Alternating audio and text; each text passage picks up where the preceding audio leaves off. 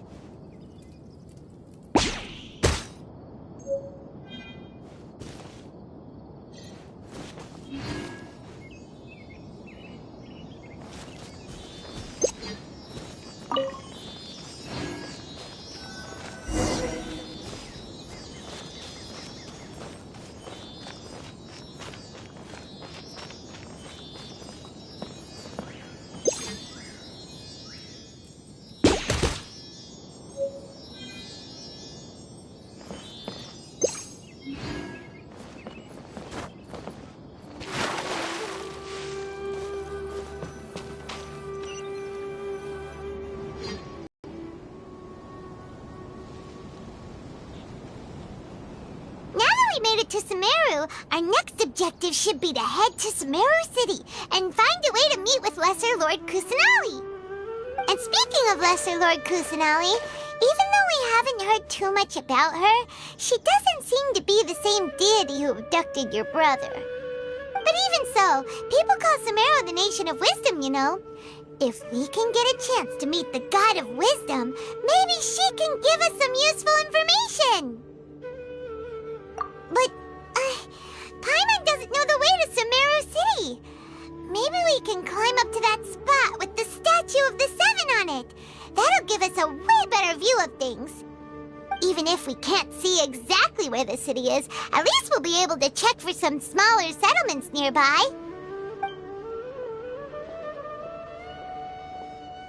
Wait a second. Look! There's someone up ahead!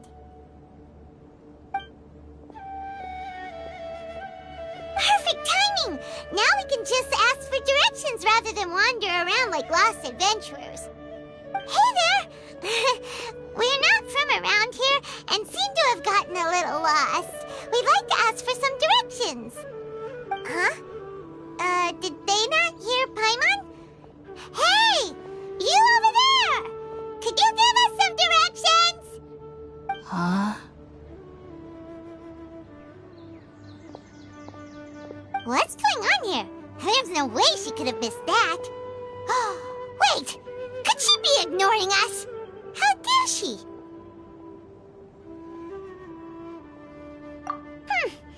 Well, even so, she might be heading someplace where we could find other people to ask.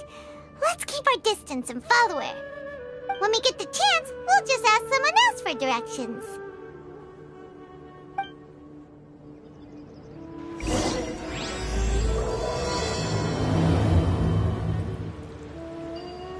Come on, let's follow her. Just keep quiet and make sure she doesn't notice us.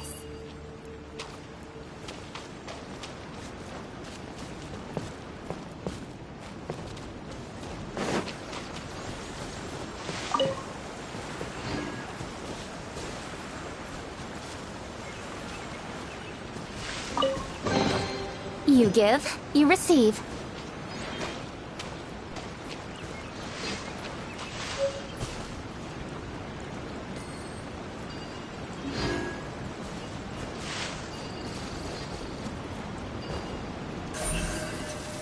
Incoming.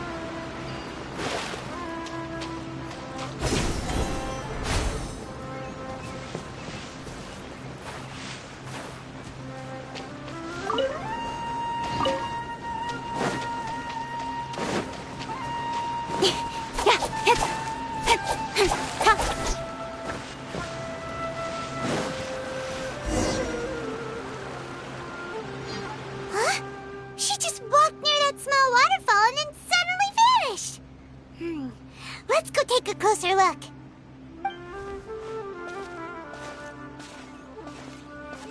Paimon thought this cave would lead to a village or something, but, it looks like that's not the case. Look, she's sitting over there. Wait, she couldn't possibly be living here, could she? What should we do now? Do we try asking her for directions again? It looks like she's meditating or something. If we bother her now, she probably wouldn't let us off very lightly.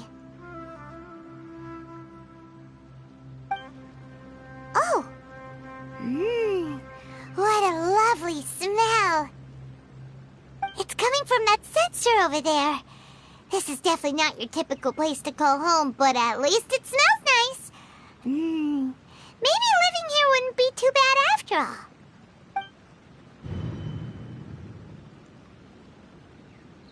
Huh? What's the matter? You don't look too good. What? Is the smell making you feel sick? Strange. Paimon doesn't feel anything.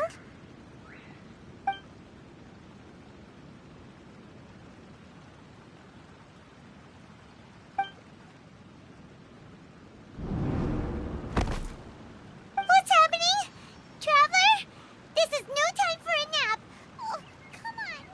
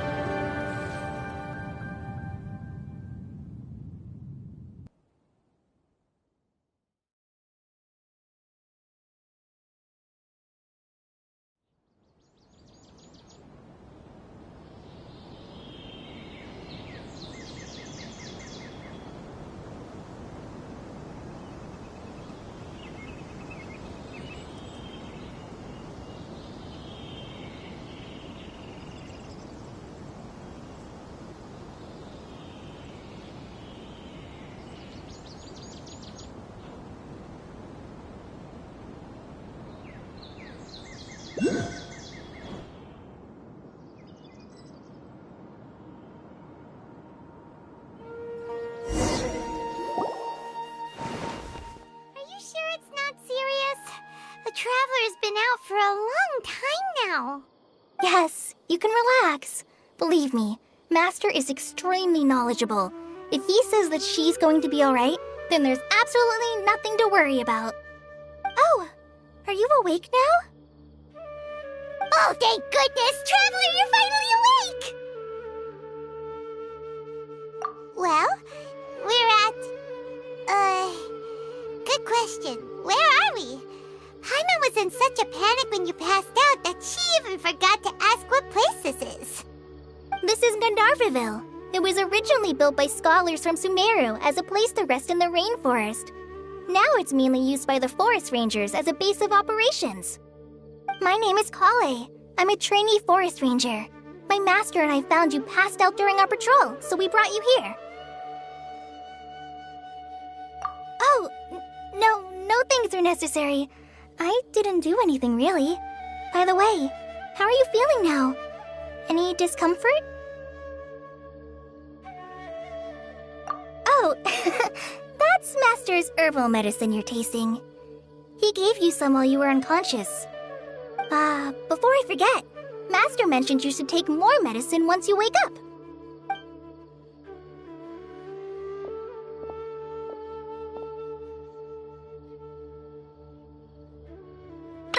Whoops!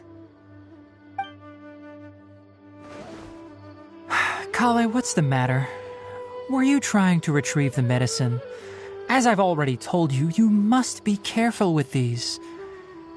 All right, I'll get it for you once I'm finished here. Sorry, Master.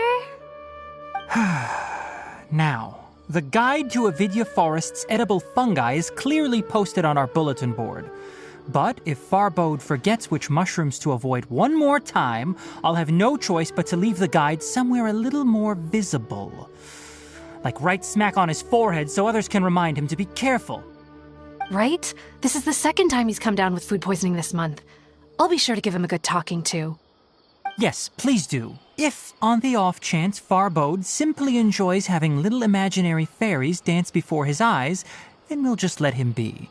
But the next time he requires any of our medicine, be sure to charge him accordingly.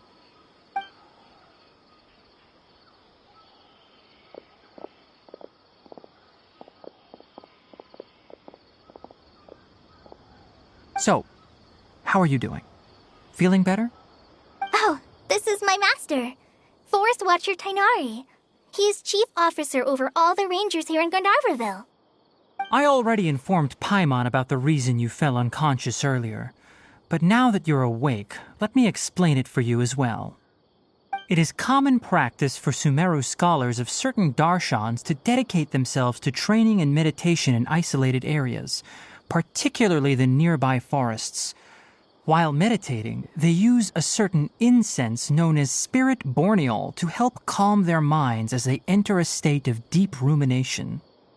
In hopes of asking directions, you two followed a scholar named Hypatia into her cave. The incense you smelled inside was the spirit borneol I just mentioned. That incense typically has no effect on most people, but for a very select few, it can have profound effects on one's cognition, as you experienced firsthand. Does that make sense?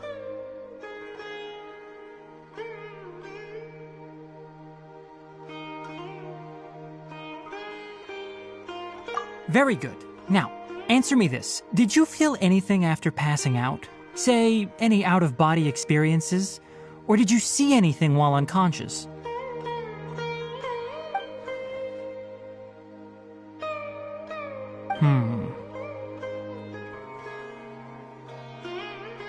Kale, let the others know to stop bringing their patrol logs here for now. Huh? Why? Because these two will be staying here for the next few days. They can have my room and I'll bunk with Amir. Now get a move on and be sure to do as I've said. Yes, Master Tainari. Wait, hold on a second. Can you tell us what's going on? Sure, let me fill you in. I originally planned to send you on your way once you finished your medicine. However, it appears now that you should stay a while longer in Gandharvaville for further observation while you recuperate. Further observation?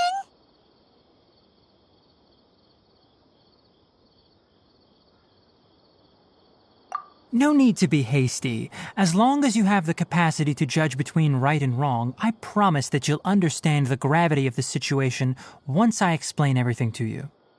Based on what you saw after smelling the incense and losing consciousness, we can conclude that you experienced a powerful hallucination, which suggests your mental state is not in the best of shape. If you're skeptical, have a whiff of this. Whoa! Are you okay? You're experiencing a similar sensation as when you passed out, aren't you?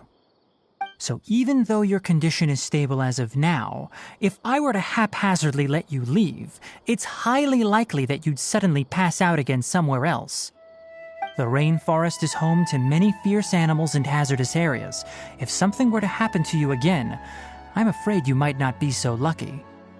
For now, I suggest you continue taking your medicine each day and avoid wandering off on your own. At least until you stop having adverse reactions to this kind of smell, okay?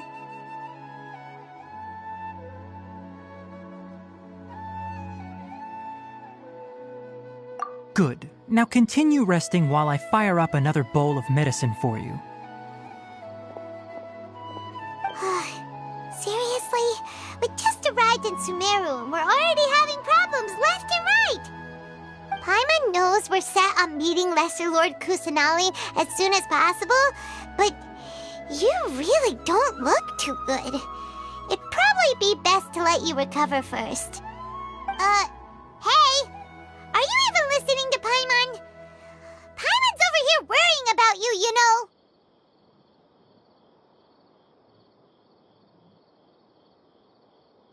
What's weird? You mean how you're feeling now?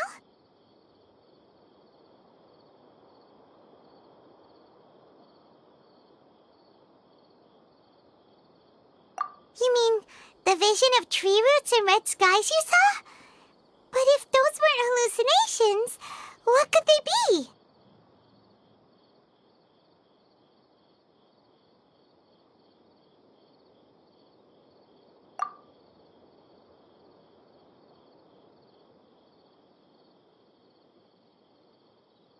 Well, considering how unique you are, Paimon trusts your judgment here. But why didn't you say anything about it to Tainari? If he misjudged your condition, then there's a chance you could get worse, right?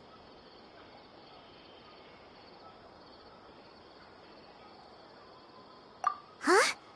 You mean that Tainari already knows that what you saw weren't hallucinations? But if that's the case, why would he try to hide that from us?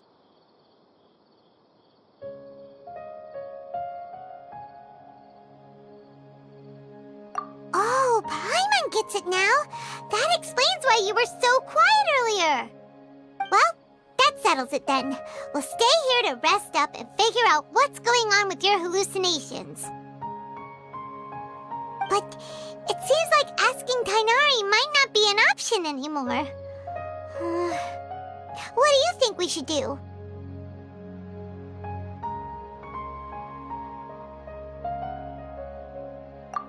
Idea. Kale's pretty friendly. We can ask her tomorrow about what she knows regarding the Dendro Archon and customs in Sumeru.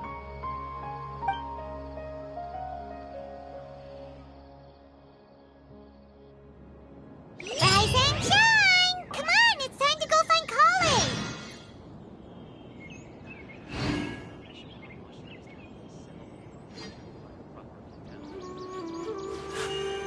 A blade embraces its duty.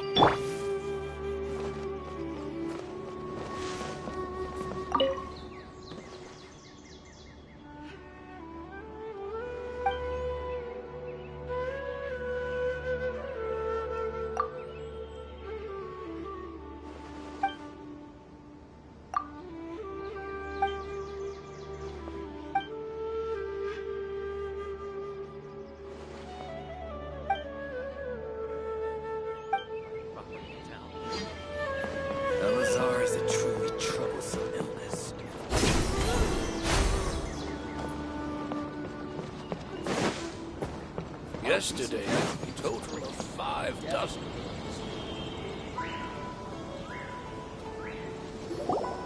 All right, next let's see your right hand. Yes, not bad. But please remember that you still need to be careful. Understand? Yes, I will. By the way, Master, I still haven't received the patrol route for today. Look, Kale, today's patrol will be a long one, so you won't be coming along this time. Besides, there's a chance we may encounter... well, you understand. But I have a vision too! Am I useless to everyone now? Don't talk like that, Kale. This is not something you need to be worrying about right now. Ah, there you are. Feeling any better?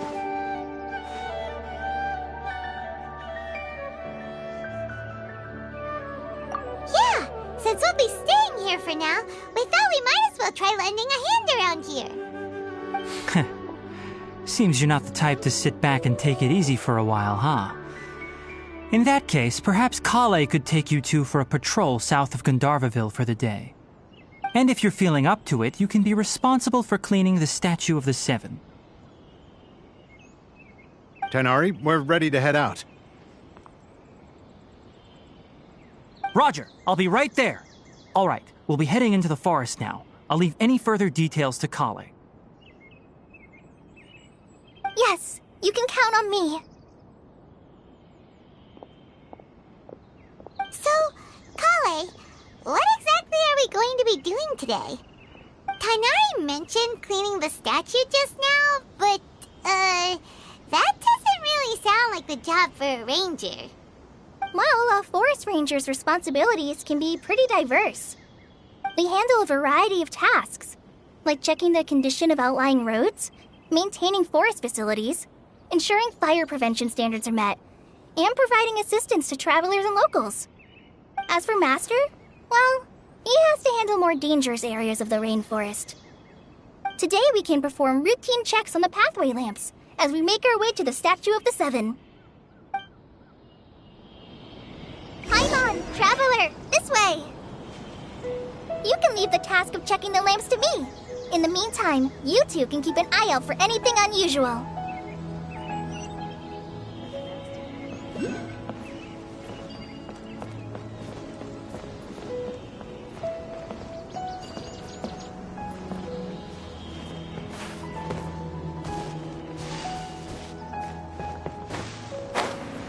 Yesterday, a total of 5 dusk birds flew by.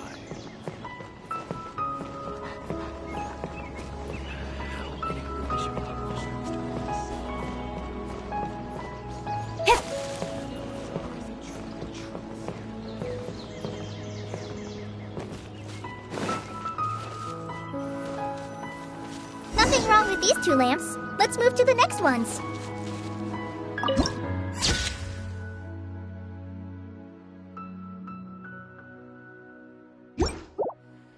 I think I'll stay here a while.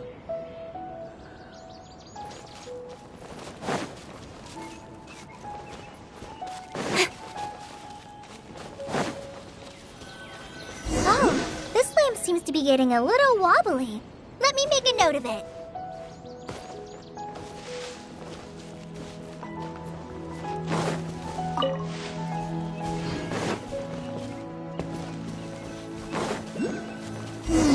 No problems with this lamp. Good.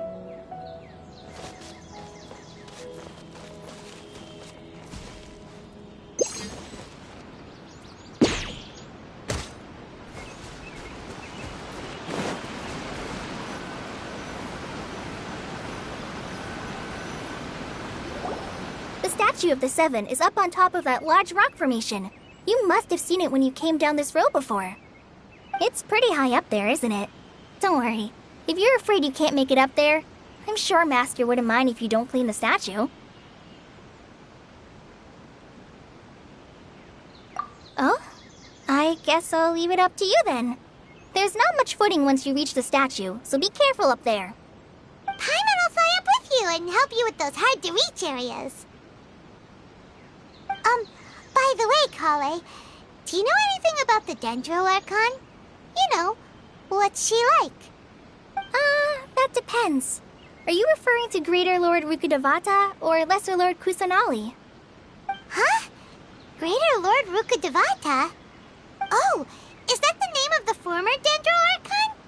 Uh-huh. Greater Lord Rukkhadevata was Sumeru's first Dendro Archon.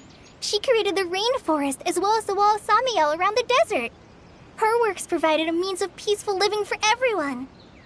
To the people of Sumeru, she's not only a symbol of wisdom, but also of power and kindness.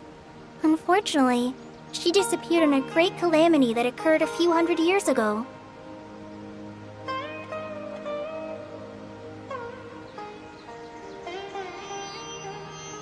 According to what Master has told me, the sages later found the newly born Dendro Archon and whisked her back to Sumeru. To celebrate the reinstatement of their lost deity, The sages dubbed her Lesser Lord Kusanali and let her reside in the sanctuary of Sarastana. Uh-huh. Then what happened? Well, and then... I'm not too sure what happened, to be honest. Huh? You're not too sure? But aren't you from Sumeru? Yeah, I'm from Sumeru. But... Maybe it's difficult to discuss this topic with strangers. If that's the case, then don't worry, we understand. No, it's not that. I'm not trying to hide something from you. Besides, I don't consider you two strangers. Anyway, you two know Amber, right? Wait, Amber? You mean...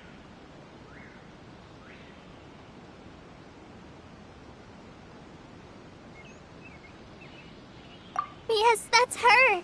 I once lived in Mondstadt for a while, and she helped me a lot during that time. You could even say that she helped me become a new person. There's no one like Amber.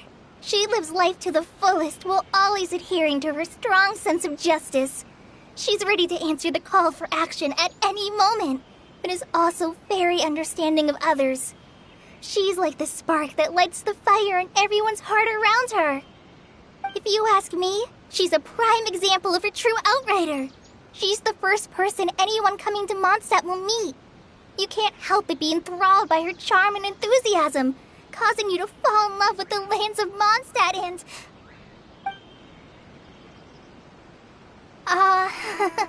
sorry. Paimon thought the work of Outriders was a little different from what you just described, but one thing's for sure, you really like Amber. Sorry. I was rambling on just now. It must have sounded kind of weird. It's alright, Kale. Knowing that you're a friend of Amber somehow makes Paimon suddenly feel a lot closer to you. So, how do you know that we've met Amber? Well, after I returned to Sumeru, Amber and I have stayed in touch by writing each other letters. In one letter, she mentioned that Mondstadt was attacked by a fearsome dragon, but the city was saved by a mysterious blonde traveler and their floating companion. I knew you two were the ones she mentioned in the letter the moment I saw you. But, considering everything you've been through that day, I thought it'd be inappropriate to bring it up. So that's how you knew. Yep, so please know that you two have my complete trust, really. I wish I could tell you more about the Ginger Archon, but I have been away from Sumeru for some time, and I haven't read any books. Sorry. That's alright. You've already helped us a lot. We had never even heard of Greater Lord Ruka Devata or the Sanctuary of Surasthana until you mentioned them. Oh, I'm happy that was helpful. There is one thing I want to ask, though. Why do you two want to know about the Ginger Archon?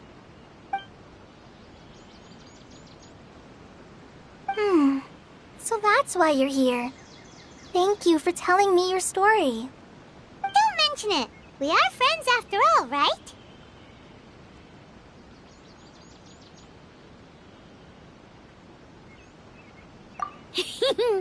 Alright, we have a statue to clean. You both have my thanks. While you two are up there cleaning, I'll go ahead and inspect the forest canopy. Let's meet back here shortly.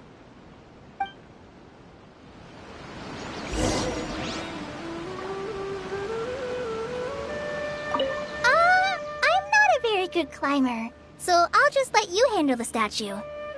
I'll go check the facilities up ahead. By the way, once we're done with our work here, would you like to chat some more?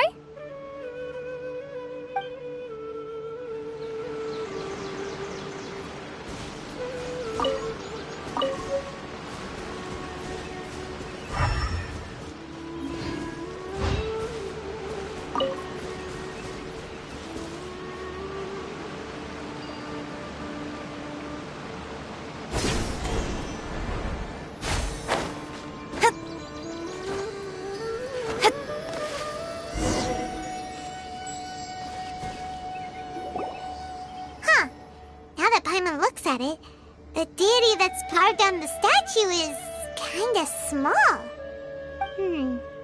Do you think she's supposed to be Greater Lord Rukkhadevata or Lesser Lord Kusanali? The name does seem to fit the statue somehow. Well, anyway, we'll have to figure that out later. Let's get started on cleaning the statue. Paimon will fly up and take care of the top, and you clean everything below.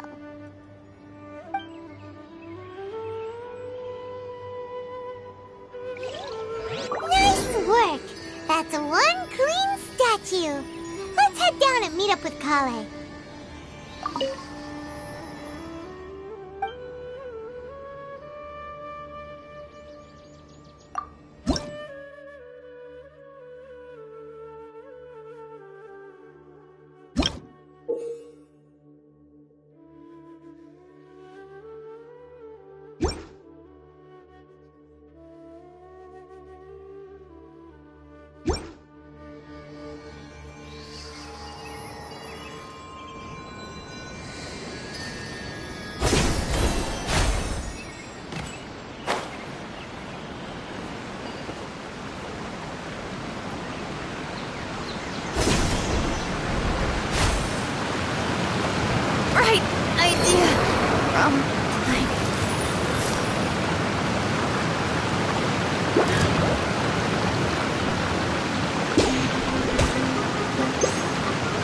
Speed of light!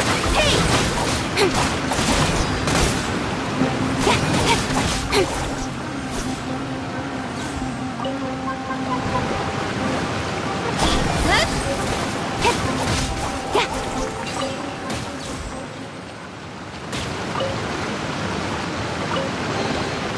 That's everything.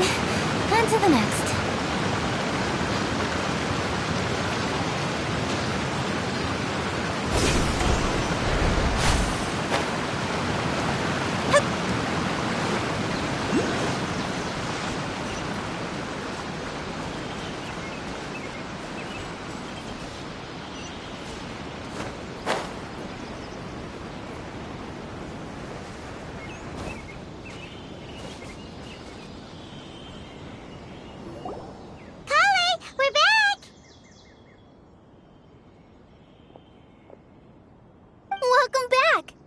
Be tired after all that climbing. Let's take a little break. I brought some fruit and water for us. Yay! Food! What kind of goodies did you bring?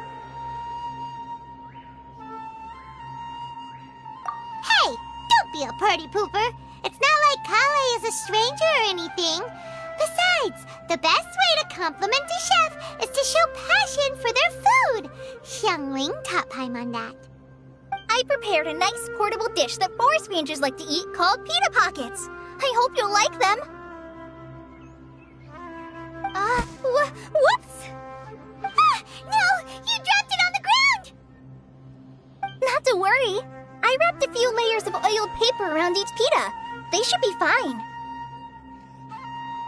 Oh, whew. Paimon nearly had a heart attack there.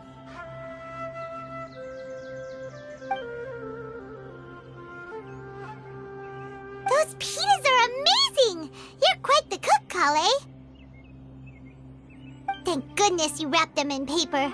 Paimon wouldn't have been able to sleep at night knowing something so tasty had been wasted. You really know how to compliment the chef, Paimon. Since you liked it so much, I'll be sure to give you a copy of the recipe sometime. I'll even include all my personal cooking pointers, so you'll be making your own pita pockets in no time. Yay! Thanks, Kale! It's hard to believe someone as diligent as you could have clumsy moments, too. Oh, I guess it happens from time to time. So, Kale, don't you think that Tighnari's a little too strict with you? He won't let you touch anything without his permission. Paimon knocks stuff over all the time flying around the Traveler, but she's never said anything. Everyone has their clumsy moments. No, you've got the wrong idea about Master. Sure, he may seem a bit harsh at first, but with some time, you'll see that he's actually very kind-hearted. I've heard the veteran rangers say that Master is from some ancient and mysterious race that is known for their cunning wit and reclusive nature. Oh, by the way, you've heard of the Academia, right? Well, there's a group called,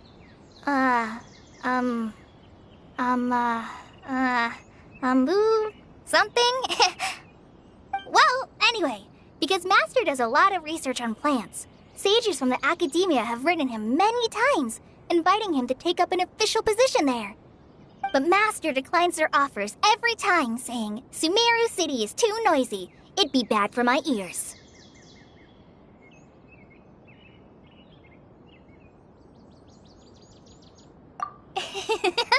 I know, right? I've always wanted to pet them too. Anyway, Master could have easily left the rainforest to take up a position at the Academia, but he chose to stay here instead as a forest watcher, helping the locals every day and passing on his knowledge to trainees. In fact, Master's the one who taught me how to make pita pockets. Really? Paimon would have never guessed that. Oh, speaking of Tainari, he was the one who took care of you after finding you passed out yesterday. He even carried you all the way here. Paimon's still kinda upset, though. He kept scolding Paimon the entire way here. Oh no, I'm sorry. Master might have been overreacting a little. But, it's mostly because Paimon wouldn't stop yelling, Why, oh why? Is she going to die? It probably started to get under Master's skin after a while. Hey! Don't laugh! Paimon was genuinely concerned about you.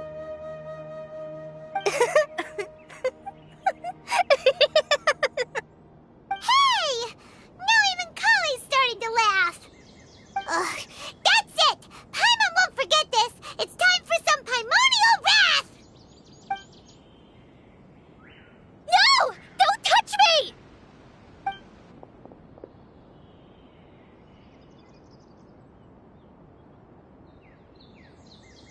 Oh, sorry, Kale.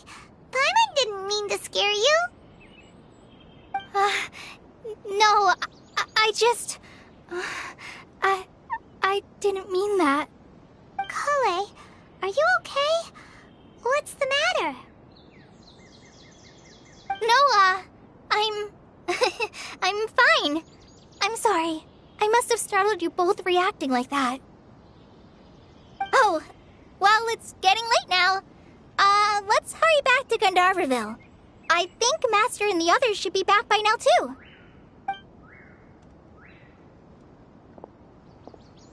Huh? What was up with Kale just now? And why is she in such a hurry all of a sudden? Look, she's practically running back. Paimon can't even see her now.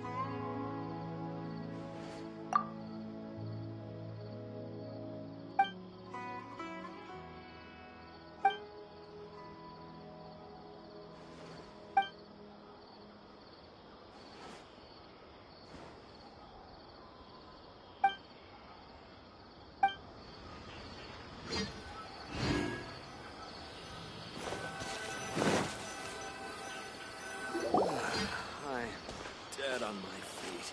Ah, Traveler. You've returned. Yep, we're back! Have you seen Kale by any chance? Oh, Kale?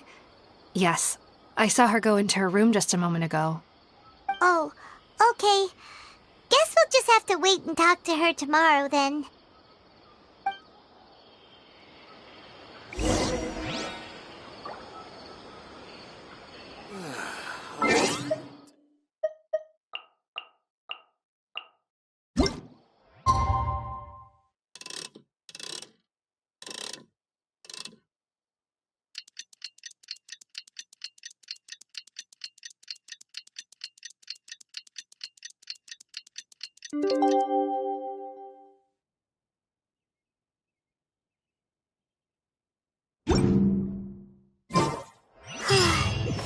Paimon was thinking all night about what happened with Kale, and still can't figure out what the problem might be.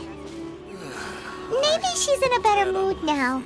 Let's go check on her. I think I'll stay here a while.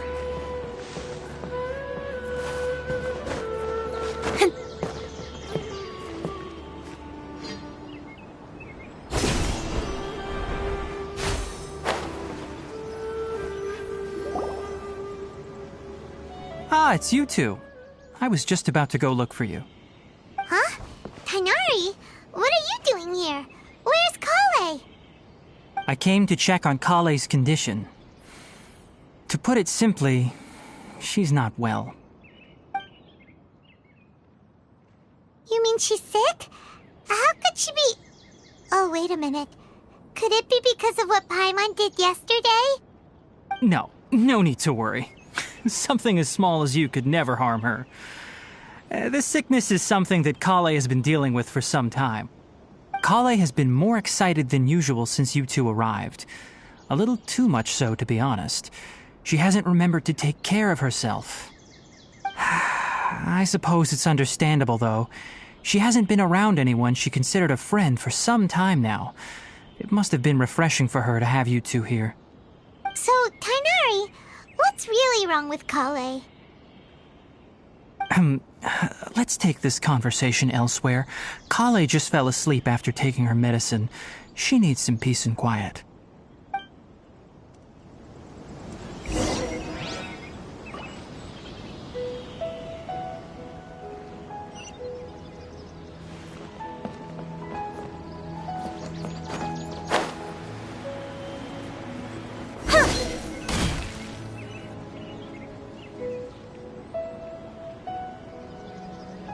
All right, let's continue our conversation here, shall we?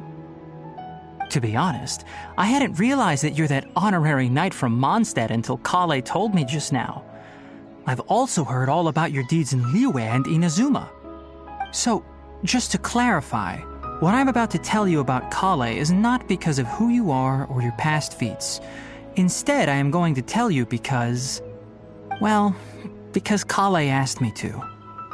And honestly speaking, I was against Kale revealing her past to you.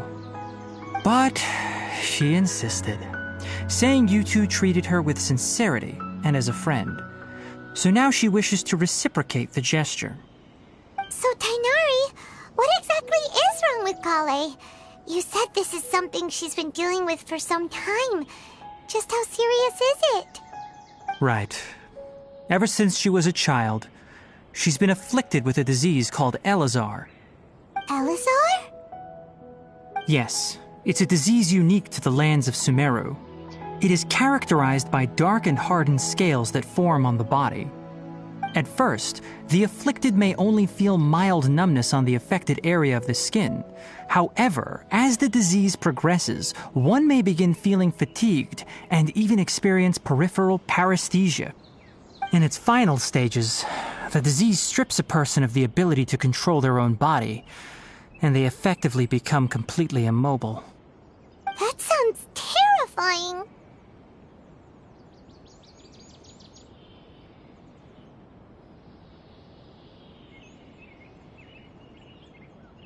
Wait, hold on.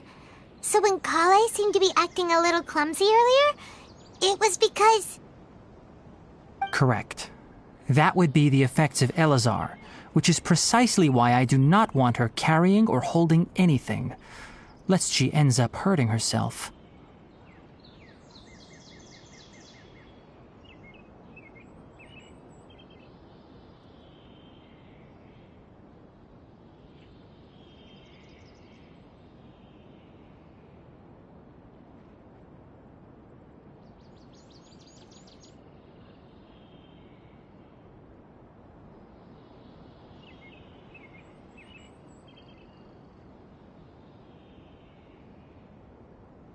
With appropriate treatment, the disease can be effectively controlled before it progresses to a more serious stage. However, there is unfortunately still no true cure for Elazar. Nevertheless, Kale's mother still hoped that there was something out there.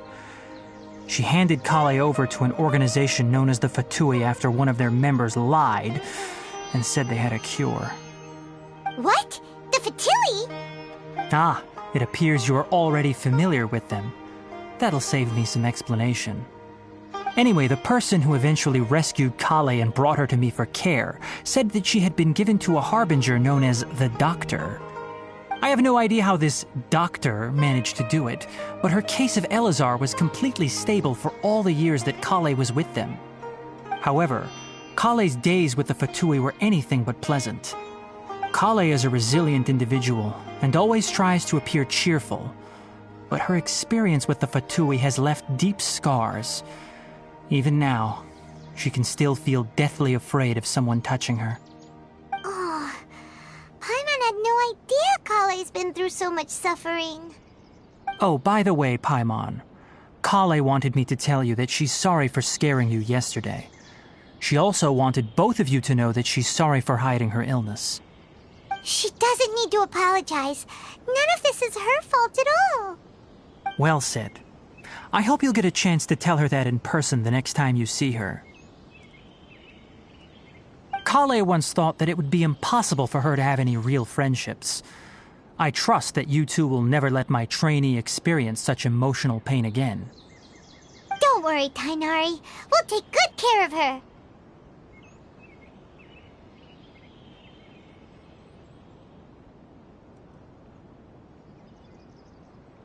Well, it's not too serious at this point. She overexerted herself the last couple of days, which is what led to her breakdown this time. As long as she has taken her medicine and gets plenty of rest, she should get better.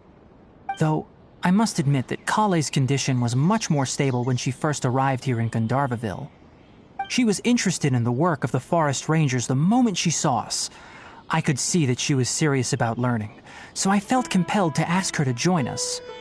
Her stamina has gotten much worse recently.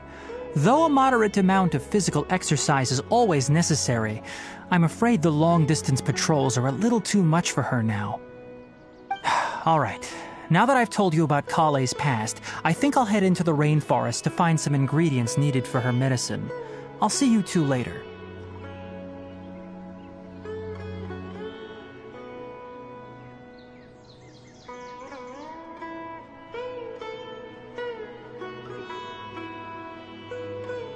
Yeah, we'd like to do something to help Kale too. All right, but I must warn you two. The rainforest is a dangerous place, especially for someone who's still recovering like the Traveler. You must follow closely and listen to every instruction. No problemo. Let's go then. We'll be looking for a plant known as lunar lotus. It's often used to help those afflicted with Elazar recover their energy. Hey, Tainari, where exactly are we going to find this plant? Lunar lotus can be found all over the rainforest, but it often grows right here around Gandharvaville. Given the name, it sounds like we should be looking for it in the water. You are correct. Lunar lotus grows in the water. When fully matured, they look like giant blue flowers floating on the water's surface. Quite an attractive species, if you ask me. The large petals are actually the plant's leaves and sepals, which surround a very small flower. You should note that many of the plants found in Sumeru have names that are contrary to their species. Take the Kalpalata, for example. The plant is not a lotus at all, but rather a vine. And then there's the Sumeru rose, which is not a rose, completely contrary to its name. Oh! Huh. Okay then. Note to Paimon. Never bring up the topic of flowers with Kainari.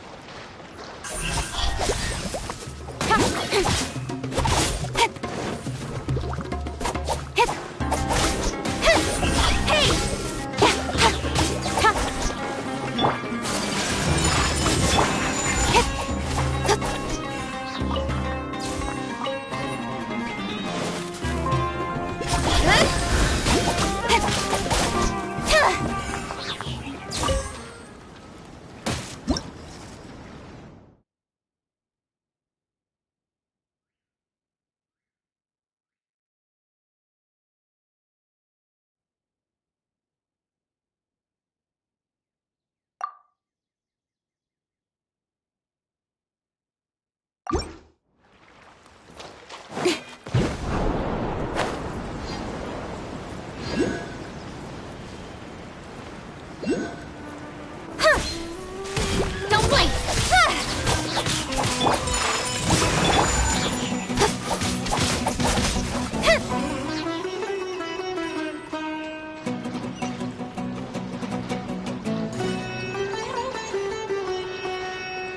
Speed of light! Hey!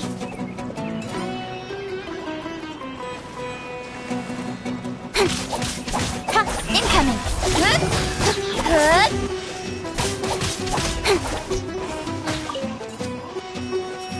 Speed of light!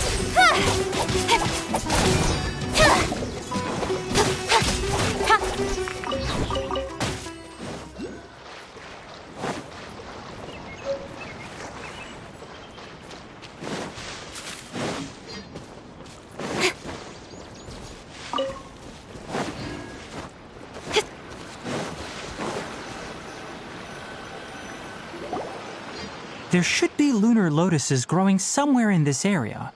Let's split up and begin searching. If you could manage to gather 4 of them, that would be sufficient. We'll rendezvous here once you've gathered the needed amount.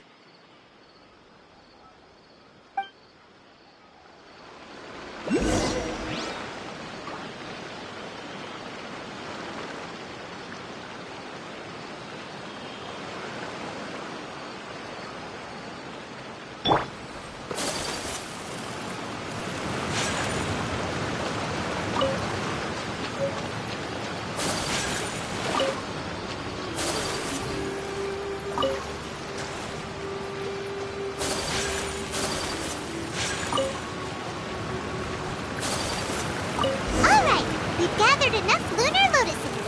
Let's head back to meet Tainari.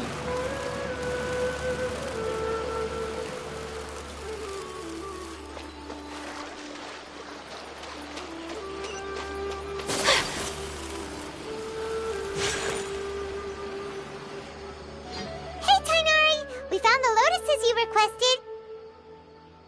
Let me take a look. Good, very good. These are all excellent quality. I'm quite glad you two came along. Your exploration experience helped save me a lot of time here. It seems we even have enough time to stock up on some other things I need. Hey, Tainari!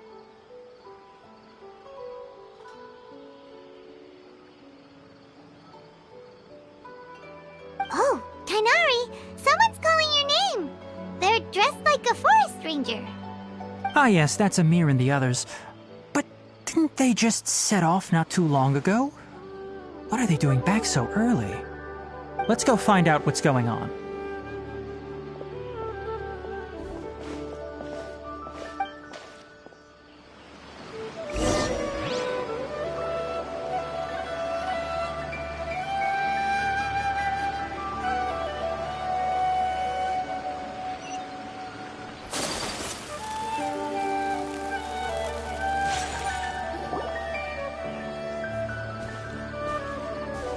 Tainari, thank goodness we found you here. We were just about to head back and find you at Gandharvaville. What's going on?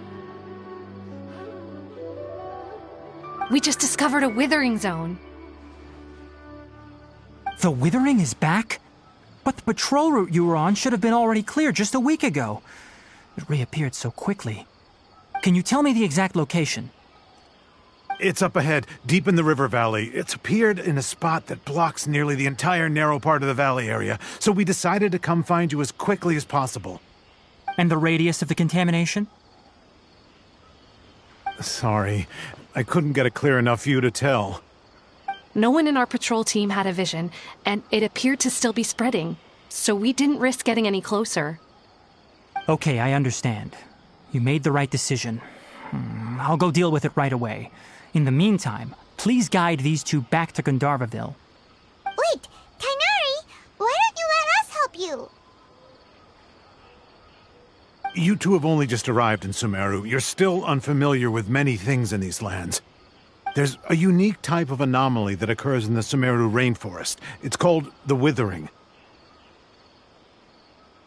The affected areas not only cause nearby vegetation to wither, but it's also lethal to wildlife and even people.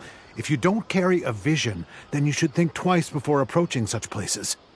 Yes, Amir is absolutely right. I wasn't kidding when I said the rainforest is a dangerous place. As Amir said, only someone with a vision, that is, the power to manipulate elements, will be able to resist the withering's corrosive effects for a time. That's right. If any of the forest rangers without a vision come across a withering zone, we first make a record of the location and then have a ranger with the proper abilities deal with it, like Tighnari here. Only someone with a vision can venture within a withering zone and find a way to deal with it.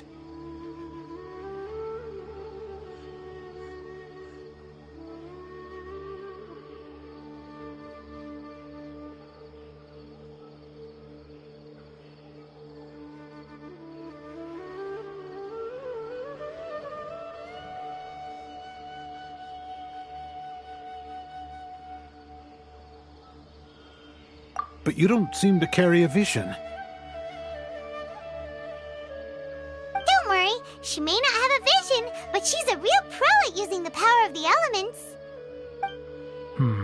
It seems the rumors about you are true. In that case, all right, you two may accompany me.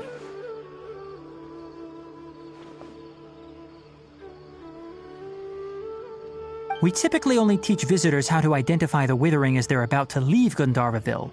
We'll make an exception today and show you what it looks like up close.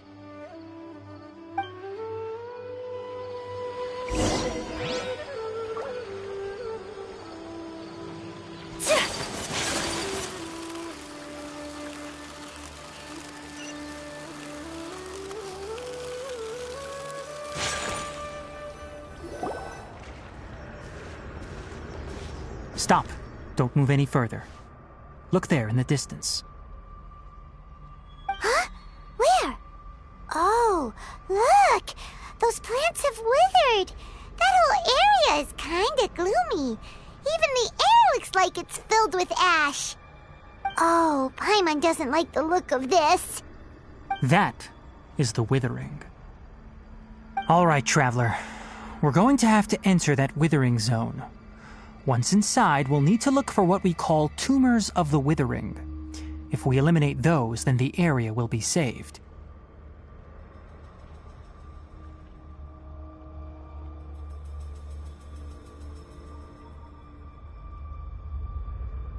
Thank you, but I must warn you. Don't push yourself. This is your first time handling this sort of thing, after all. Even with elemental powers, once you step inside the withering zone, you may experience extreme discomfort. If at any point it becomes too much, return outside the zone and take a breather. It could become a matter of life and death. You ready then? Let's go.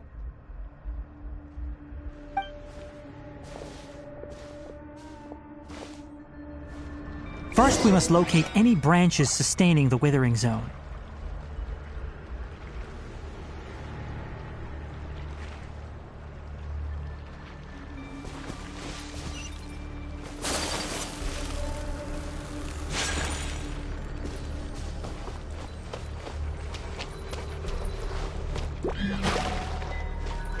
Take flight!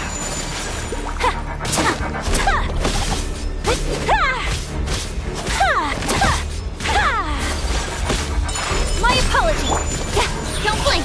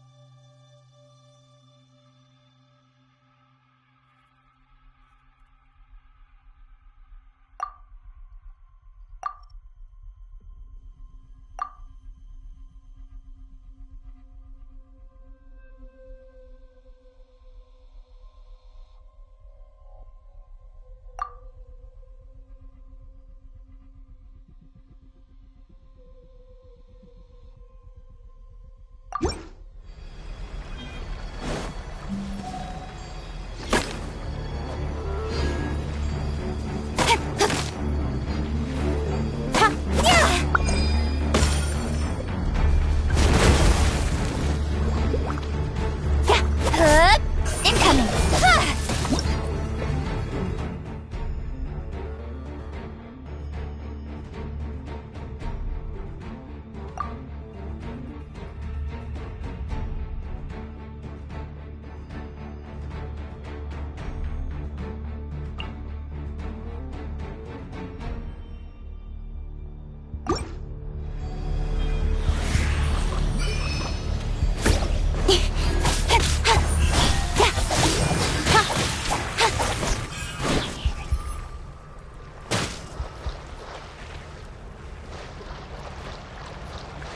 Don't blink!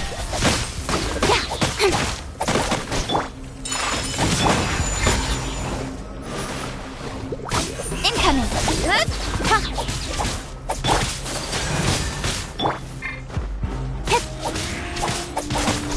Don't blink!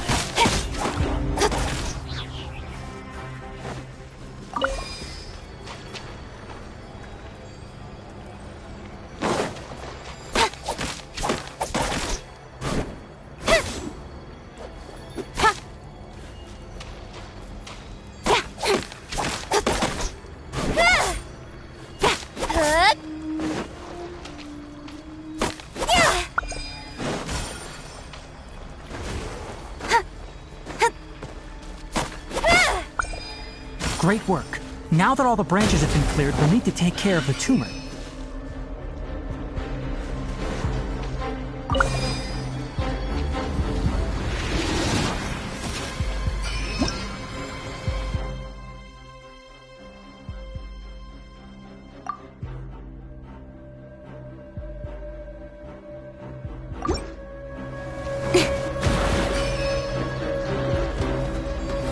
Speed of light!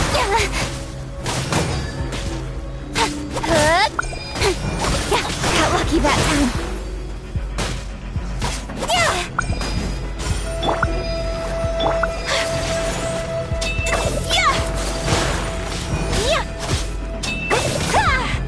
Now, destroy the tumors of the withering!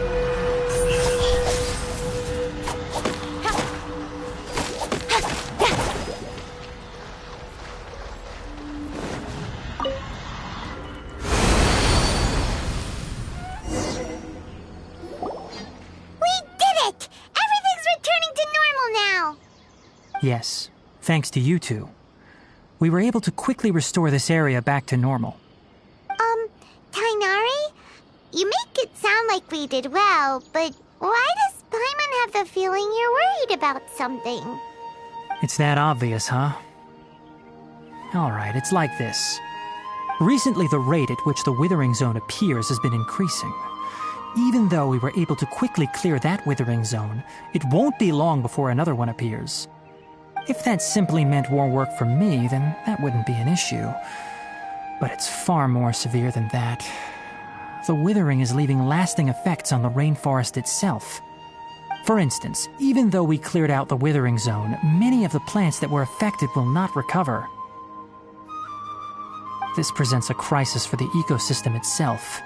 Many plants in the rainforest are already in decline, directly impacting the wildlife that depends on those plants.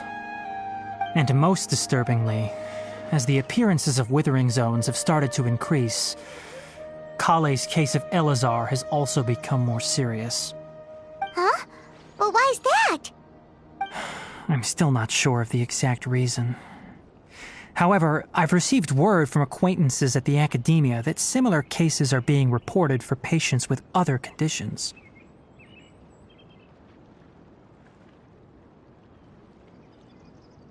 No, none that we know of.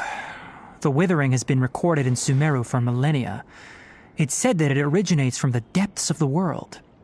By the way, have you heard of Irminsul before?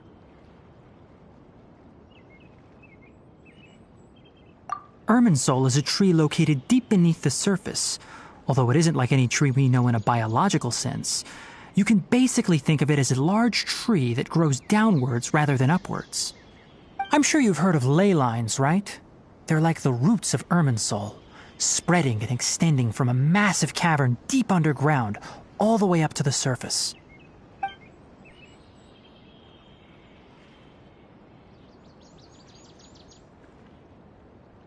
Ley lines continually absorb the memories of this world, which are then funneled into Irminsul, allowing it to collect knowledge and wisdom from ancient times to present day. The Dendro Archon is known as the God of Wisdom because her consciousness is directly connected to it. It is also said that the Dendro Archon's power is a manifestation of Irminsul. And as for the Withering, its emergence is related to a disease that's affecting it. That's right. My ancestors learned of this from Greater Lord Rukkhadevata's familiars a long time ago. But even those mysterious creatures did not know of a cure for Irminsul. I'm afraid we Rangers will be battling the Withering Zones here for a long time until a cure is found. Alright, that's enough on this topic for the time being. Now that we've taken care of things here, it's time for us to head back to Gandharvaville.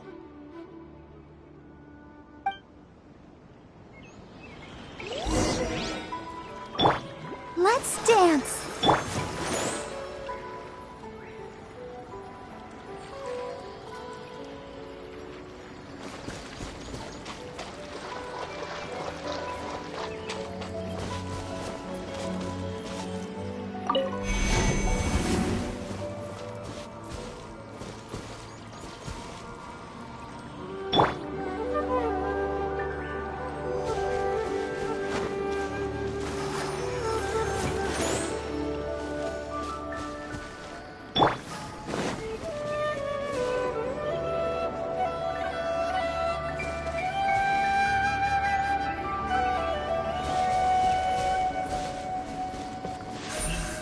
Incoming!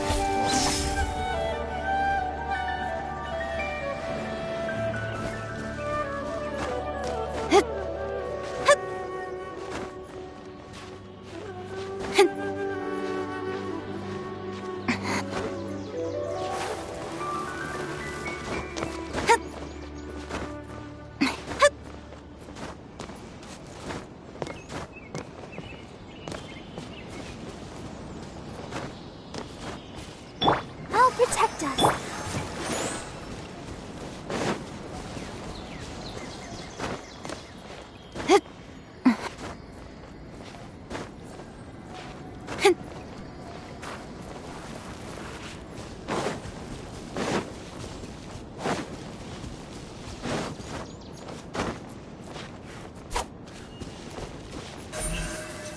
Don't blink!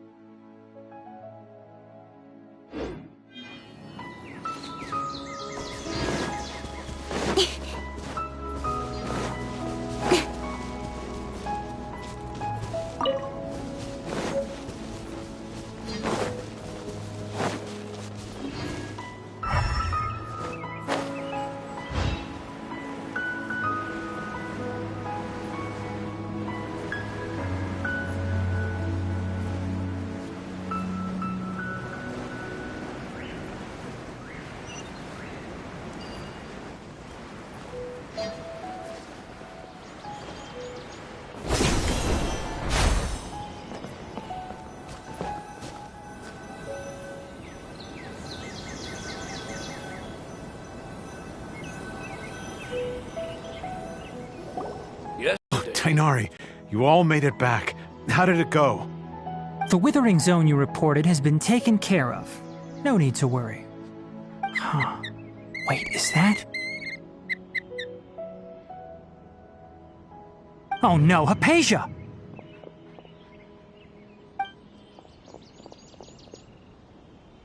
Huh? What's wrong, Tainari? This Duskbird is Hypatia's designated courier for urgent news. You do remember her, don't you? She's the scholar you and Paimon were following when you first arrived in Sumeru. Oh, her? How could we forget? So did something happen? Let me see what's written in the letter first. Oh. So what's it say? And what's with that weird expression on your face? Just let Paimon read it. Huh? All Paimon sees are 3 squiggly lines. Yes, allow me to explain. After we brought you from Hypatia's cave to Gandharvaville, Hypatia resumed her meditation. She must have just finished. It's been nearly 3 days since she's had anything to eat, and it appears she's forgotten to prepare some rations. This letter is her asking us for help. We need to go. What? You mean she's been sitting there for 3 days? Hey, wait, how did you know all that from just a few lines on the paper? Well, obviously because this has happened before. Last time she drew 5 lines, and by the time we found her... Well, I'd prefer not to remember that. Needless to say, Hypatia's been through worse, but we should still get to her as quickly as possible. I've got some emergency rations set aside for times like these. Paimon, Traveler, could you two bring these to her? Wait, you want us to bring her the rations? But will the Traveler be okay if her cave is still filled with that funny incense? Let's find out. Here, Traveler, take a smell and see. So, how do you feel? Huh? Really? You're not feeling even a little drowsy? But wait, how'd you know that she'd be okay this time, Tainari? Back when we were clearing the withering zone, I observed that she could adeptly manipulate the dendro element. I knew then that she would be fine. And if I may ask, when I was telling you two about Irminsol's ley lines, was what I described similar at all to what you saw while you were unconscious? That's correct. Those weren't hallucinations at all. Though I don't intend to apologize for deceiving you. Because what you saw is of significant importance. Not just for the nation of Sumeru, but the entire world of Tevat. My forefathers were shown much favor by Greater Lord Rukkhadevata. We took an oath to protect this nation together with her. Now that that duty has fallen to me, it was part of my responsibilities to ascertain whether you could be entrusted with the fate of Sumeru. Now, after seeing you in action with my own eyes, you have earned my confidence, and I no longer feel the need to hide any secrets from you. When you passed out, your consciousness had connected directly with Irminsol. What you witnessed were actually real memories contained within Irminsol itself. I could try to tell you more, but it would be better if you went to ask Hypatia instead. Her focus on meditation and use of Spirit Borneol are aimed at establishing a connection with Irminsul, just as you did. That sounds nice and all, but will she really help us? Seriously, she completely ignored us the last time we tried talking to her. That was because when you ran into her, she was in a special phase of her training. During that time, she must avoid communicating with others. Please, wait here for a moment.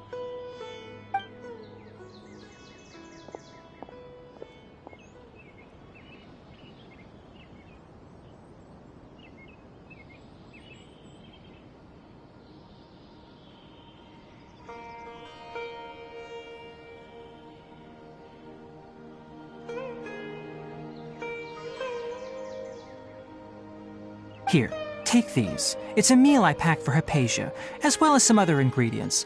I'm sure it'll come in handy. Also, here's a letter that I would like you to give to her. Just show it to her and she'll answer any questions you may have.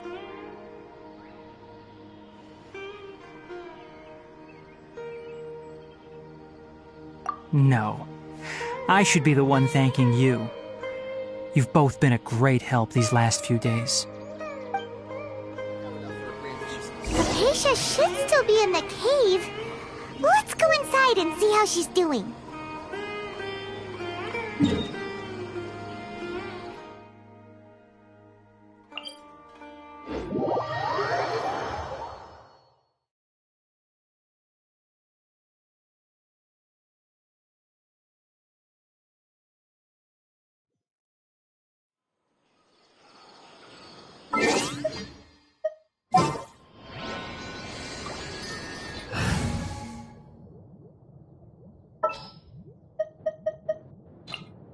Just what will we come across?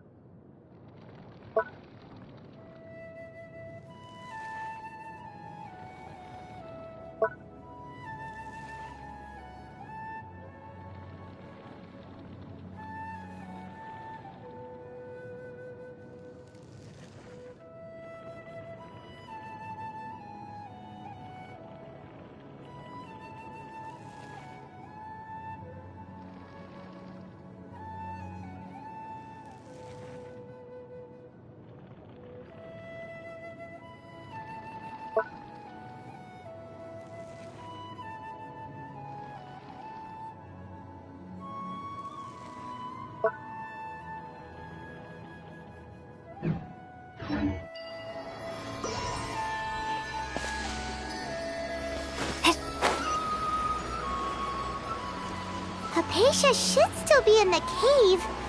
Let's go inside and see how she's doing.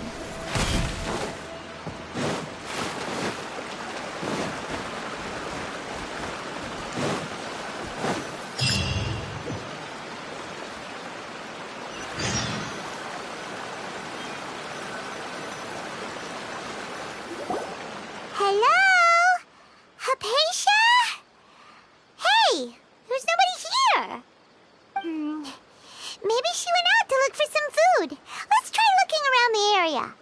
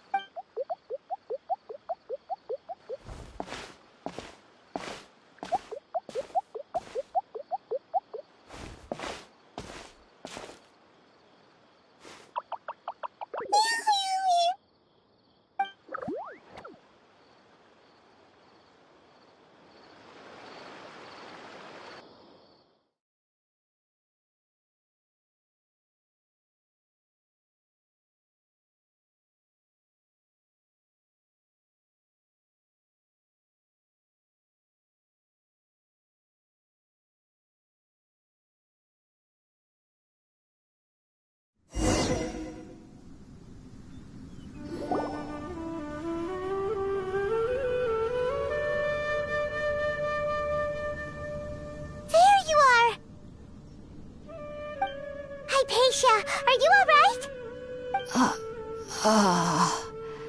So hungry. Eat water. There's no way we can get her to eat in her current condition. Let's try finding some water first. Huh? Wait. Why does it look super foggy outside all of a sudden? Anyway, let's go look around.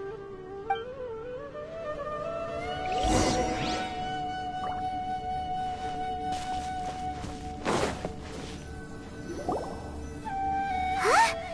How'd things out here end up looking like this? What happened? And where are we? Really? Oh, maybe you're right. Let's go investigate the area.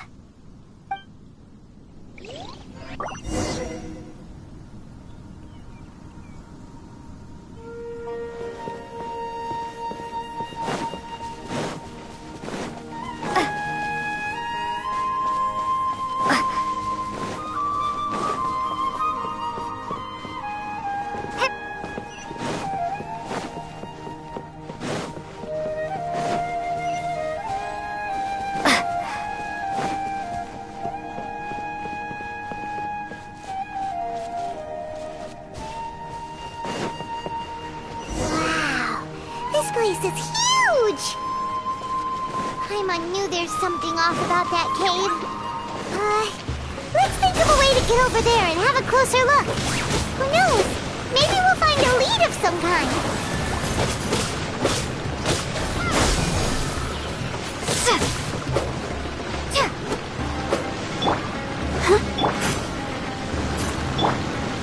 Let's dance.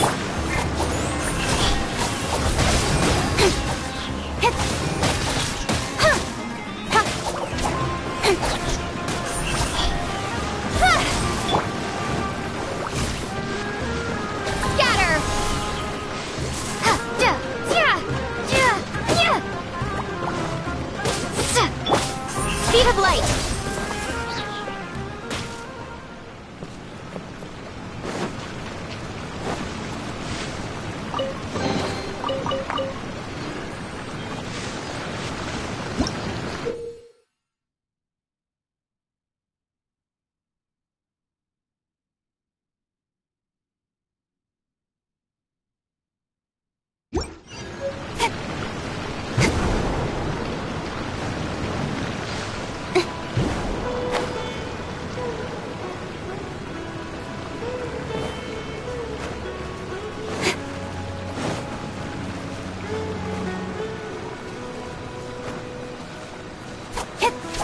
Incoming!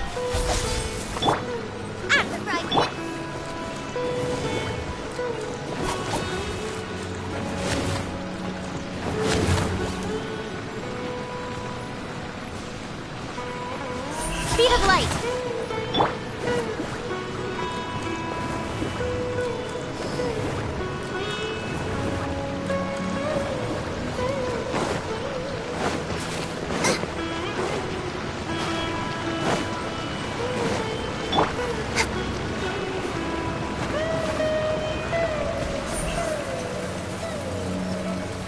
Incoming!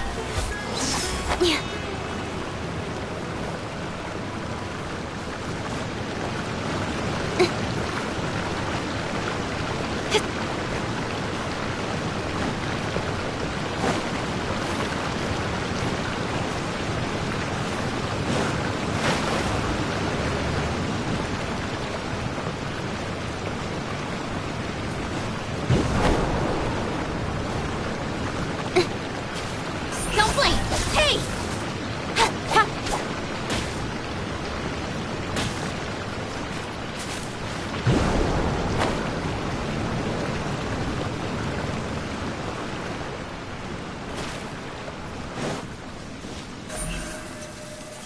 Speed of light!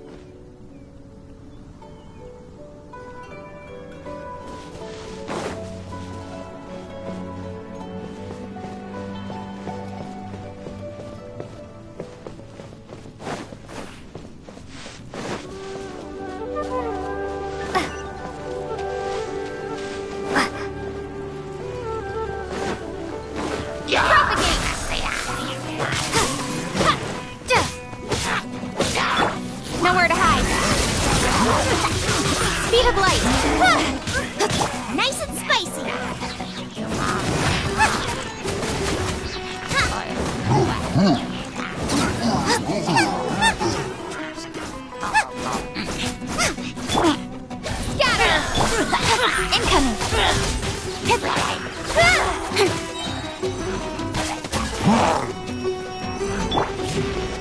Propagate!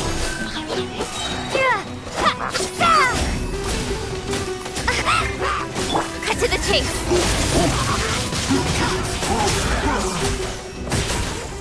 Don't blink! Hey!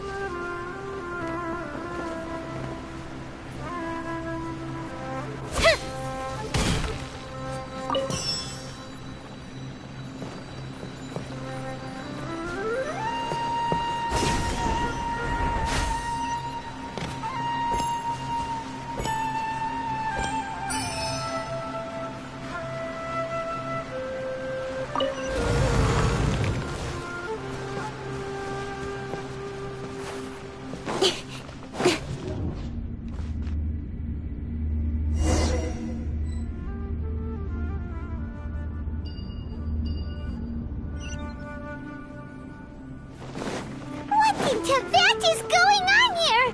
This place is getting weirder by the minute. Hey, what's the matter? You don't look so good.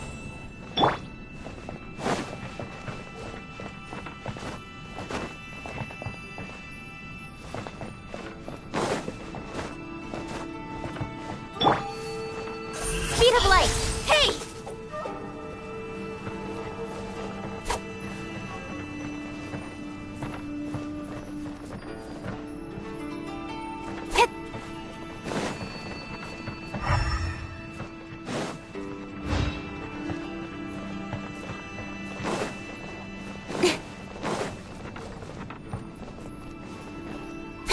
With sword comes shadow. I'll protect us.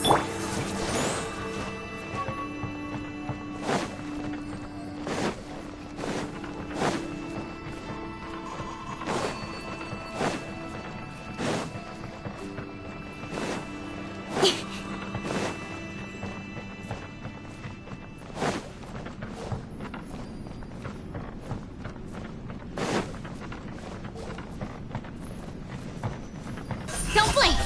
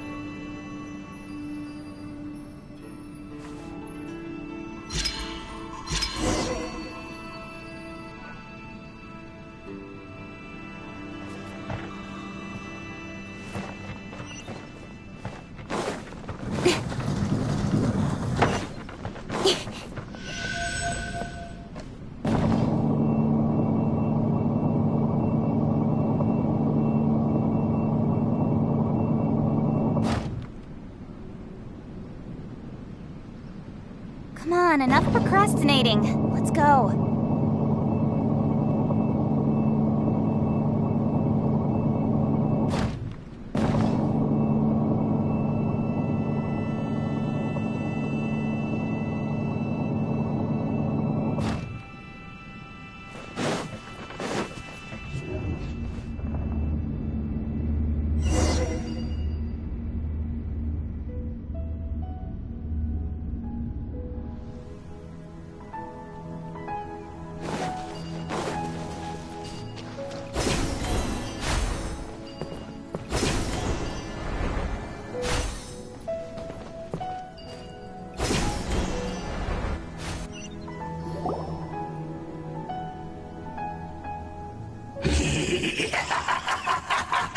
Well.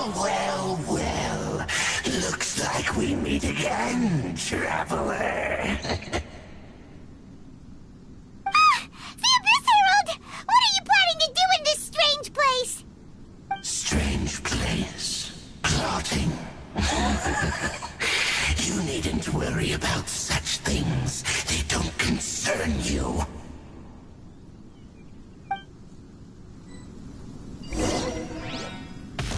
Bow before the abyss! Incoming! Hey! Scatter!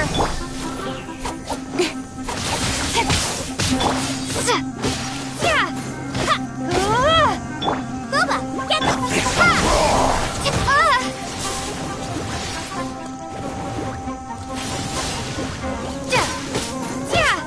Scatter! Speed of light!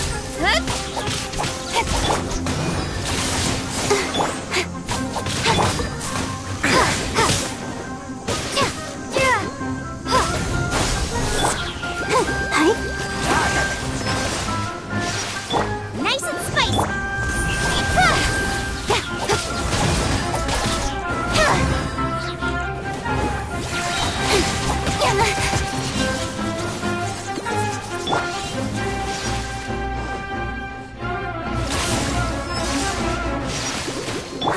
Propagate! Don't blink! Out of the frying pan, it's... Grant me new Terminate! life! The end is nigh! Cut to the chase! The end will come! Scatter! Huh? Why can't we beat this guy? Oh, Paimon doesn't get it! We faced others like him before! What's wrong this time? Traveler, though you may have managed to avert countless crises before, your good fortune was bound to end sooner or later. It's time you realize how weak and powerless you really are. Your brother. Oh, pitiful traveler. Are you really so ignorant? Or are you just living in complete denial? His Highness has long since forsaken you. Your meager existence in his eyes is that of an annoying bug, only to be stepped upon. The bonds of love and family which drive you to find your sibling are utterly gone. Your journey is meaningless. But don't you fret now. Today will be your last. Now die!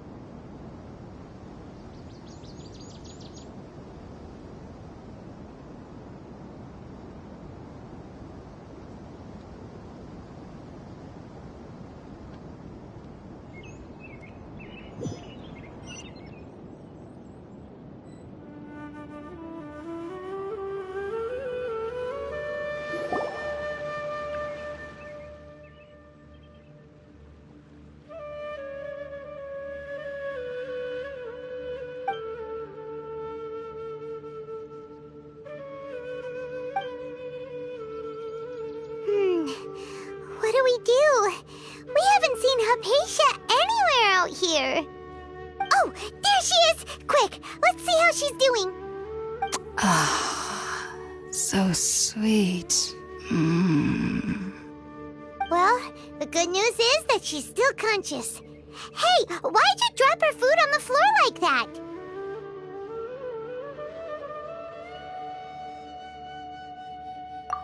Oh, guess that makes sense. She does look kind of rough at the moment. Anyways, we can talk about this later. We better make sure she's alright first.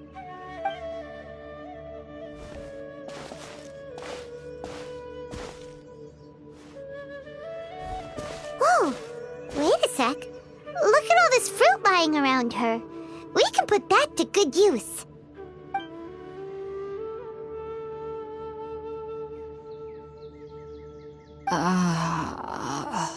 Who is there?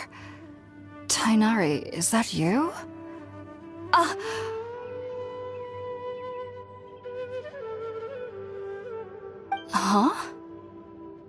It's okay. You can relax, Hypatia. Tainari sent us here to bring you some food and water. Here, we have a letter that he asked us to give you.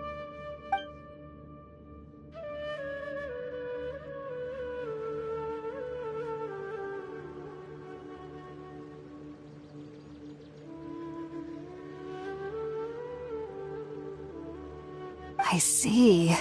So, you're friends of Tainari. I apologize for all the trouble I've caused you. I'm grateful that you came so quickly to save me. You even brought all this fruit. Well, actually, we didn't bring the fruit. It was already here when we arrived. We were kind of wondering about that, actually. When we found you here, there was all this fruit lying around and even some juice dripping from your lips. How did you end up like this anyway? Oh, really? I seem to understand now. All the fruit was likely from my, neighbor. Must have come by and saw me like this. Your neighbor? You mean there's someone else living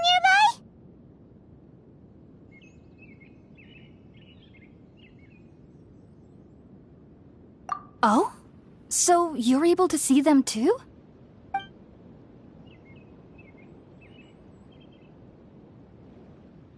Wait, hold on a second, Traveler.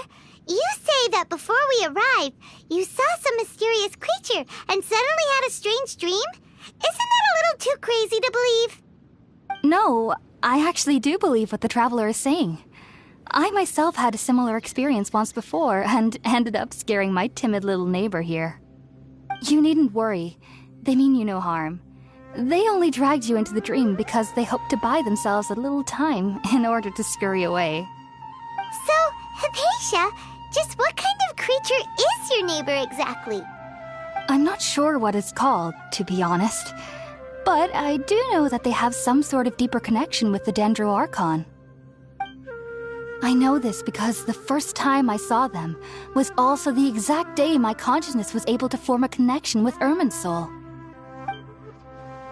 Even after I opened my eyes and stopped meditating, my heart was still pounding, and my mind was racing with all the knowledge that I had touched. And at that very moment, I suddenly noticed a small figure at the opening of the cave. In my curiosity, I began to walk over to the creature. They must have already been used to me living in the cave, because they didn't seem to mind me approaching them. They just kept doing whatever they were up to. It wasn't until I crouched down next to them that they suddenly realized that I could see them. Oh! And then? And then I had a dream. By the time I came to, they were nowhere to be seen. I was convinced they'd never show up again. But sure enough, I saw them nearby a few days later. And they weren't alone. I feel like they aren't as afraid of me as the first time I approached them. But I never would have expected them to save me.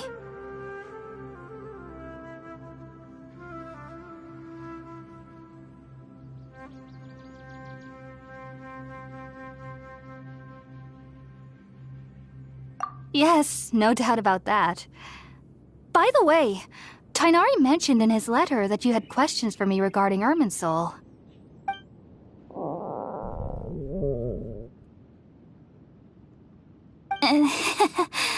Sorry about that. Sounds like just drinking juice still isn't quite enough for my stomach. Well, if somebody hadn't dropped the food earlier... Anyway, looks like we'll need to prepare something ourselves. Besides, Paimon's getting hungry too. Let's eat first and talk about Irminsul later. All right, we're up, Traveler. Today's menu will feature sweet madame and a radish veggie soup. You'll love them, Hypatia. They're our specialties after all. Sounds good. I've never tried any dishes from other nations before. I certainly look forward to it. It's been so long since I've had a decent meal, too. To be honest, the last time had to be when Tighnari came to visit.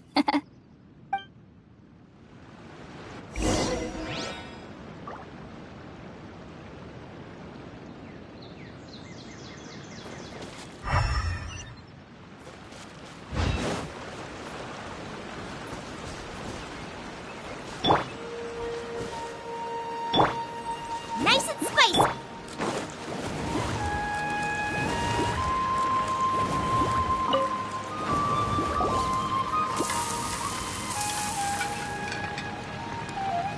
All done! Let's use the empty box that Tighnari gave us since we already washed it. Oh, it smells amazing! And the box is a nice touch, too! Let's go serve this up and start eating with Hypatia.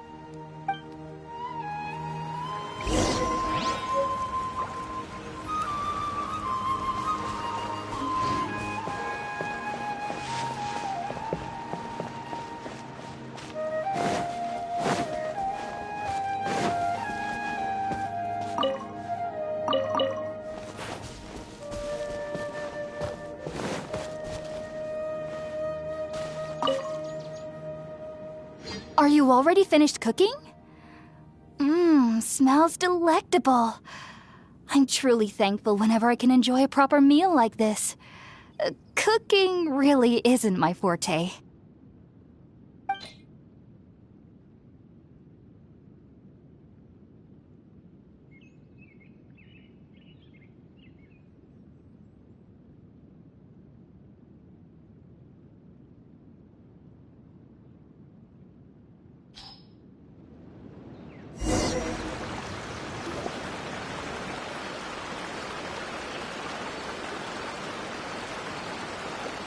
Even though everything you mentioned was in Tighnari's letter, it's still hard to believe you were able to connect with Irminsul immediately after smelling Spiritborn eel for the first time. It took me nearly 3 years before I could do so, and everyone at the Academia even lauded me as a genius. You should know that some researchers spent their entire lives without ever successfully connecting with Irminsul as you have. So why does this incense allow people to connect to Irminsul? The ingredients used to make Spiritborn ale primarily consist of plants created by Greater Lord Rukkhadevata. These special ingredients are conducive to heightening our senses to the Dendro Archon's power. Since the root of the Dendro Archon's power lies within Irminsul, we can occasionally tap into her powers to peer into the depths of the earth.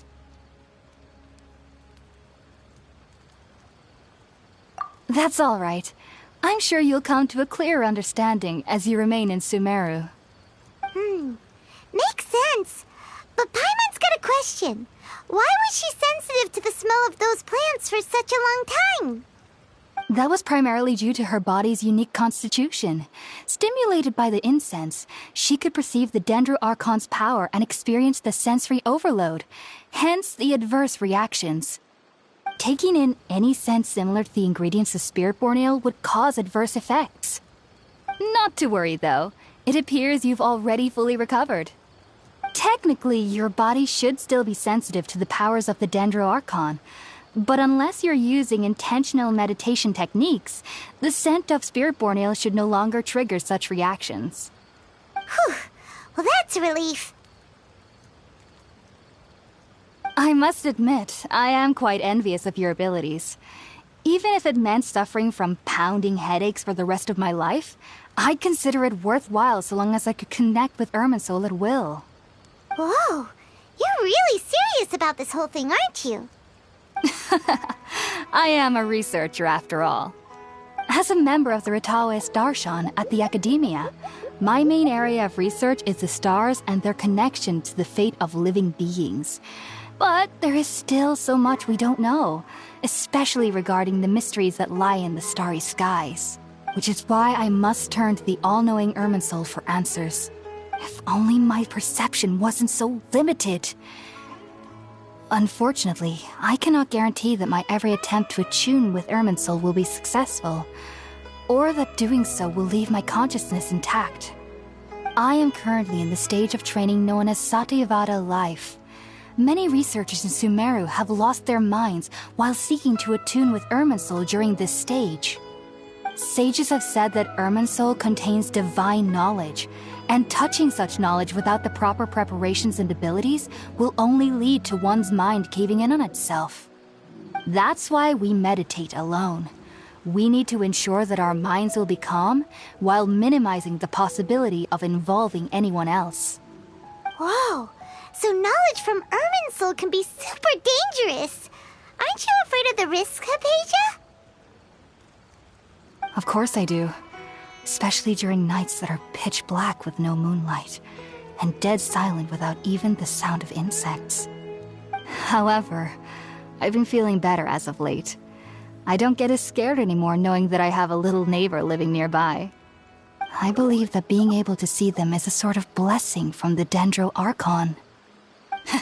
But what's strangest of all is that they're clearly an envoy of the God of Wisdom herself, and they have the curious power to make people dream. What's so strange about that? It doesn't sound so out of place for a divine being, does it? Well, it's strange because nearly nobody in Sumeru can ever dream. Huh. Is that true? Yes, well, to an extent. Only children can dream in Sumeru. Adults, however, never do. The sages say that wisdom implies rationality, but that which occurs in dreams is often neither rational nor logical.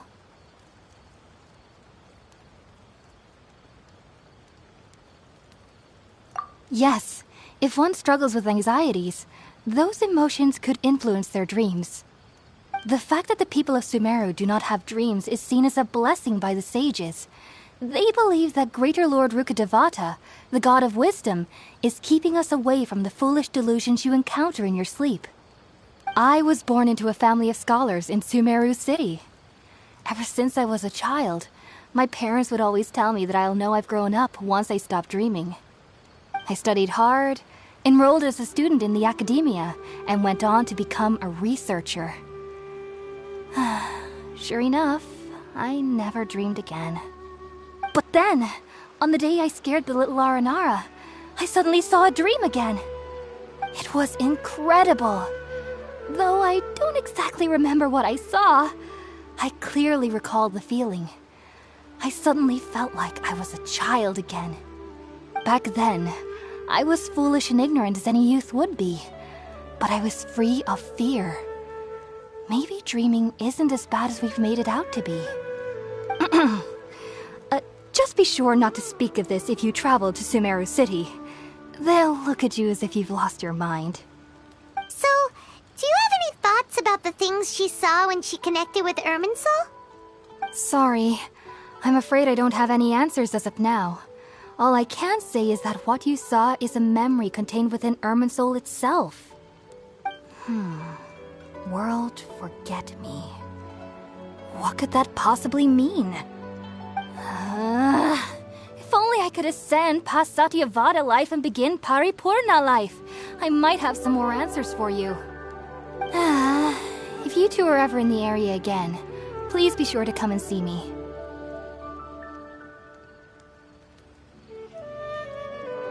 There's no need to be thanking me. You two are my saviors. Besides, I'm already looking forward to tasting some more of your cooking.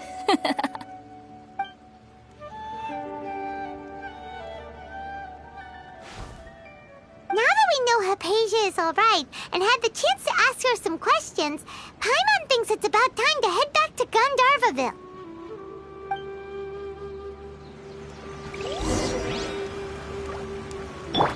Let's dance.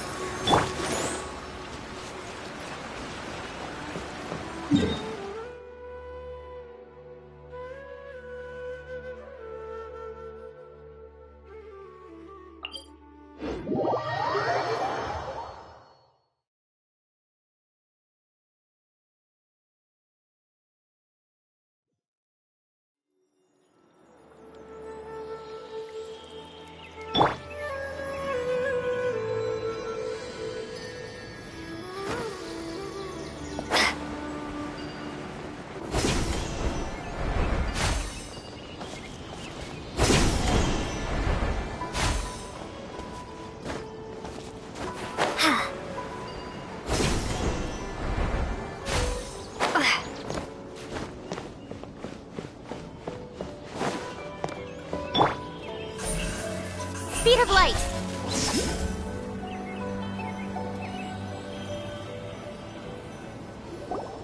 Think about it, Tainari. Refusing to join is tantamount to burying your head in the sand. I understand that you're a forest watcher and that it's your duty to combat the effects of withering zones. But isn't it evident that such work is not a lasting solution to the problem? As Sage Kage clearly stated, your presence and guidance in Sumeru City is pivotal in finding a cure for Irminsul. How could you possibly refuse? Keep your emotions in check, Gulam. Let's at least listen to Tainari's reason for declining. We're here to invite him to the Academia, not to cause a scene.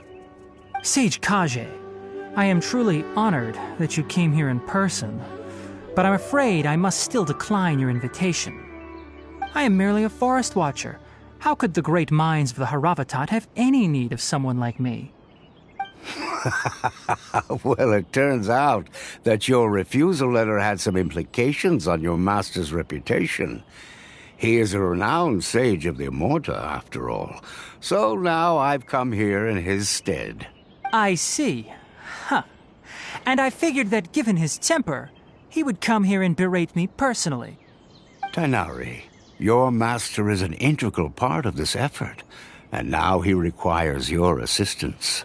And what exactly does my master need of me, Sage Kage? You'll know, once you've arrived in Sumeru City, that is. And how long will I be required to stay? There's no definite answer as of now. Do you mean to tell me that despite coming all the way here to Gandharvaville, you still can't answer the questions I laid out in the letter to my master? If that's the case, then I'm afraid I cannot give you a definite answer either. Tainari, but you... So be it. Come, Gulam, we're leaving.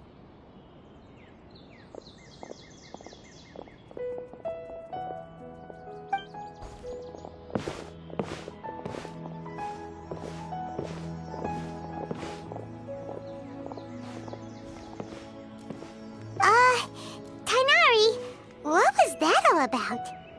It's nothing.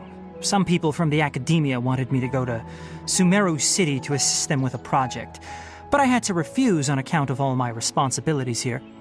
But all that can wait. How did things go with Hypatia? It was quite the eventful trip, but the main thing is that she's safe and sound. She answered a bunch of questions for us, too. Very good. Now that the traveler has made a full recovery, there shouldn't be any reason for you to tarry here longer. I assume you will be heading to Sumeru City, correct? That's right! We want to meet Lesser Lord Kusanali and ask her for advice. Do you have any idea on how we can find her? Sorry. I'm afraid I don't have any advice for you there.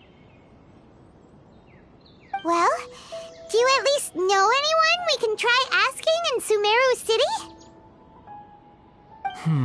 Let me think. My trips to Sumeru City have been fairly short, and most of my acquaintances are researchers.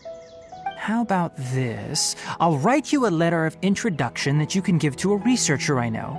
He's from the Immorta Darshan and is adept at gathering information.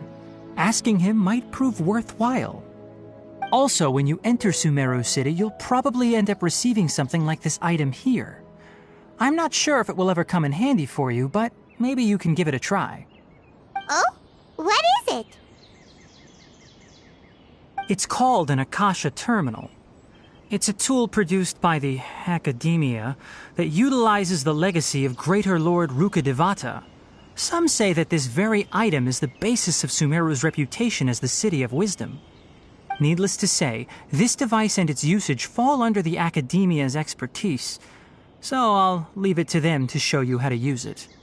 Great! Next up, Sumeru City! But wait, before that... That's right! Tainari, we have something important to say to Kale before we leave. Is she doing better now? Yes, she's doing much better. After being confined to her bed all this time, I thought a little walk would do her some good. Last I saw her, she was taking the path towards the North Crossing. She knew you two would be leaving soon, so she must have wanted to see you off. Thanks, Tainari. All right, let's go! Farewell, and good luck to you both.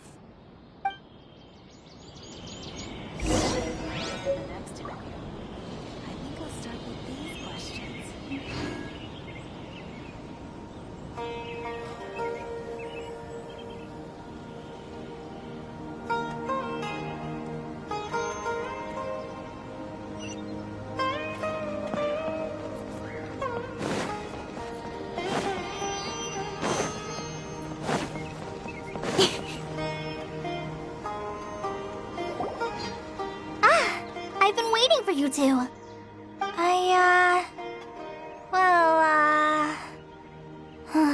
Never mind. I guess I should just wish you two a safe and successful journey. Thanks for waiting here just to see us off, Kale. We're headed to Sumeru City. Don't worry about me. I can take care of myself. My condition won't be getting in the way of my duties. I want to be a forest ranger after all. It's up to me and the others to protect the rainforest here. And, I'm sorry.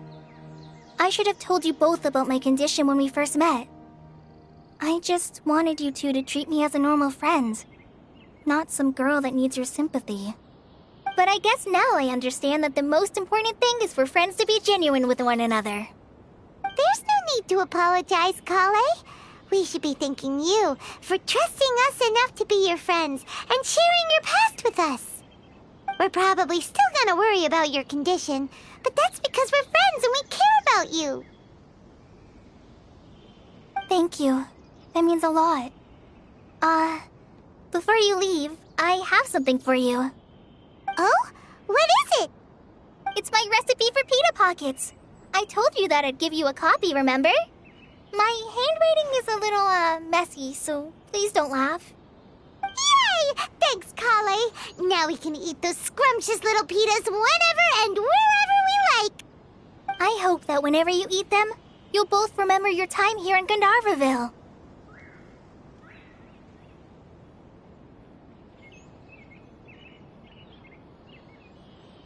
Well then, I, trainee Forest Ranger Kale, bid you both farewell. Please visit Gandharvaville again. The Rangers will always be ready to assist you here.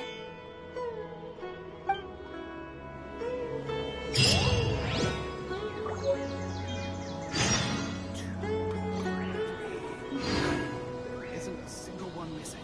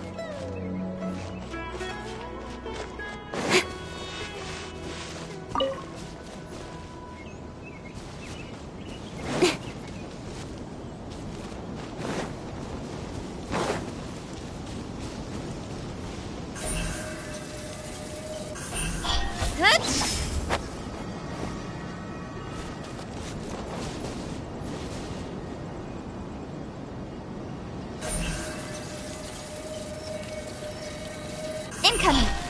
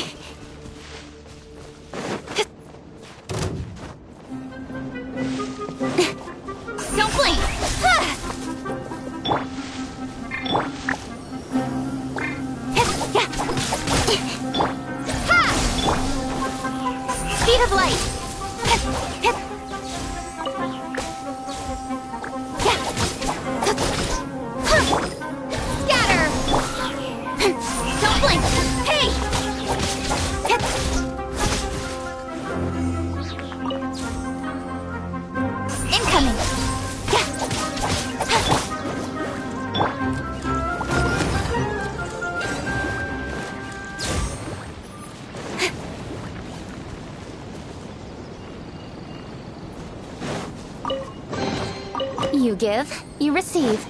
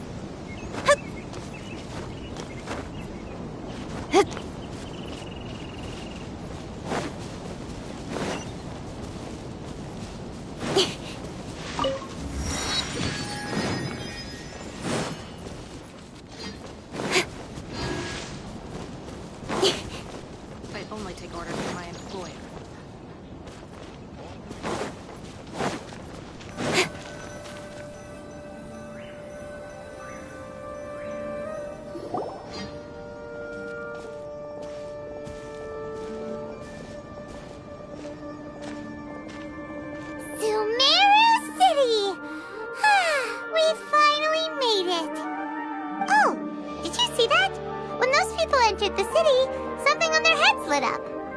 One moment, please, you two. It appears this is your first time visiting Sumeru City. Oh, yeah, that's right. But how did you know that? Because there's currently no information on either of you in the Akasha. But no need to worry, that won't prevent you from entering the city. In fact, the Academia conveniently provides each traveler to Sumeru City with a device. Perhaps you two have heard of the Akasha before. It's our beloved Greater Lord Rukkhadevata's lasting legacy, a treasure trove of collected knowledge. After centuries of tireless research on the Akasha, the Academia created one of its most ingenious inventions, the Akasha Terminal. As long as you are within Sumeru's borders, you may use an Akasha terminal to connect directly to the Akasha and access any knowledge you need. I should mention that due to technical limitations, the operation of Akasha terminals will be much smoother and more effective in large cities such as Sumeru City and Port Ormos. Oh, so this is the thing that Tainari was telling us about. It sounds pretty amazing. You two are quite fortunate. Until recently, it was standard practice to only issue Akasha terminals to outlanders who spent an extended amount of time in Sumeru. However, this policy was recently changed, and now all travelers are issued one upon arrival. Here are your Akasha terminals. Please handle them with care. It kinda looks like a leaf. To activate it, simply hold it in your hand and say the following phrase to yourself. May the mighty God bless us with their voice of wisdom. Oh, since this little doodad lets you access knowledge, maybe we can use it to find a way to meet Lesser Lord Kusanali. Let's give it a try. Ahem. May the mighty God bless us with their voice of wisdom.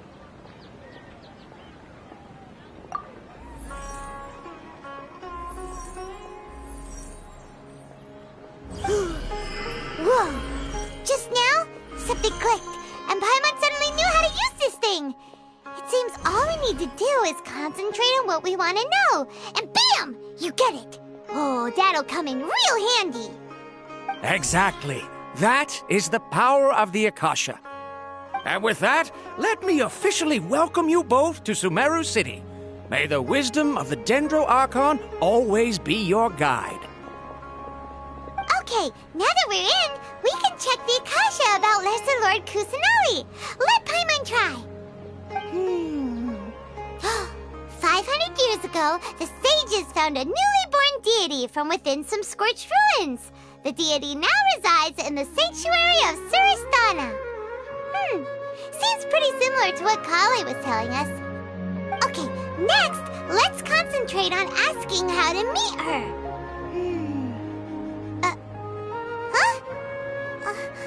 Paimon doesn't sense anything. The Akasha didn't respond to Paimon's question. Oh, come on! Ugh. Focusing on this question feels like when you have something you're trying to remember and it's on the tip of your tongue, but you just can't think of it.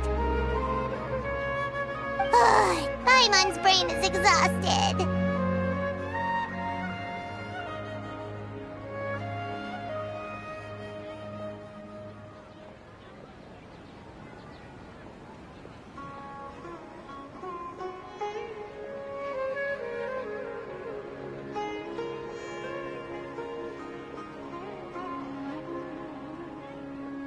Oh, smart idea!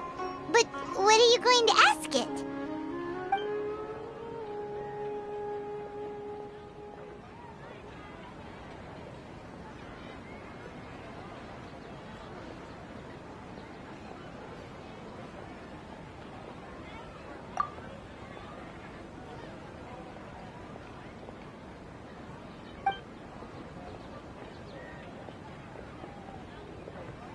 Huh. Could it be because we're Outlanders and we've only just arrived in Sumeru? You know, maybe we're not qualified to receive an answer to this sort of question or something.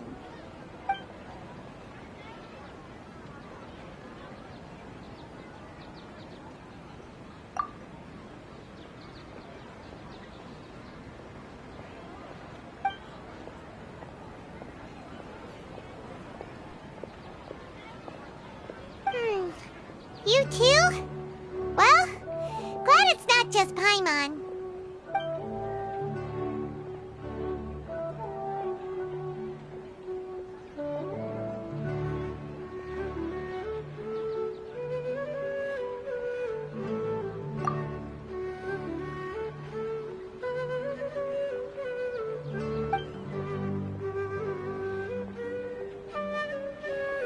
Uh-oh. Paimon's getting all teary-eyed all of a sudden.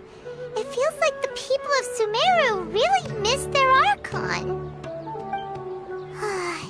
Well, seems no matter which way we try, we can't find anything that'll lead us to Lesser Lord Kusanali. Guess our only choice now is to try meeting with the researcher that Tainari recommended. He's from Sumeru and even has a position in the Academia. Maybe he'll be able to access more info from the Akasha. Let's see. Tainari wrote an address on the letter's envelope. Oh, it's not far from the city's gate. Let's head over and have a look. Hopefully he's at home. Watch out for pickpockets. Hello, are you Rohawi?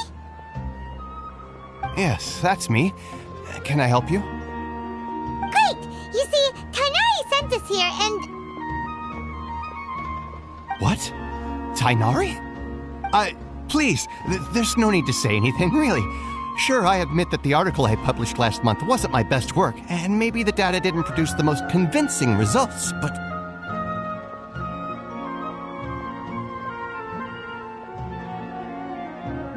Here! This is a letter from Tainari! Oh, let me see... Ah!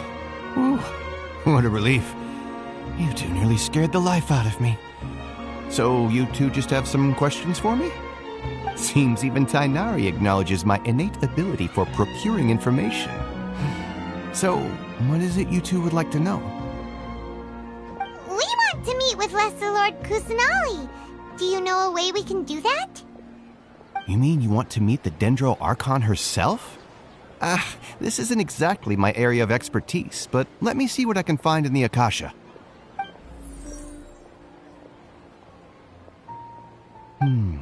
Sorry, the Akasha didn't respond to my query. What? You too? But what about your abilities for getting information and all that? Paimon was sure you'd be able to access more info than we did. Well, as I said, this isn't my area of expertise. I am but a lowly researcher, so the Akasha doesn't see a need for me to know more about the Dendro Archon. All I know is that ever since Lesser Lord Kusanali returned to Sumeru, she's never left the Sanctuary of Sorasthana or made a public appearance. Huh. Didn't expect her to be such a mysterious figure. The Dendro Archon is somewhat of a recluse. Perhaps she just doesn't want to entertain visitors, which would explain the lack of information in the Akasha. But then what can we do? No need to worry just yet. I'm only hypothesizing here. You could certainly try asking around and see if anyone else has ideas. And besides, you two should consider the bright side of things. Not being able to see Lesser Lord Kusanali may not be a bad thing. In this world, there will always be information you cannot obtain from the Akasha and things you can never accomplish. Knowing when to yield is a form of wisdom. Take me, for example. It's a miracle if my brain cells can spit out one paper every 3 years. But Tainari? That guy can publish 3 papers in just a single year. Okay. Thanks for your advice. Don't mention it. If you two ever want information about things like who's been promoted within the Academia or relations between the 6 great sages, come find me.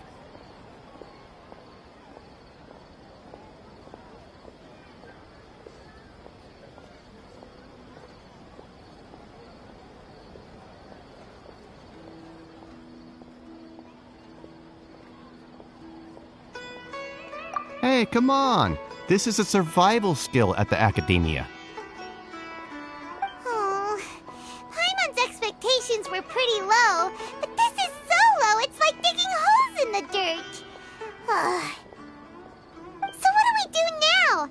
if we want to talk to someone, we don't know anybody here.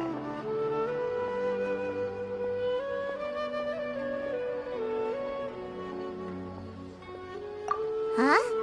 Like who?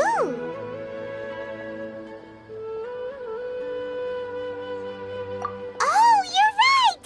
Catherine! The Adventurers Guild has its own intel network. Let's hurry and find her. I've been handed all the cumbersome tests again.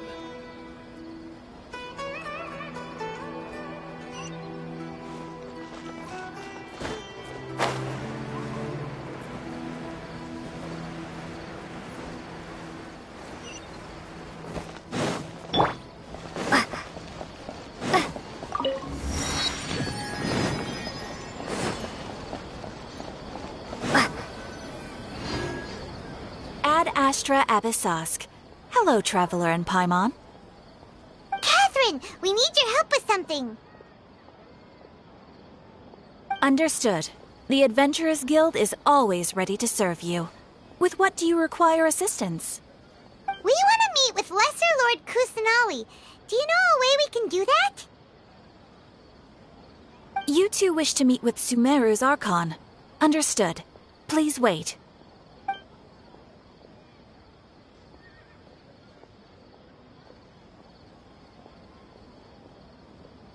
I apologize, but I am unable to call up any relevant information in the Akasha. I'm also unable to locate any pertinent information in my personal memory. Aww, another dead end. Well, if Catherine can't help us, then we really don't know anyone else to ask now. Please do not worry. I may know of someone who can help you two. In Sumeru, the Adventurers Guild does not serve as the vanguard of information. Rather, there are numerous active mercenary groups collectively known as the Eremites. They take on various contracts and work all across Sumeru, so they naturally accrue intelligence. An Eremite brigade called the Corps of 30 is in charge of Sumeru City's defenses. Not only are they the oldest brigade, but they are responsible for managing and coordinating the affairs of all other mercenary brigades. Corps of 30? What a weird name. Supposedly, they are named as such because their ranks numbered 30 at their inception. Asfant, an advisor with the Corps of 30, maintains good relations with the Adventurers Guild. Though he's already retired, he and his words carry great weight within mercenary circles. If you'd like to get in contact with him, you can find him at the Corps of 30's headquarters, the Citadel of Rexar. You're welcome. I wish you two the best of luck. We look forward to your exploits in Sumeru. All right, off to the Citadel of Rexar we go!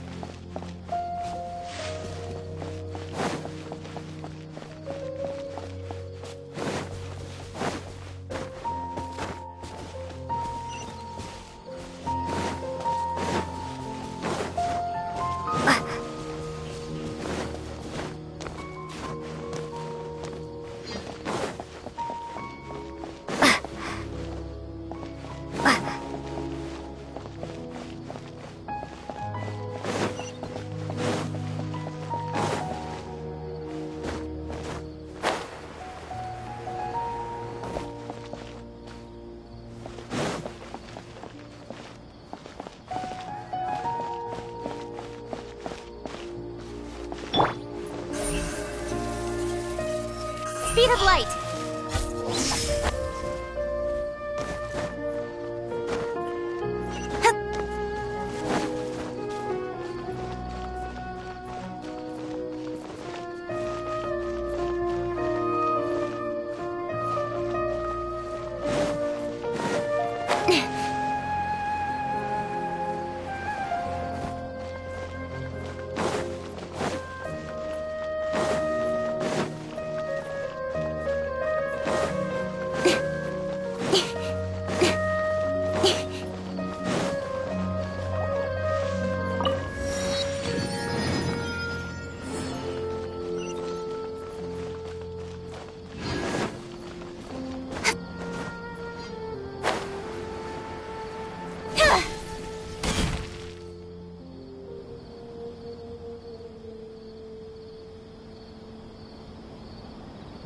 Welcome. The Adventurers Guild told me to expect you two. It's nice to meet you, Osfond. We'd like to ask you about something.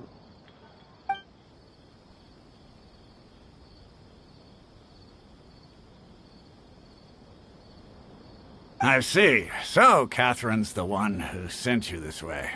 Ha! It's true that the Eremites' network is vast, but even I can't help you meet the Dendro Archon.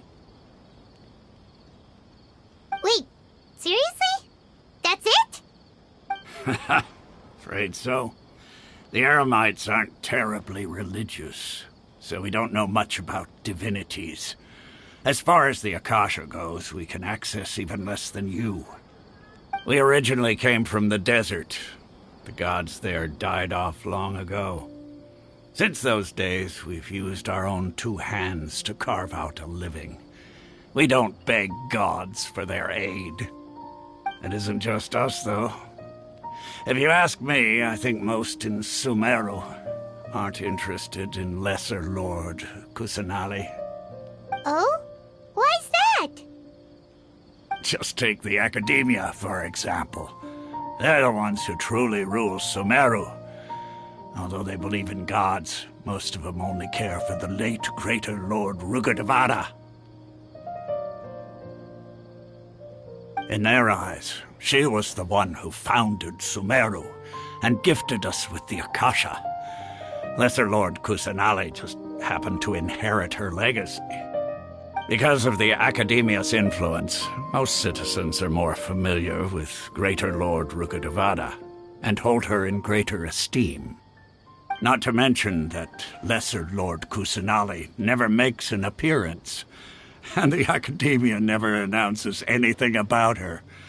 As far as the people of Sumeru are concerned, she's just a god that exists. And that's all. Really? Aw. After hearing all of that, Paimon sort of feels bad for Lesser Lord Kusanali. Ha! But who knows? We're all just guessing when it comes down to it.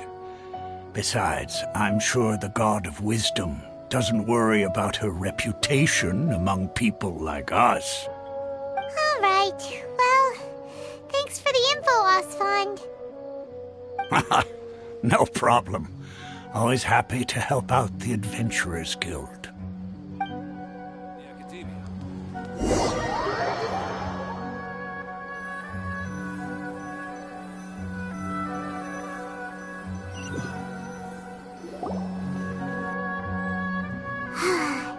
Seems Osfond was right about most people's attitudes here. Not only are they not interested in the Dendro Archon, they even say stuff like, if the Akasha doesn't think I should know, then I don't need to know about it. We've been asking for information non-stop ever since we got to Sumeru. But the harder we try, the more helpless everything seems. Isn't there at least one person in this entire city who cares about Lesser Lord Kusanali? Oh, you two are interested in Lesser Lord Kusanali? Huh? Who are you? From the sound of it, you two are Outlanders who recently arrived here. You've been asking around for information on Lesser Lord Kusanali, right? Oh, I'm sorry. I forgot to introduce myself. I'm Dunyarzad, one of Lesser Lord Kusanali's faithful followers. Whoa, really? Then do you know how we can meet with her? I'm afraid I can't help you with that. But your conversation earlier did happen to remind me of a legend about the Dendro Archon.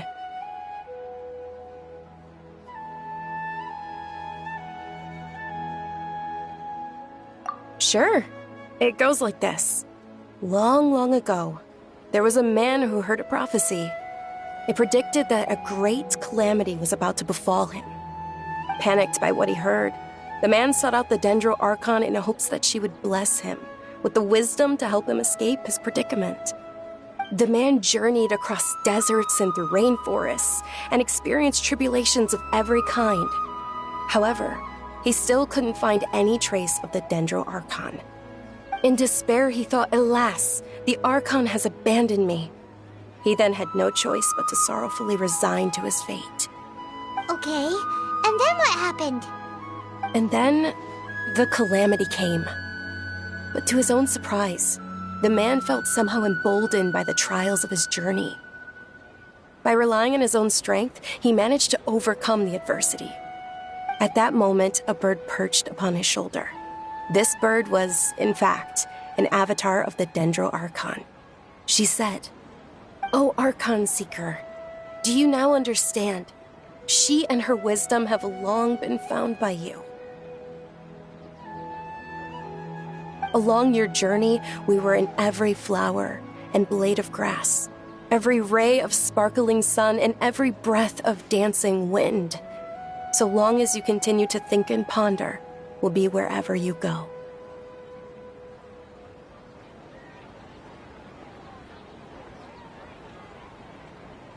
Yeah, thanks for the story! Paimon feels all warm and fuzzy inside after that. In a way. It seems like this story is also one of the Dendro Archon's avatars.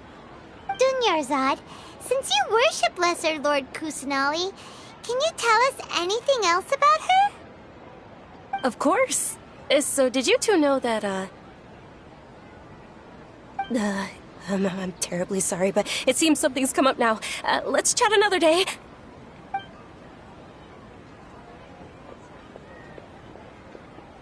Hey, wait! What the heck just happened?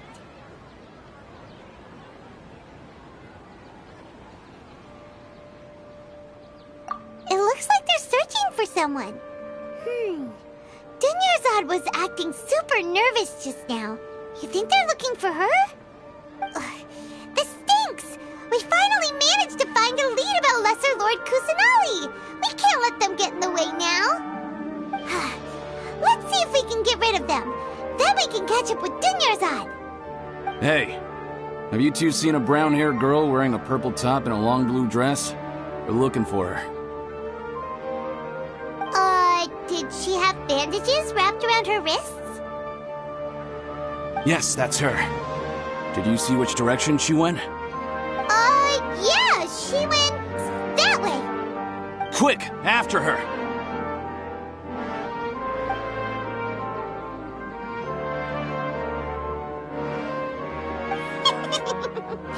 That should keep him busy for a while. Let's hurry and find Dunyarzad!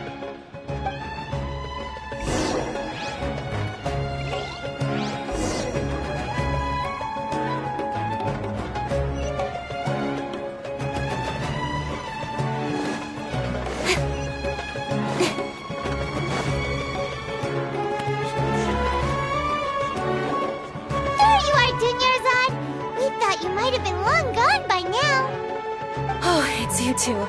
Oh, you startled me there. You can relax now. We threw those people looking for you off the trail. Really? Thank you so much.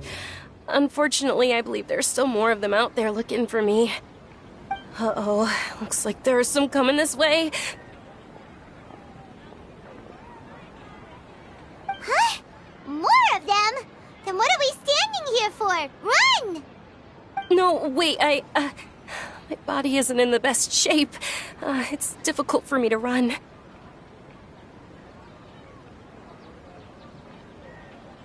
Okay, sounds good. There's a tavern on the other side of the port we can go to. They probably wouldn't expect me to hide in a place like that. All right, let's move out. Stay behind us. We'll keep an eye out for anyone looking for you.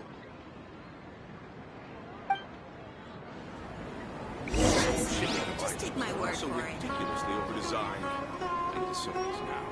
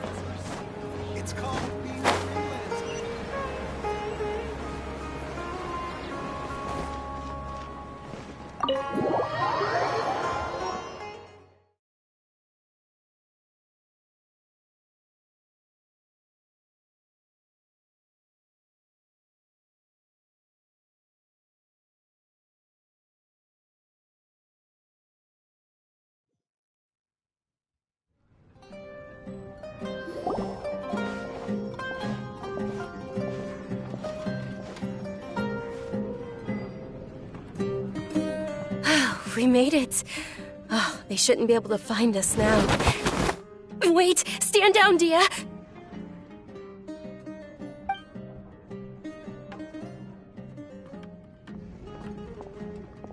My lady, who are these two?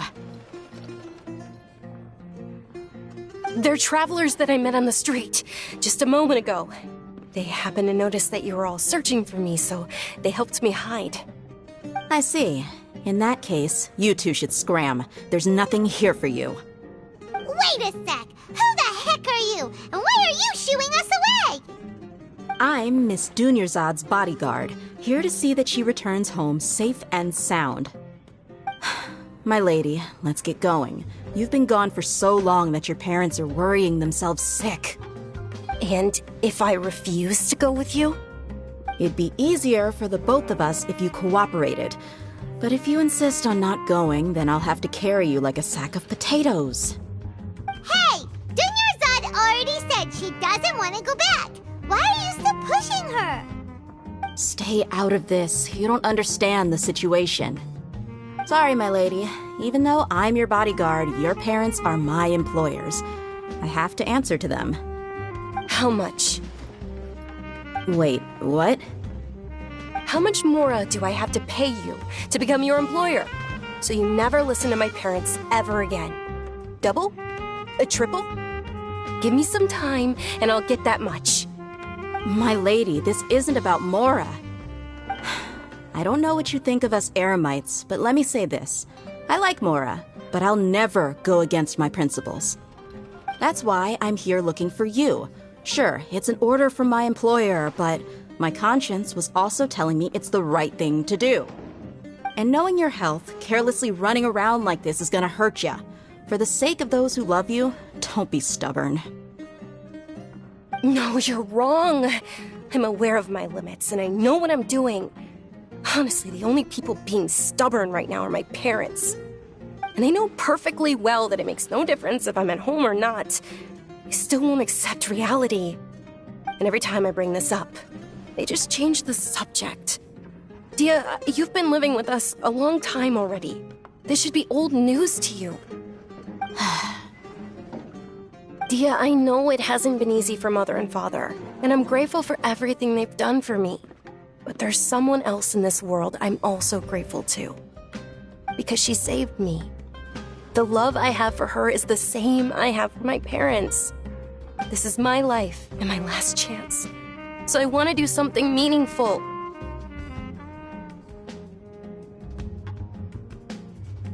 My lady, are you sure what you're doing now is meaningful? Yes, I'm sure. At least, it is to me. Fine, I won't ask you to return home anymore. But let me make something very clear. I'm only doing this because I respect your determination, not because I agree with you. Thank you, Dia. Sorry for being so rude just now. My nerves were acting up. And I even brought up your payment in such an offensive way. Don't worry about it, my lady. I did say that I like Mora. Besides, that's our next topic of conversation. Today's little excursion caused such a ruckus that every single bodyguard at the estate was deployed.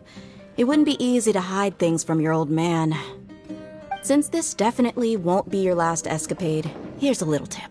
You should at least make it look like your room and things are still in order when you leave. Also, you'll need someone to cover you for when you're out and about. So, I'll let you hire me, my lady. This way, everyone wins. As for the pay, let's say half of what your father pays me. We can settle the bill when we return to the estate. Okay, deal. Yay! Looks like they've reached an understanding.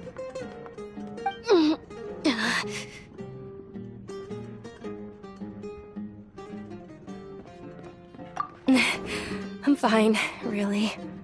I just feel a little tired now that things have calmed down. My lady, stop trying to look tough. We're already in a tavern, so let's rest up and grab some grub. I'm sorry for worrying you two. If you don't mind, I'd like for you to join us. Sure! After you rest up, we want to hear more about Lesser Lord Kusanali.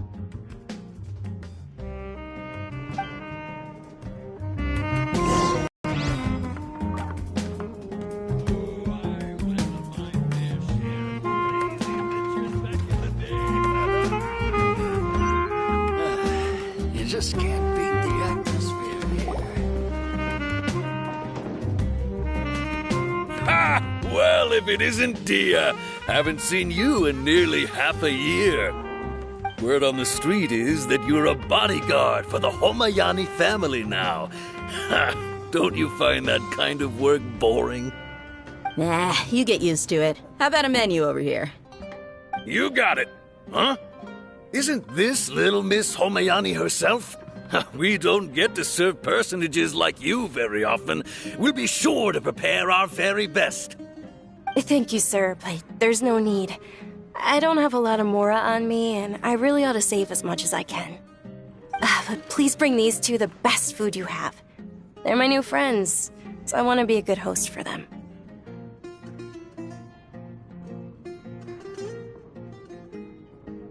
Wait, we're paying for ourselves now? Aw, Paimon kinda wanted to try something fancy, but we aren't exactly loaded. Guess Paimon will settle for something ordinary. How about our coconut charcoal cakes? They're our signature snack, and they run cheap. Look, other customers over there are eating some now. They look kind of burnt and dry. Paimon will pass. What do you have against my slime dishes? Dunyarzad, we asked a lot of people when we first arrived, and almost nobody was interested in Lesser Lord Kusanali. So, what made you want to follow her? Well, remember when you asked me if I knew how to meet the Dendro Archon? Even though I don't know how, I think I've actually seen her before. Huh? Really? Yes, it was when I was a child. At the time, my illness had kept me bedridden for the better part of a year. I was stuck inside and couldn't make any friends, and my parents did their best to find treatments for me. But even then, the Akasha didn't have any helpful information. My younger self no longer had any hopes or dreams. One flare-up was so bad that I was in a semi-conscious state for several days. Then one night, I woke up alone in my room. I was terrified. My body was paralyzed. Even if I cried, there was no sound. At that moment, an ethereal voice spoke in my mind. Dunyarzad, don't be scared. You don't have to cry. Dunyarzad, don't be scared. You don't have to cry. Who are you? How do you know my name? How do I explain this? You might not be able to understand, but actually, I know everything about you. Really? Of course. I know that you're scared of thunder, that you hate taking medicine every morning, and that you love counting the petals on your mom's skirt. Wow, you really do know everything. Dunyarzad, is there anything you want? Want? Not really. I can't go anywhere or do anything. Huh? But aren't you a child? All children have wishes. Tell me what you want, and maybe I can make it happen. Then, can you make my illness go away? Oh. I'm sorry, but I'm not powerful enough to do that right now. Then, can you be my friend? After that, the voice said, "Okay, I'll be your friend." Although my body was suffering during those days, that voice encouraged me and told me many wondrous things. Beyond my window was the flourishing Sumeru city. Beyond the city was a lush rainforest. And beyond that was the wall of Samiel, deserts, and all of Tevat. Once I finally made it through that bout of illness, I couldn't hear that voice anymore. I told my mother about it, but she said that I must have been dreaming. But I know that that voice wasn't a figment of my imagination. Before that, I had never heard of Tevat.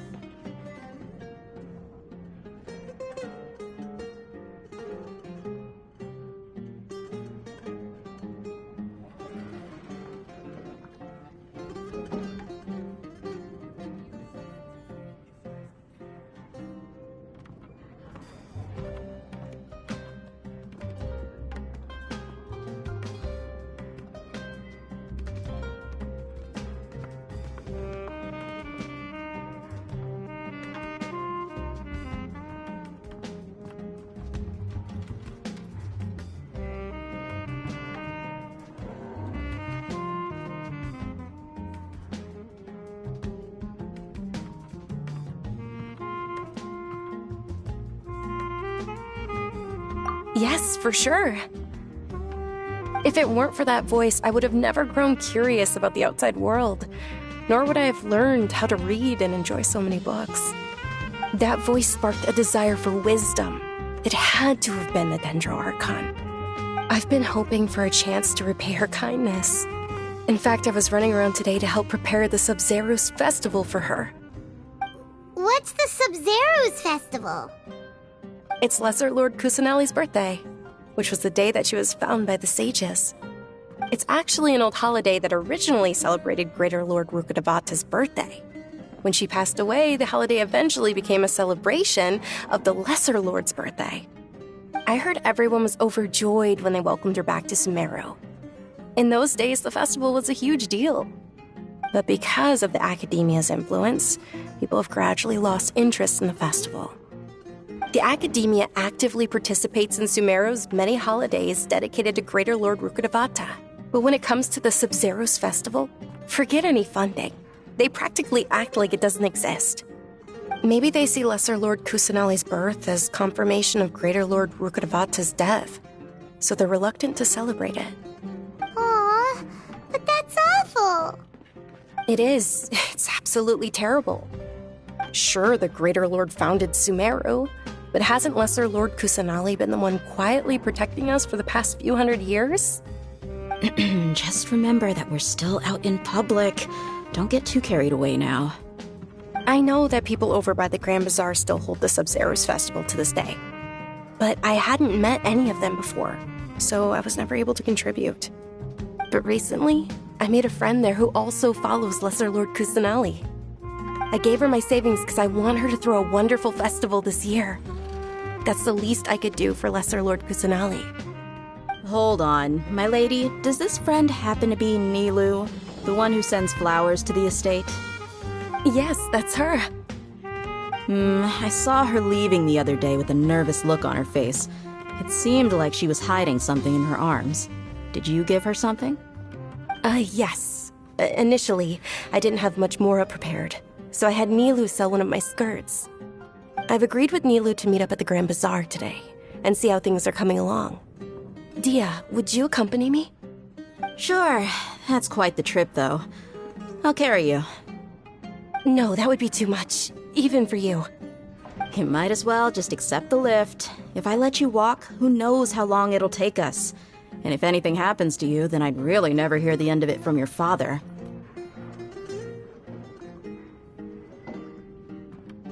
But of course! Nilu will be thrilled to hear there are more people interested in Lesser Lord Kusanali. Your perspective is just tunnel visioning. Don't you remember your adventure plans, my lady?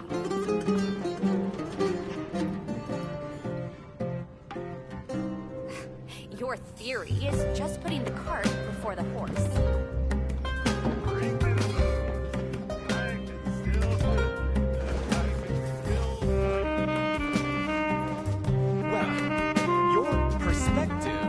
Just tunnel vision.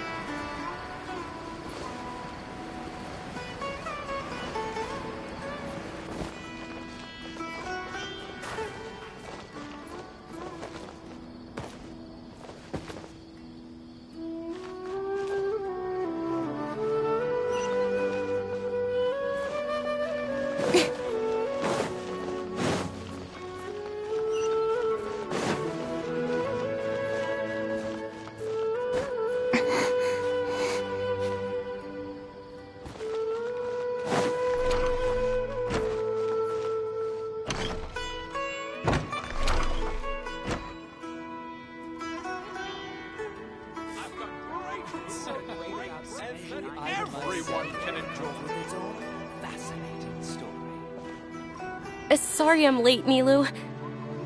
Oh, Dunyarzad. It was taking you so long that I assumed you got trapped at home, but you made it in the end. Uh-oh. But if Dia's here, that means you got caught, right? You could say that, but everything worked out. She's on our side now. Not completely. Oh, and who are these two?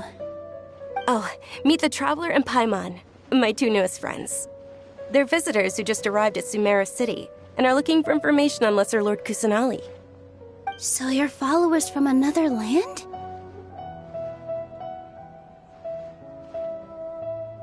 Oh, really? Well, that's okay. You're still invited to the Sabzeruz Festival. By the way, Dunyarzad, we've already started decorating the Grand Bazaar. It looks spectacular, thanks to your generous contribution. You're very welcome. It's the only thing I could do. Do you still have enough Mora? Probably? But don't sweat it. We've already finished renovating the stage. Come on, I'll show you.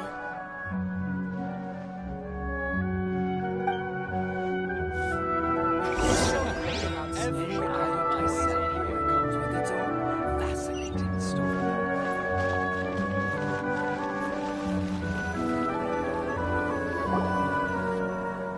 Wow! This place is amazing! Not bad. Last time I was here, the stairs were full of holes. The stairs were nothing. A little while ago, we discovered that the tree above the stage had a huge chunk of bark ready to fall off. Mr. Zubair was worried sick. We reported it to the academia many times, but they never sent anyone to deal with it. We didn't want anything bad happening, so we were going to cancel all the stage performances.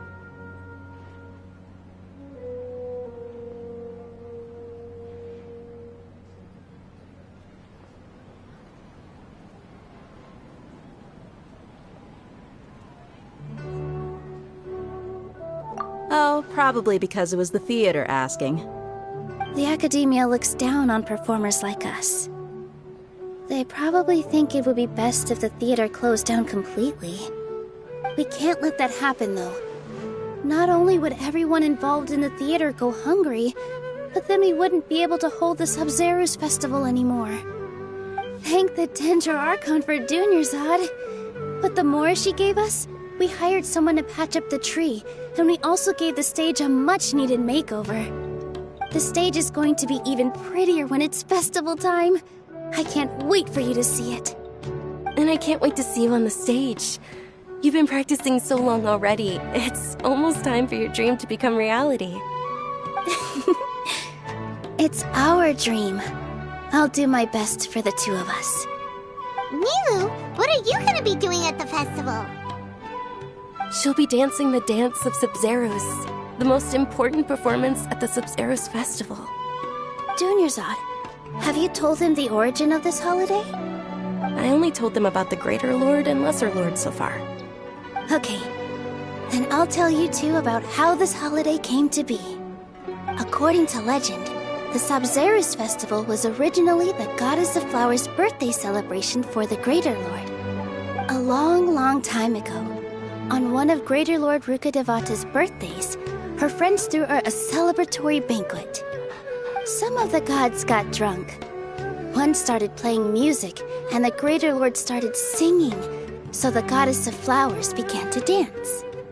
As she danced upon the grass, countless beautiful parisaras began to bloom wherever she stepped.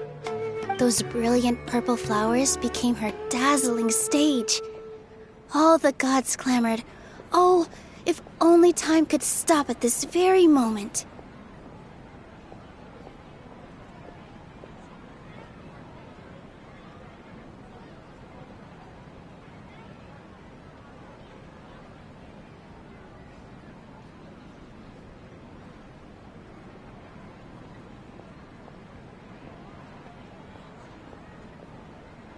Huh?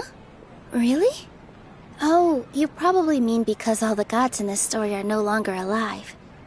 Although they aren't around anymore, they're preserved in our tradition of dance. This outfit I'm wearing is apparently based on how the goddess of flowers looked. Though we're just tiny people compared to the divine, we still have to do our best to make sure that the birthday girl feels loved on her special day. Nilu, you of all people will definitely be able to convey our well wishes to the Dendro Archon. I also noticed that you went the extra mile and scattered Patisaras around the stage. They symbolize the goddess of flowers, after all. It's just a shame that all the real Patisaras went extinct after her death. Yeah. The Greater Lord brought forth Patisaras in memory of the goddess of flowers, but she ultimately could never truly replicate that beautiful purple. Thinking about the goddess of flowers dance makes me wish I could have seen it. If my stage were anything like that, I'd be thrilled if I had just 2 real Patisaras on the stage. So, Traveler in Paimon, what do you think? Interested in the Sabzeruz festival? Will you two be coming? All of Lesser Lord Kusanali's followers will be there for her birthday. It'll be a good opportunity for you to learn more about her. Ooh, Paimon thinks that's a great idea!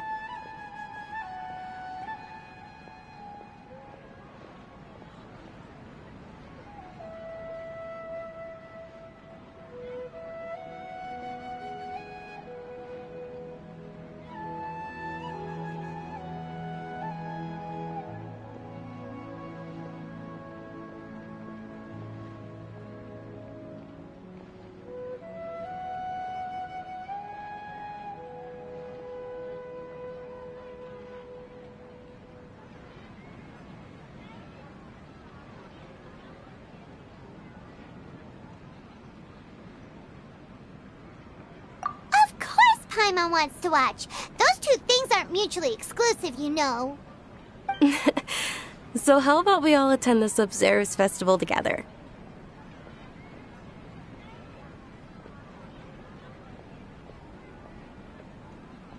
Dunyarzad, let me show you which stage decorations we've picked out so far. Traveler in Paimon, if that doesn't sound interesting to you, then feel free to explore the area. Everyone at the Grand Bazaar loves Lesser Lord Kusanali, and we're all looking forward to the Sabzeruz festival. In that case, we'll take a look around.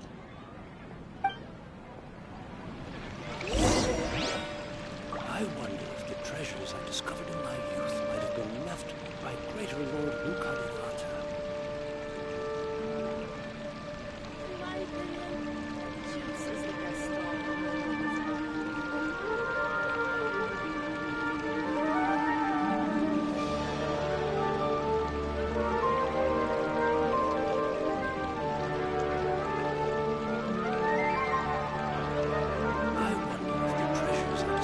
In adventuring, as in business, you always have to seize the opportunity while it's there.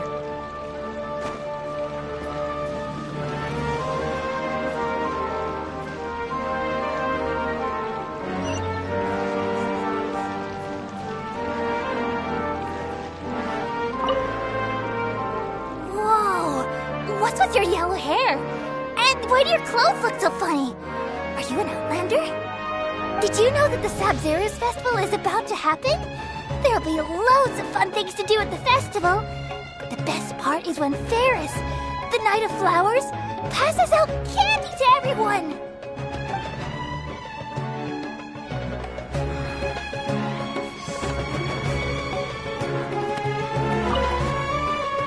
Huh.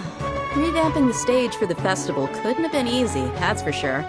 I bet this year's festival will be one to remember. I don't know much about the Grand Bazaar, but I do know that the residents here have a penchant for song and dance.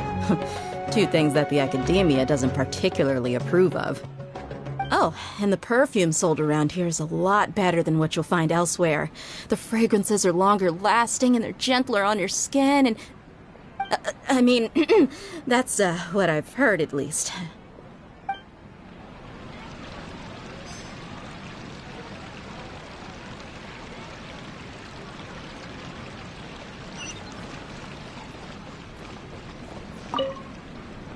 Ah, dancing at the Sub-Zero's festival. You know, I also danced when I was younger. As a child, I even asked my grandmother why we performed the dance for the Lesser Lord when it was originally done to honor the Greater Lord.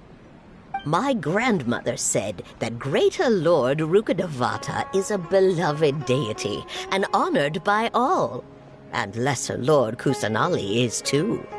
If the goddess of flowers ever knew Lesser Lord Kusanali, then she would certainly have wished to be her friend and hold celebrations for her too. The Sub-Zero's festival has been losing its appeal over the years. That is, until a wealthy benefactor stepped in this year and brought the festival back to life. I heard she forked out a lot of mora to make it all happen.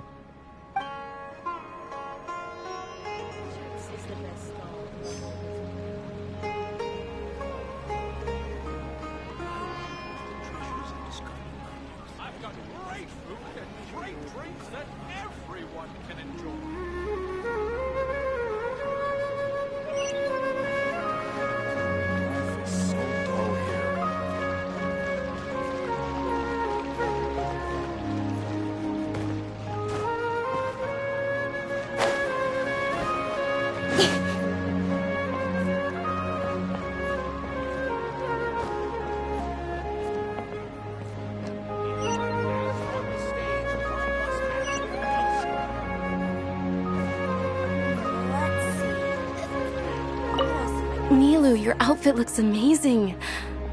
There's also something different about you from when we first met up. I thought I'd add a little extra pizzazz to my dress for the festival. See? Wow, did you sew all that yourself? Uh-huh.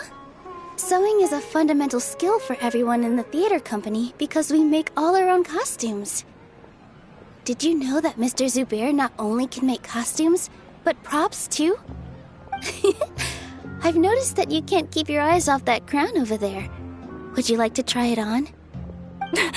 May I? Of course.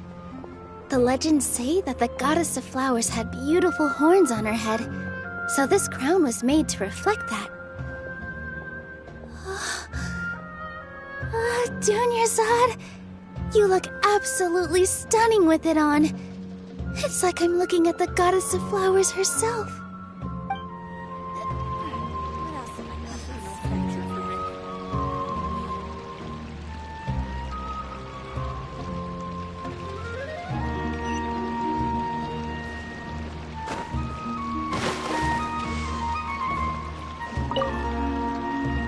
Things are really shaping up, and there's a buzz around the festival this year.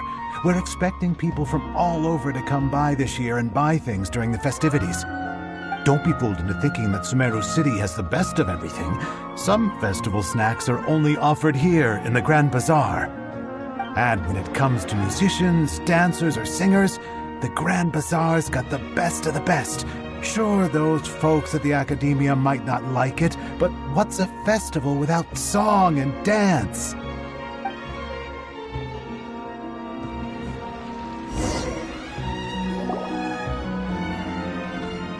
Hey! Is that who Paimon thinks it is? It looks like Catherine.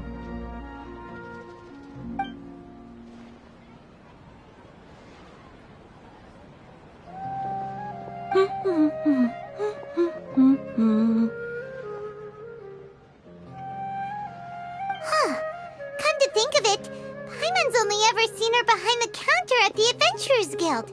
This is the first time we've ever seen her taking a break. Hey, Catherine! Huh? Oh, hey! It's the Traveler and Paimon! What's shaken? Whoa, break time Catherine sure sounds a lot less formal than usual. Paimon was still waiting for her to say Ad Astra Abyssosque. Sure. Standing behind the counter at the Adventurers Guild doesn't require any complicated functions. But saying and doing the same old things over and over again can get pretty monotonous. Like watching the same Fontaine movie day after day. But Take you two, for example. You travel across Tevat to enrich your lives and gain new experiences. Well, we enjoy traveling across Tevat and all that, but we're mainly looking for clues about her brother. Yes, you should keep searching. Sometimes the answers we're looking for aren't necessarily at our intended destination. Instead, they're found along the way. Huh.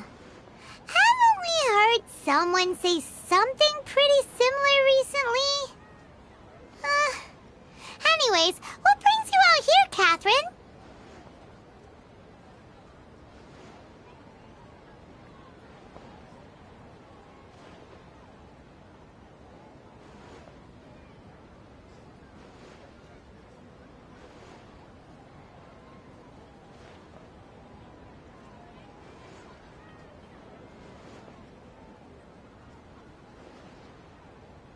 No, not particularly. I guess you could say that I'm loving the recent atmosphere here. If festivals bring happiness to everyone, then that's where their true value lies. Oh, it looks like it's about time for me to be heading back now. Alright, we'll see you next time at the Adventurers Guild.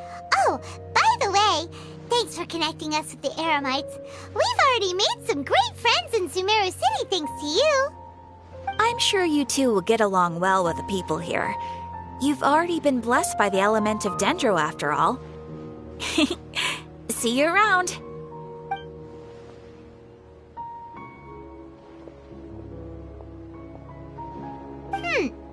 There's something really different about Catherine today. Hey, traveler. Paimon. Oh, hey, Dia. What's going on? I've got something to tell ya. My lady knows you're looking for ways to meet Lesser Lord Kusanali, and she's been trying to come up with a way to help you. Well, I have an idea that might help. Are you serious? We'd love that! It might not necessarily pan out, so don't get your hopes up too much. I'll need to take you two somewhere and ask someone some questions.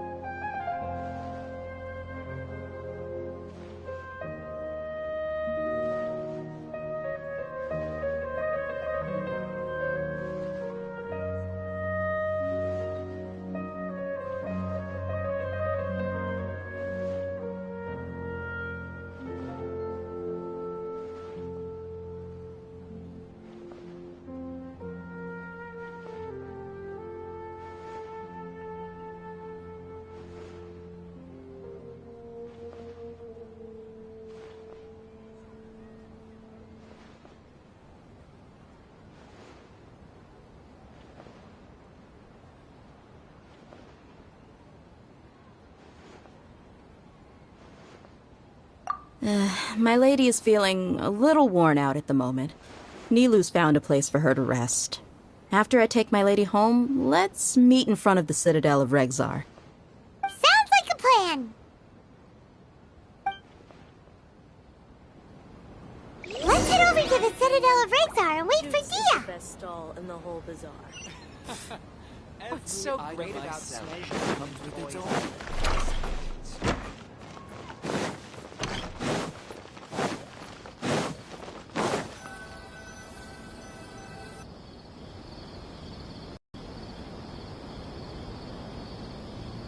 Sorry, I'm late. It took some convincing for the master and mistress to believe that Miss Dunyarzad was only sitting in the port for a while because she was in a bad mood. Anyway, I guess I should be thanking you. I haven't seen Miss Dunyarzad that happy in a long time. If it wasn't for you two, she probably would have been caught and dragged back much earlier. You sure sound a whole lot nicer than when we first met, Dia. Who would have thought you had such a soft spot for Dunyarzad? It's called being a professional. I'm a bodyguard, and I work for whoever's paying. Look, Dia's blushing.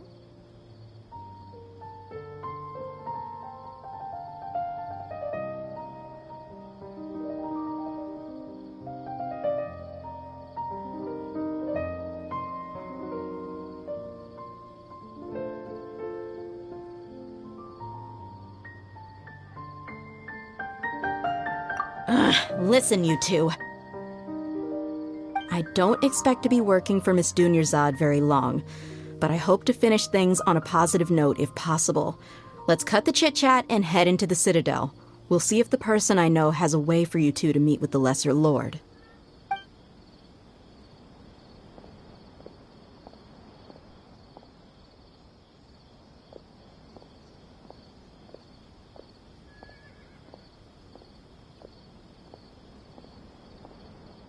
Oh, hey, Chief. Ha, Dia! What are you doing here? And well, didn't expect to see you three together. I take it you all know each other already? We met this morning after the Adventurers Guild pointed us to Ozfon for more info. No kidding. Huh. So, where's Ruksha? I thought I'd help these two out by asking about the theft. Anything you can tell him? Ruksha's gone over to the Academia. The Grand Sage recently ordered Sumeru City to begin bolstering its defenses, so people from all over have been called back to the city. Since you've already mentioned the theft, I suppose I might as well tell him what we know. Appreciate it, Chief. Theft? Sorry, what the heck are you guys talking about? Just recently, the Academia lost something, and there's a chance the item is connected with the Dendro Archon. This case might just somehow help you in meeting her. I suppose that's one way to look at it. But if you ask me, the case is more about the Academia than anything else. Let me fill you in. The Academia recently sent a convoy to pick up an important package from Aru village. Word got out, and the convoy was robbed on its way back. The Grand Sage took the whole matter very seriously. Not only did he dispatch the Matra, but also enlisted our help in the search for leads. All we know so far is that whatever was stolen is currently in Port Ormos. You two have heard of Port Ormos, haven't you? It's the largest commercial port in all of Sumeru. You can travel there by leaving Sumeru City and heading south along the river. The Academia's grip isn't long enough to reach all the way to Port Ormos, so the city's a little more laid back, meaning the population's also a mixed bag. You never know who you'll meet there. Apparently what was lost has a great deal to do with the Akasha, knowledge, and even the gods. I'm afraid I don't have any other details for you, though. If you're interested, maybe you could head to Port Ormos and ask around yourselves. If you want my advice, try introducing yourselves as students of the Academia once you're there.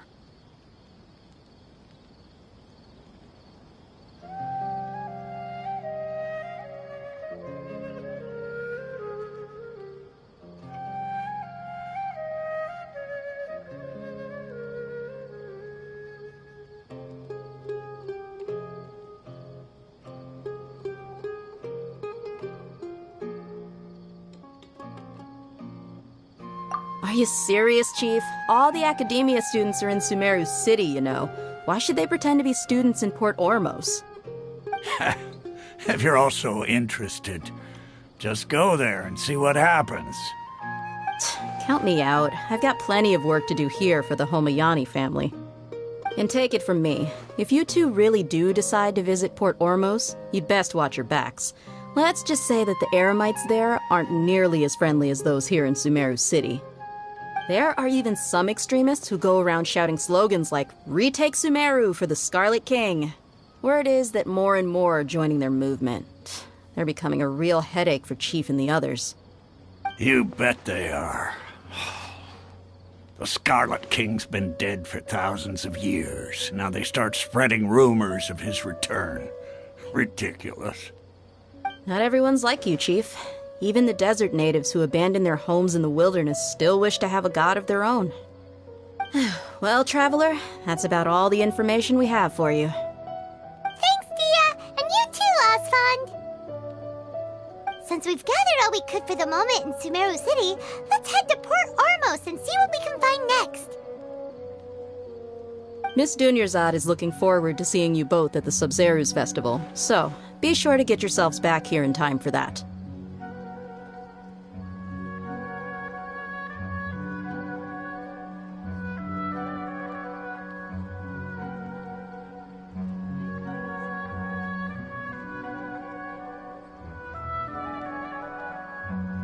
Good. Then we'll see you both at the Sub-Zeru's festival.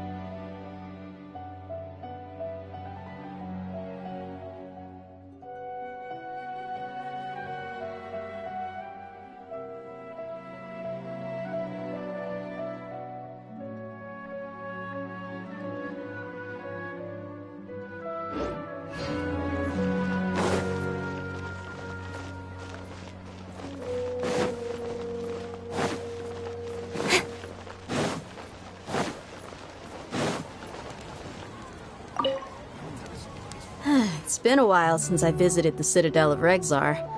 I'll catch up with... Remember, to get to Port Ormos, just follow the river. Just be sure to take care of yourselves out there.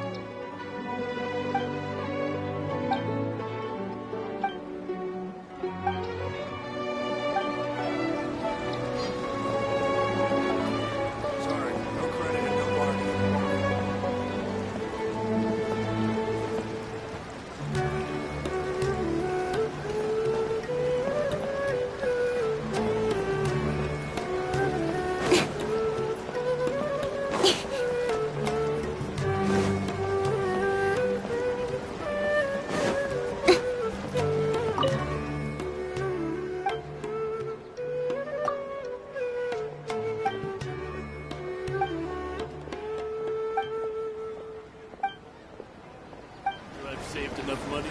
I'll give him the whole story.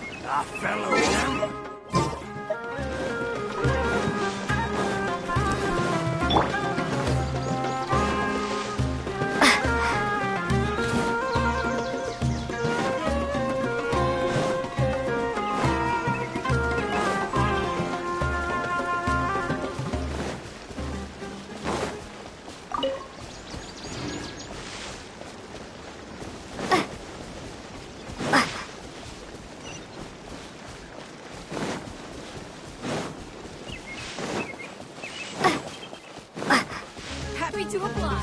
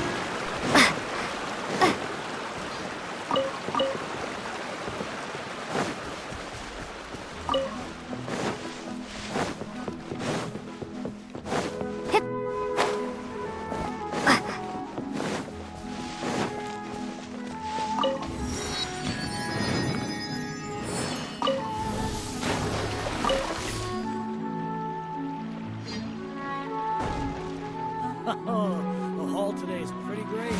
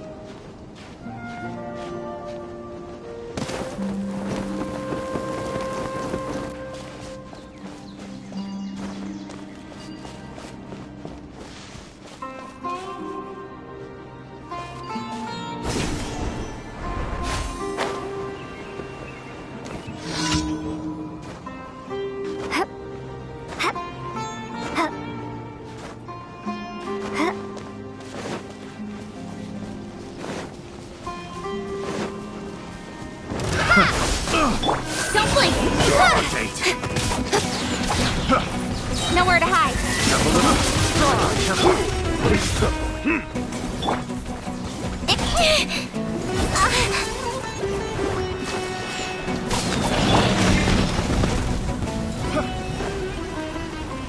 Propagate! I got careless. Speed of light. Let the show be. Don't blink! Hey!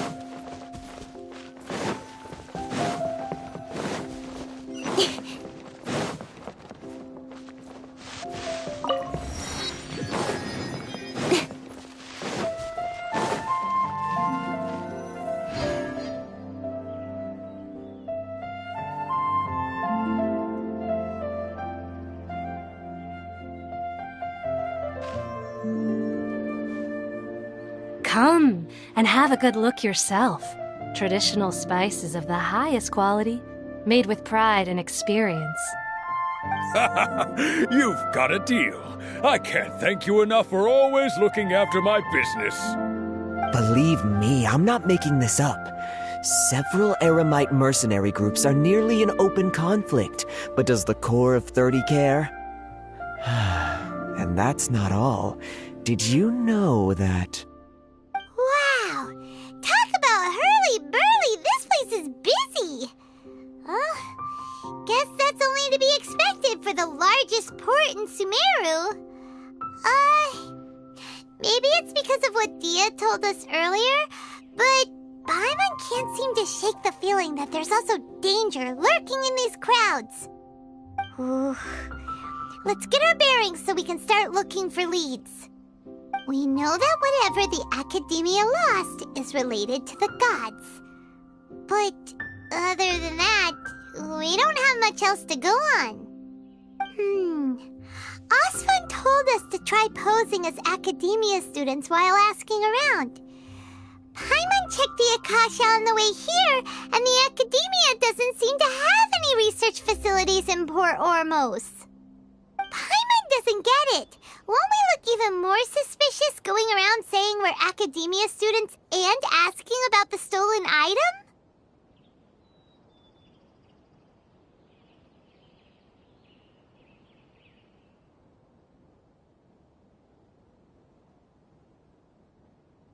Well, given all the people that come through here every day, if there's any information to be found, Paimon bets we could find it in the market.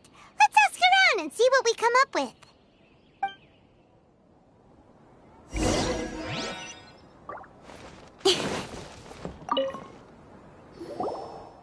Welcome. Welcome. How can I help you two? Hi there. We would like to ask you a question. Do students from the Academia ever come to Port Ormos? Of course. Especially around this time of year. Students from Sumeru City that are about to graduate often come to Port Ormos to cut loose a little. Many people often talk about how hard it is to get accepted into the Academia, let alone graduate. But those who finish their studies and go on to become full-time researchers at the Academia have it even harder. Sure, we may not be Sumeru City, but Port Ormos offers beautiful scenery and a stress-free environment. Some even say it's good luck to come to Port Ormos, so students and researchers come flocking here when things get to be too much at the Academia. You see over there? Those are students from the Academia.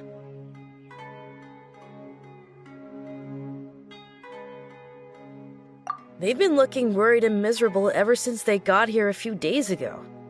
If you ask me, the life of a merchant is better. So long as the Akasha teaches us what we need, then life is good.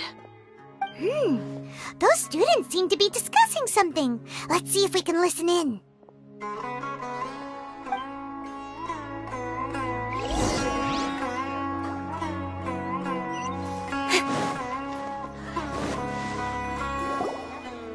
It's no good. I've tried asking around, but I haven't been able to learn anything useful. Not to mention that a bunch of scary-looking Eremite mercenaries have been posted along the streets now. There's been a lot of fighting between the different Eremite factions in Port Ormos. If we choose to move on our own, then it would be wise to steer clear of them. Especially the group that's constantly shouting some stuff about the Scarlet King and some resurrection. I've even heard that the Citadel of Regzar is starting to get fed up with them. What was that group called again? Ein something or other? They're called Ein El Akhmar. Today, I heard that the thing we're after might be in their possession at the moment. Wait, come again? Don't you see? Many of the Eremites in Port Ormos deal with trading this kind of thing. They're usually pretty wary of outsiders, but not so with students of the Academia. It's because the kind of goods that students are looking for aren't the kind of goods that Eremites are after. As long as they know you're a student, then deals can be made. I've heard that Ein al-Hakmar likes to set up shop at the Jafar Tavern. Supposedly, if you're willing to part with 500,000 mora, they'll give you info on anything. Wait, did you say 500,000? If information alone costs that much, then how could we ever afford to buy what we're looking for? I guess we might as well give up on trying to graduate this way. I wouldn't worry too much. Our field of research is very niche. Who else could possibly be after that kind of shady knowledge? I bet it's practically worthless to anyone aside from us. Well, I guess that makes sense. Then the only thing left for us now is to find a way in. Why don't we all just pool our money together and pay for the information? Whoa!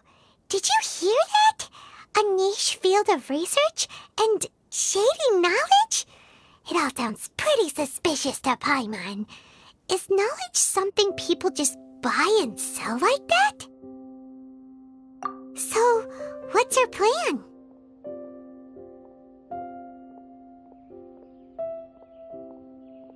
Wait, didn't you hear what they just said?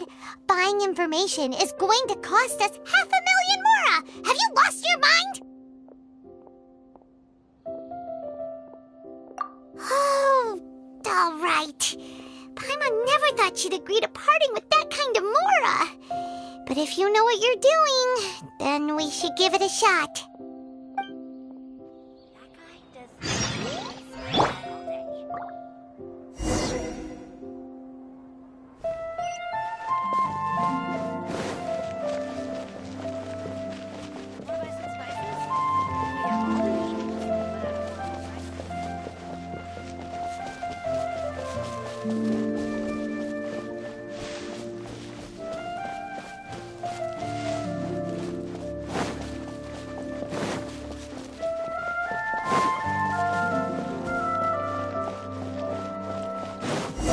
Place we heard those students talking about.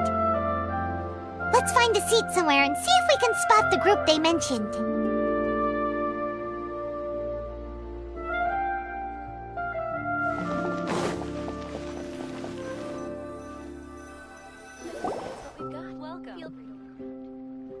Oh, you've arrived. Please, take a seat. So, they think that they can go toe-to-toe with the boss? Ha! Once we reclaim the power of the Scarlet King, they'll be the first that the boss punishes. They're nothing to be afraid of. Our main rival now is the Caracal Battalion. They've also amassed a significant amount of mora this time, so we mustn't underestimate them. How can the Caracal Battalion compete with the boss when they're nothing but a bunch of money-grubbing opportunists out for a quick mora? Yeah, with boss's fervent devotion, he'll be able to use this power to bring our god back this time. Huh. All these guys talk about is the Scarlet King, so they're probably the ones we're looking for. Greater Lord Ruka Devata. That traitor and her followers must not be spared. The day will come when the Scarlet King exacts vengeance on Sumeru, and all of them shall be punished.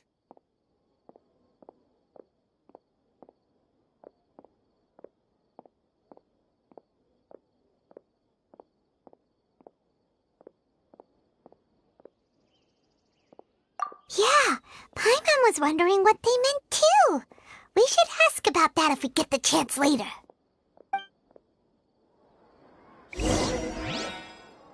What's going on? How can there be Kairagi here? Should I adjust the shipping schedule?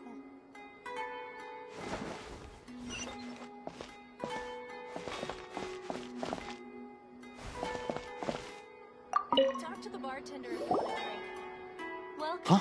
Who are you? What do you want? A student? What's a student from Sumeru City doing in Port Ormos? Ah, well, if it's info you want, you've come to the right place. The question is, can you afford it?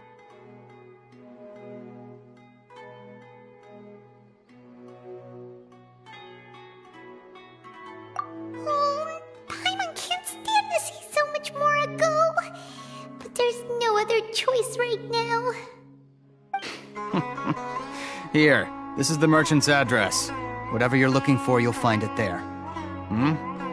Well, what are you waiting for?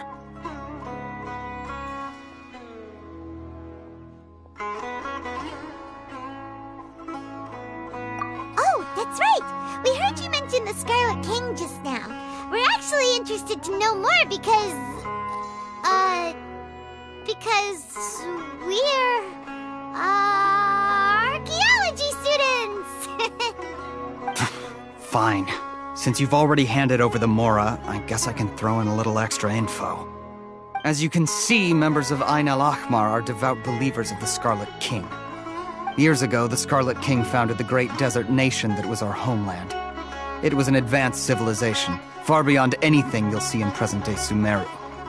The Scarlet King was the rightful god of wisdom, but he was betrayed by a companion he trusted. She even stripped him of his title, God of Wisdom. So, you mean the traitor was... Greater Lord Rukkhadevata, yes. That shameless wretch destroyed the Scarlet King's civilization, and our ancestors were forced to flee to this land where we were made to suffer the tyranny of our enemies.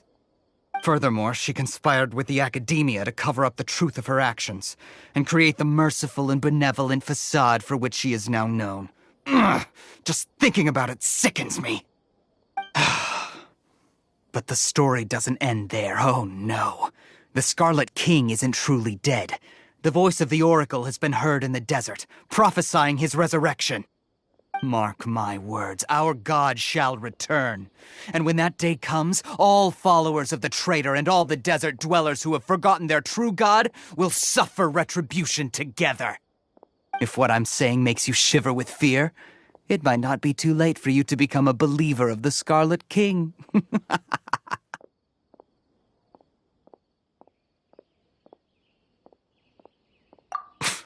I don't have anything to say to you Academia people about that. I think this conversation has reached its end. Not just yet. This man is a fraud. Huh? You again? Deranged Academia lunatic. Yes, it's me again.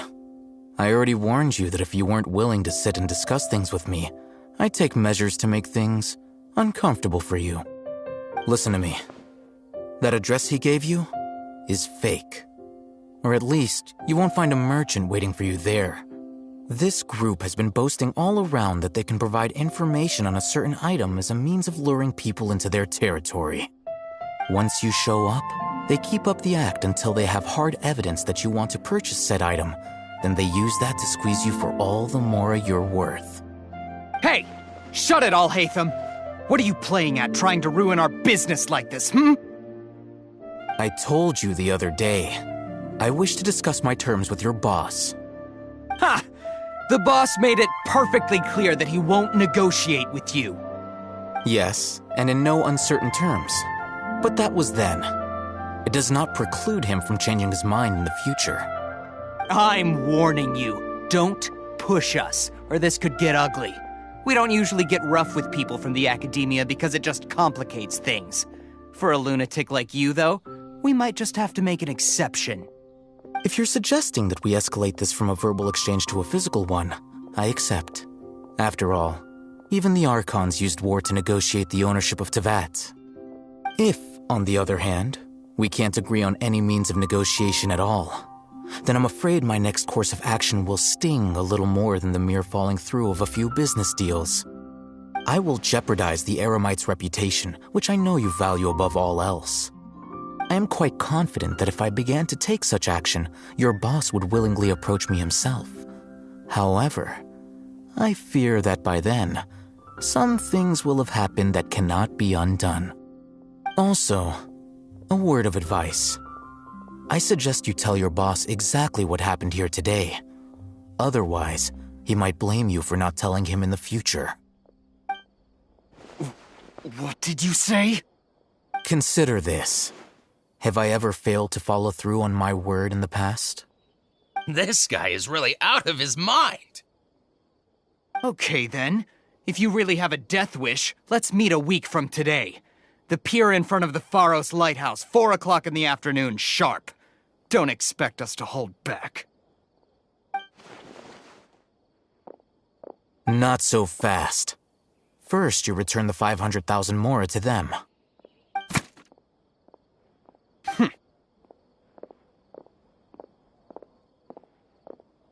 Please, I beg you, don't provoke them. We can't afford any trouble with this crowd. They haven't even paid for their food yet.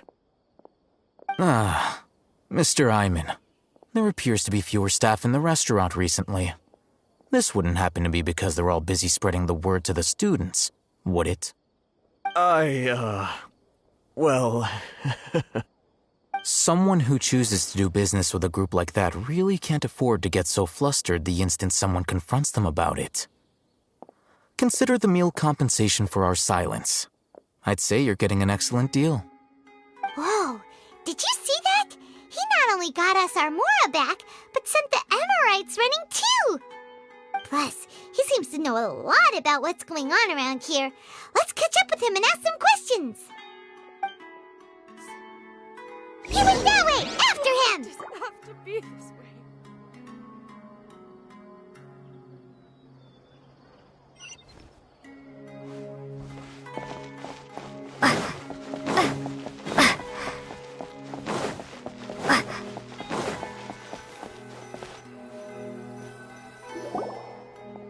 Wait up! It's Al-Haytham, right? What do you want? No need for thanks. My goal was to get to them, and you two gave me just the opportunity I needed. We're even. Oh, I advise you to keep your distance from them. Since they weren't able to make off with your Mora in the end, they might harass you again in the future. All right. Goodbye. Hold your horses! We still have something to ask you about! Since you tore through their scam right in front of them, you must know the real story about certain something, no? Who exactly are you two? And why are you inquiring about that? A student. Right. Look, you should know that those thugs conducting business with you had nothing to do with your lie.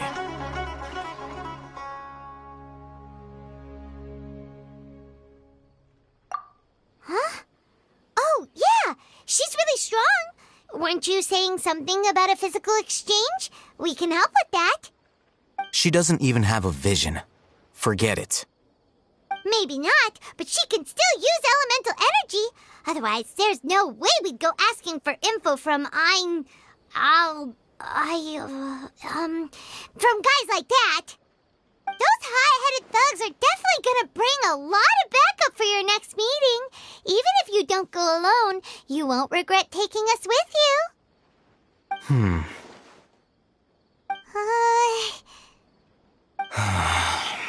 All right. I accept. Got a pen and paper? If you're searching for someone who sells that kind of merchandise, I'll give you one of their addresses, and you can try your luck. We'll reconvene at the appointed time by the pier. It doesn't matter if you show up or not. So, since you were happy to give us this merchant's information, does that mean you can tell us exactly what we're after? You were willing to part with 500,000 Mora for something and you didn't even know what it was? Okay. Well, if you truly are as skilled as you claim, then you can beat the answer out of them when they become hostile. Look, if you've been making inquiries, then you have to know something by now.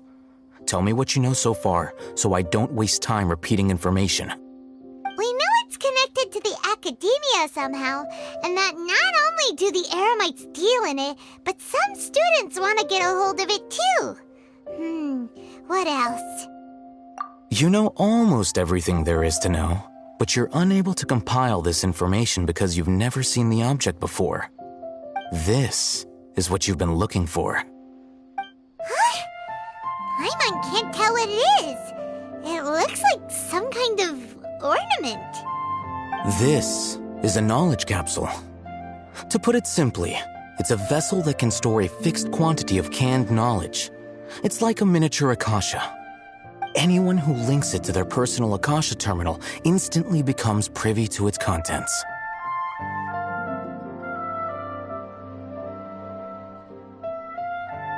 Correct.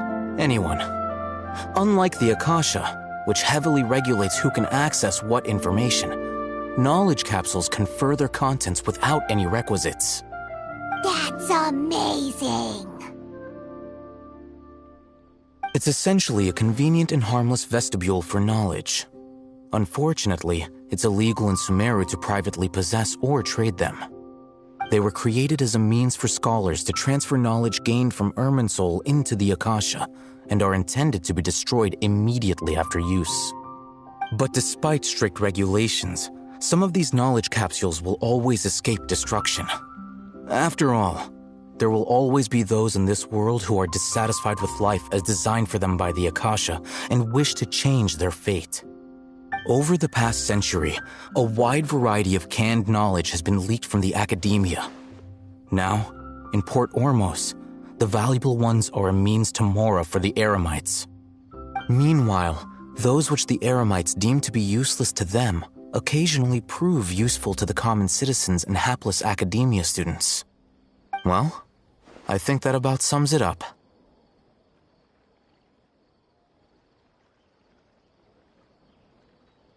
Oh, so that's your true objective.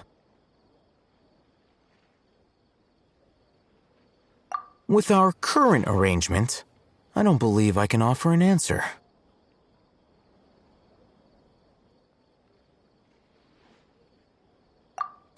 You're still resolved. Fine. Let's talk somewhere with fewer people.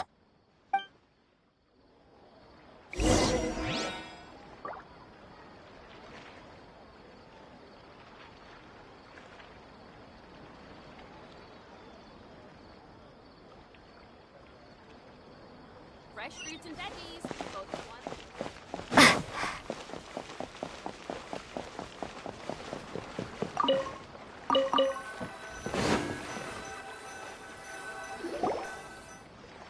Let's continue our conversation here. If you wish to learn more about the knowledge capsule that the Academia lost, then you must help me with something.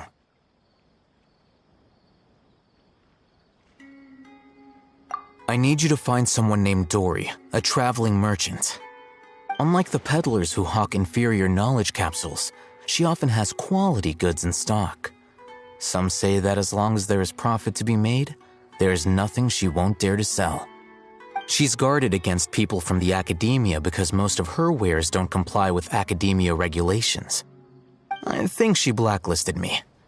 I met with her informant, but it soon became clear that they had no intention of letting me get any further. Become one of Dory's customers and earn her trust. This is my condition for further collaboration. Why do you want us to meet with her? Until you complete this task, you don't have question privileges. Fine. So how do we go about doing this? You two are outlanders who haven't been here for long, so Dory should view you as safe clients. I'll give you the informant's address and their contact password. Beyond the password, though, I have no way of knowing what other tricks she might have up her sleeve. You'll have to improvise. This is kind of nerve-wracking. The true challenge begins after you meet her. She has a keen nose for Mora and a shrewd eye for wares, and she only likes customers who she deems to have good taste. I'll prepare some funds for you. Buy her highest quality wares and earn her approval. What? We only just saw a knowledge capsule for the first time! We don't know how to tell which ones are good and which ones are bad. Is that something we can learn quickly? That's true. Have you two heard of elemental sight?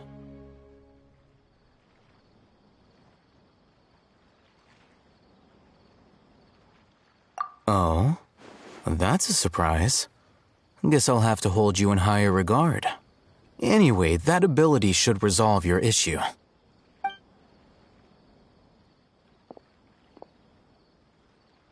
Here are 2 knowledge capsules. Tell me, can you detect any difference in their quality?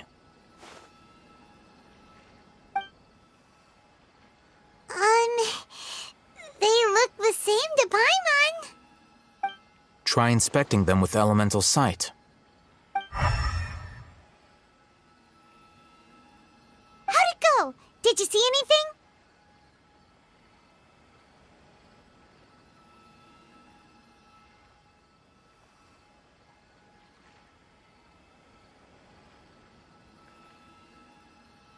Rumor has it that higher quality knowledge capsules generally appear brighter when viewed through elemental sight.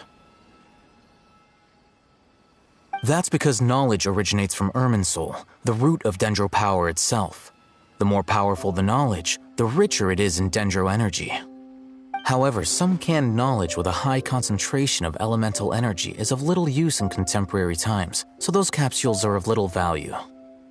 Using elemental sight is merely a stopgap measure, but it should suffice for earning Dory's trust. That sounds pretty impressive. Here's a sheet with the informant's location and contact password, and here is the mora for purchasing canned knowledge. Don't be cheap. You'll need to spend to catch Dory's eye. If there's any mora left over, just keep it.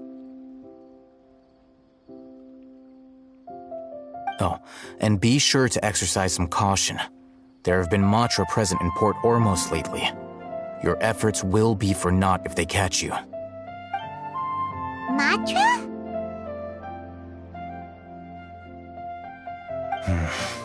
They belong to the Academia's regulatory body. They also handle cases of illegal canned knowledge transactions. Like I said, the Academia has banned both their trade and possession. The Matra are razor sharp. You're in for nothing good if they lock their sights onto you. If you two want to back out, now's the time.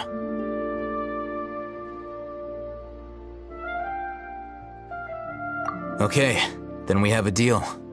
If you succeed in your dealings with Dory, come find me at the Wikela Funduk. We'll have an open discussion then. Looking at what Al-Haytham wrote, Dory's informant is a trader near Old Ormos. Let's follow these instructions and try to get in contact with him. Bartender, if you want a drink.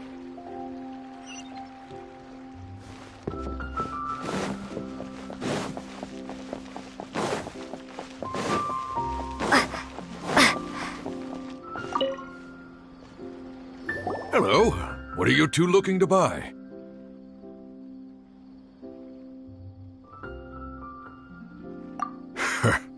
What a unique palate. We have unripe horror fruits, but we usually keep them in the back. I'll have someone escort you.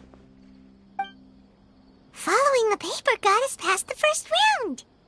Ronak, these two want to buy unripe horror fruits. Show them to the warehouse. Got it. You two, please follow me.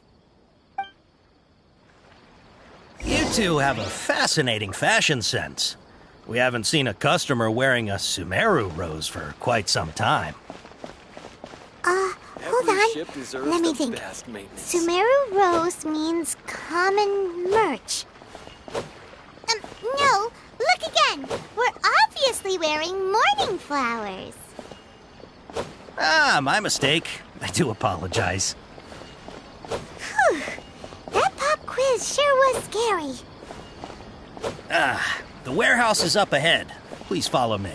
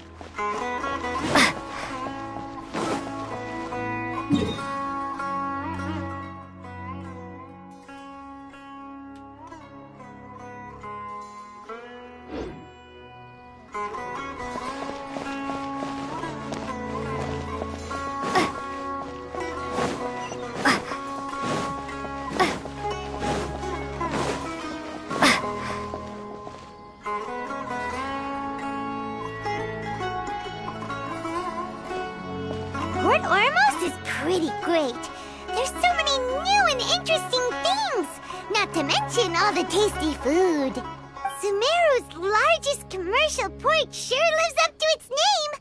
Look at all the merchants, and everyone seems excited just to be here. How did things end up like this?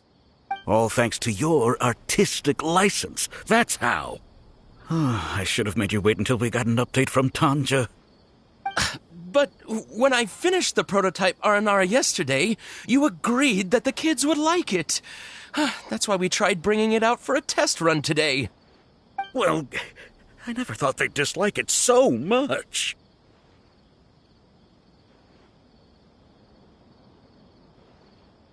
Oh, what should we do?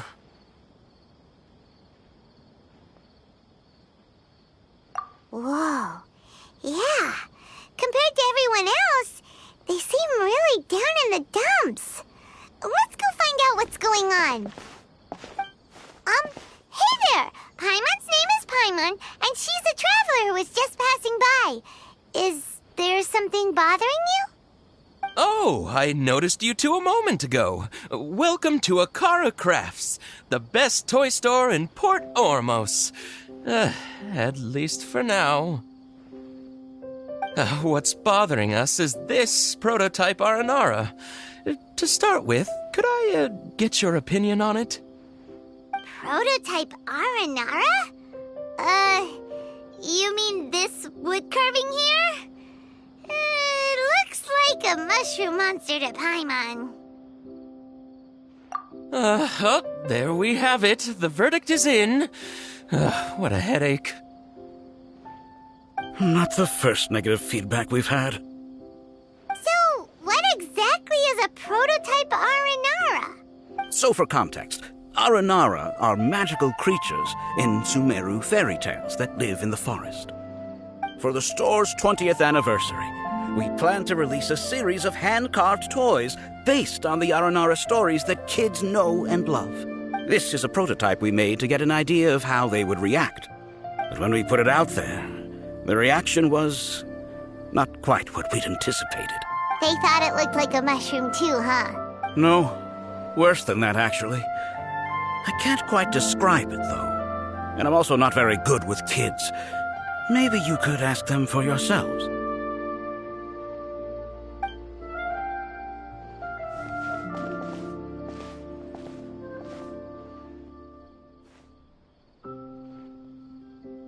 This is not an Aranara. No way. I've read Uncle Tanja's Aranara and the Ill Little Fungus. It says that Aranara are supposed to be chubby and squishy. The carving looks nothing like that. Toys do look better when they're round and chubby. Uncle Tonder said in Aranara's vow that you can deceive the eyes, but you can't deceive the heart. This carving makes me feel lost and confused inside. I don't think the creator put his heart into it at all. It's nothing like an Aranara. Ooh, didn't put his heart into it, huh? Oh, sounds like one of those things that's easier said than understood. Kassid and Alia didn't like this carving, but I think it's okay. It doesn't look too happy, so it's kind of pitiful in a cute way. Oh, a positive review!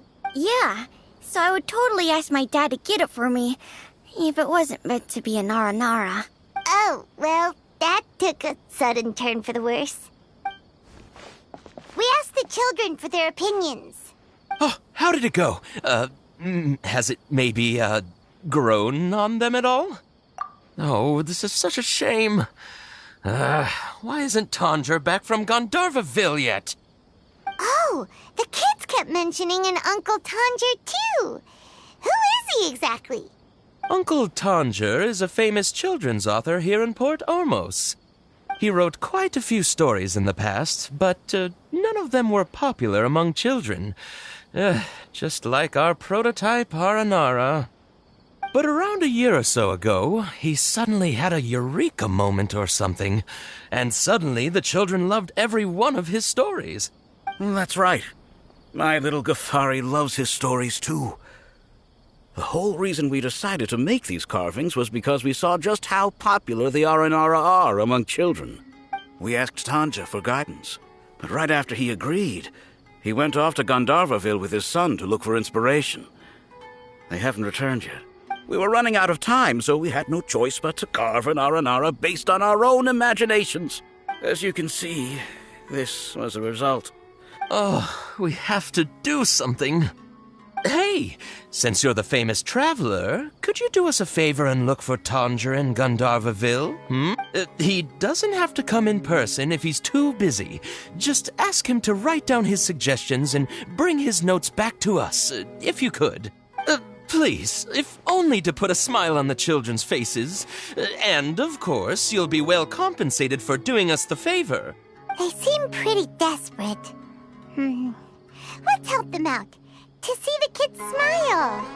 And also for our reward. Yay! Rewards!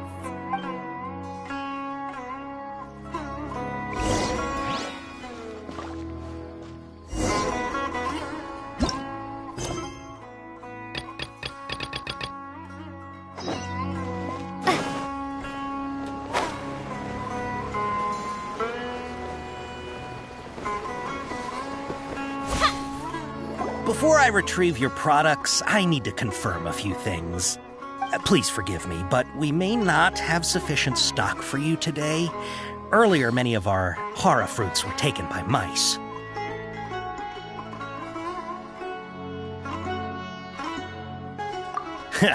Thanks. If better goods come in, you'll be the first to know. You look like you have some skill. Why don't I pick out some fruits that'll make you dizzy?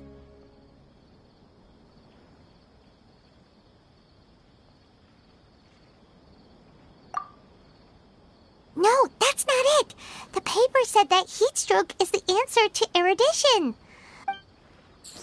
I'm sorry, but He's cautious of us. Let's take a closer look at the paper that Al-Haytham gave us.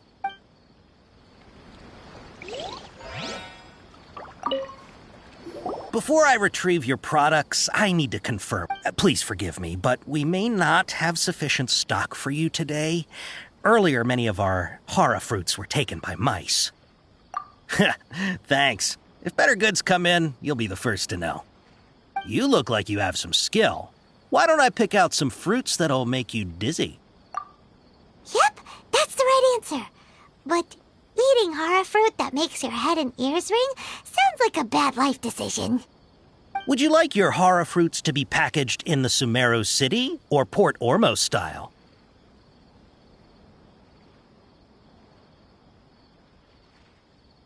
Wow, you two sure are generous customers. We'll be sure to package your products beautifully. Okay, everything has been confirmed. Miss Dory is waiting for you up at... Shoot, it's the Matra! Run! What? The Matra? Where? Al-Haytham said we're done for if they catch us. We gotta get out of here.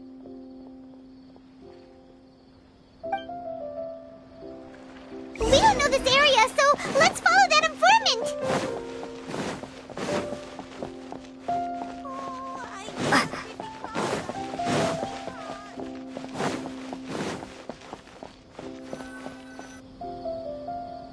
He ran that way.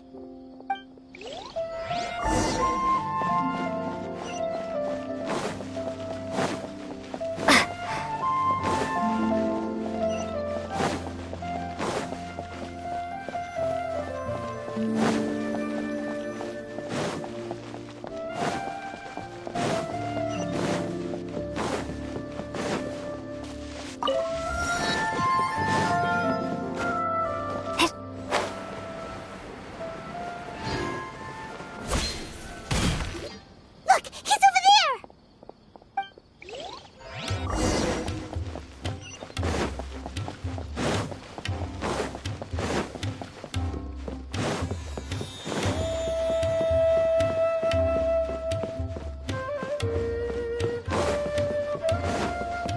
Scatter! Hey, if you're hiding from the Rishbaland tiger, come this way! Another password. Huh? Oh, that voice came from behind the building on the right. You can stop running now.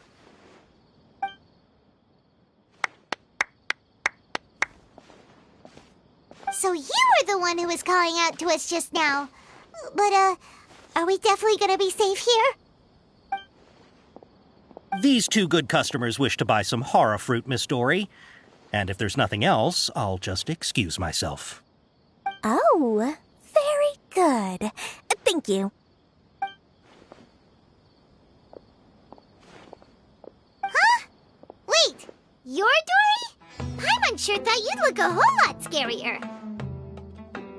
Hey, what are you trying to say, Princess Pea-Brain? I can be scary enough when I need to be, believe you me. If you don't watch what you say, then you can forget about doing any business. But it seems you two have actually done pretty well so far. Not only did you manage to find the informant, your reactions were also pretty sharp. You don't really look like criminals or anything, but I bet my Mora that you've been involved in some shady dealings, haven't you? Paimon's not sure if that's supposed to be a compliment, but we'll take it. I can't risk doing business with people who start huffing and puffing after just a few paces. No matter how much Mora they might have. Not only will they get caught by the Matra, but they'll also get us into trouble.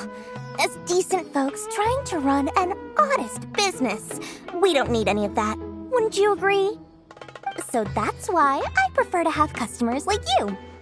It's your first time here, but don't worry, I won't ask too many questions. Even if you wish to buy enough knowledge capsules to decorate your house with, please knock yourself out.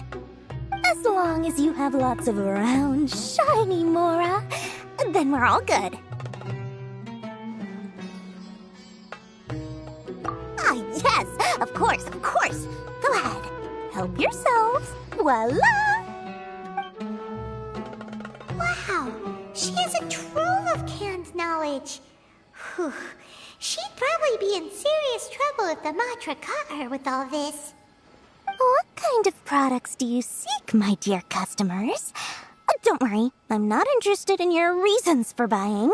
I can, however, offer some suggestions. Take this one, for example. An analysis of the sociological ideology and dialectics of the Hilichurls. Only 3 people in all of Teyvat have ever studied it, making it extremely rare. It's on sale now for 350,000 Mora. Yeesh, who would want to be an expert in that topic? Or how about the architectural styles and construction methods of Teyvat in the early Archon War period? With this one, you can become an expert in historic architecture preservation and find an excellent, well-paying job in nearly any nation. Ooh, now this sounds like it could be useful. 2 million Mora, and it's yours. No discounts. Whoa, that's a lot of Mora! Of course, you are free to pick whatever your heart's desire. The contents and price of each knowledge capsule are indicated in small text on the body of each one, down at the bottom. All right, let's try the method that Al-Haytham mentioned.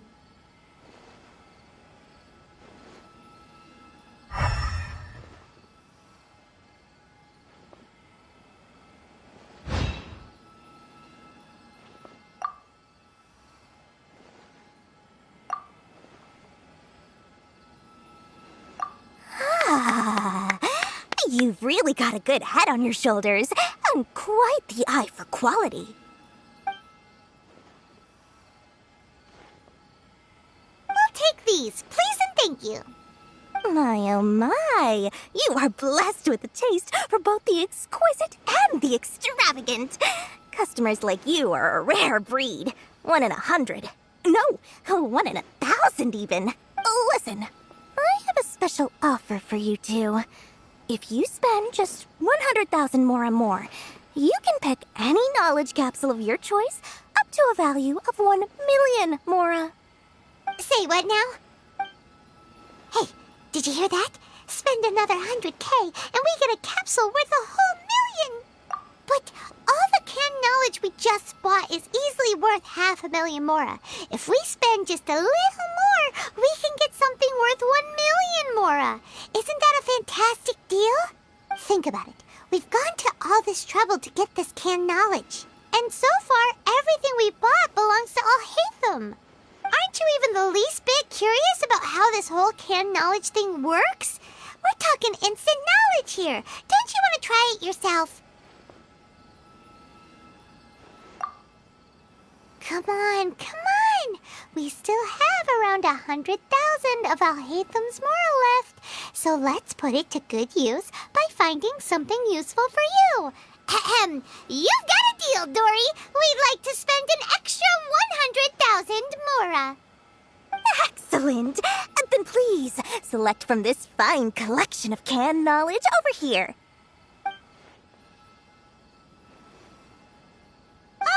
Hold on a second. Paimon thought we could choose whatever we wanted. Why can't we choose the ones from over there? Oh, but my dear customer, the knowledge capsules over here are worth 1 million mora each. I'm sure discerning customers like yourselves will be able to find something to your liking. Please, take your time. Uh-oh, Paimon has a bad feeling about this.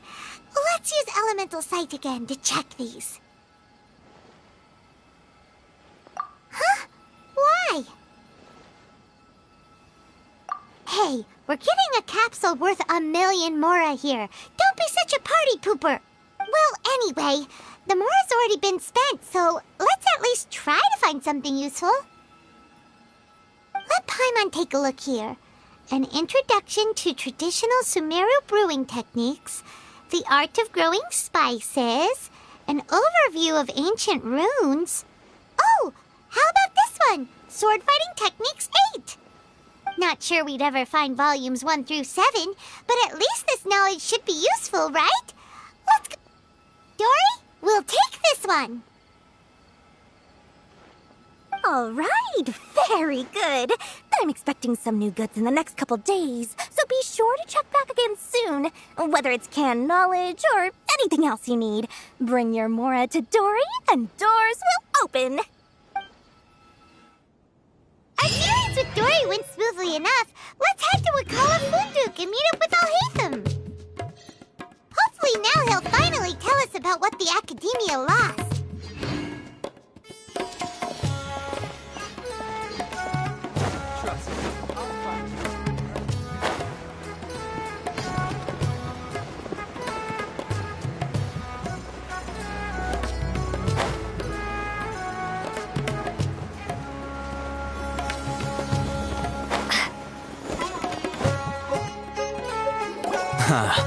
You two made it.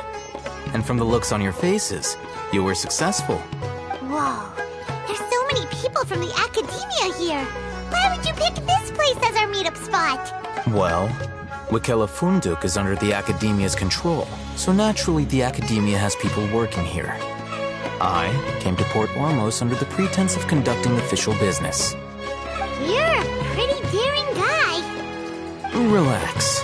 No one here is interested in anything we say, and the Matcher won't come here. Okay, now, tell me how your encounter with Dory went. Okay, we did what you asked. So, can you tell us about the knowledge capsule that the Academia lost now?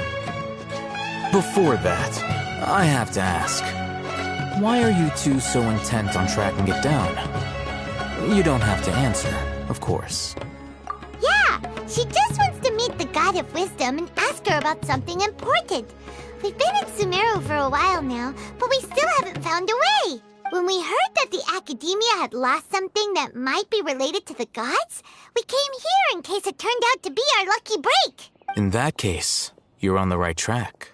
A short while ago, the Academia lost a knowledge capsule in the desert. It's supposedly a divine knowledge capsule.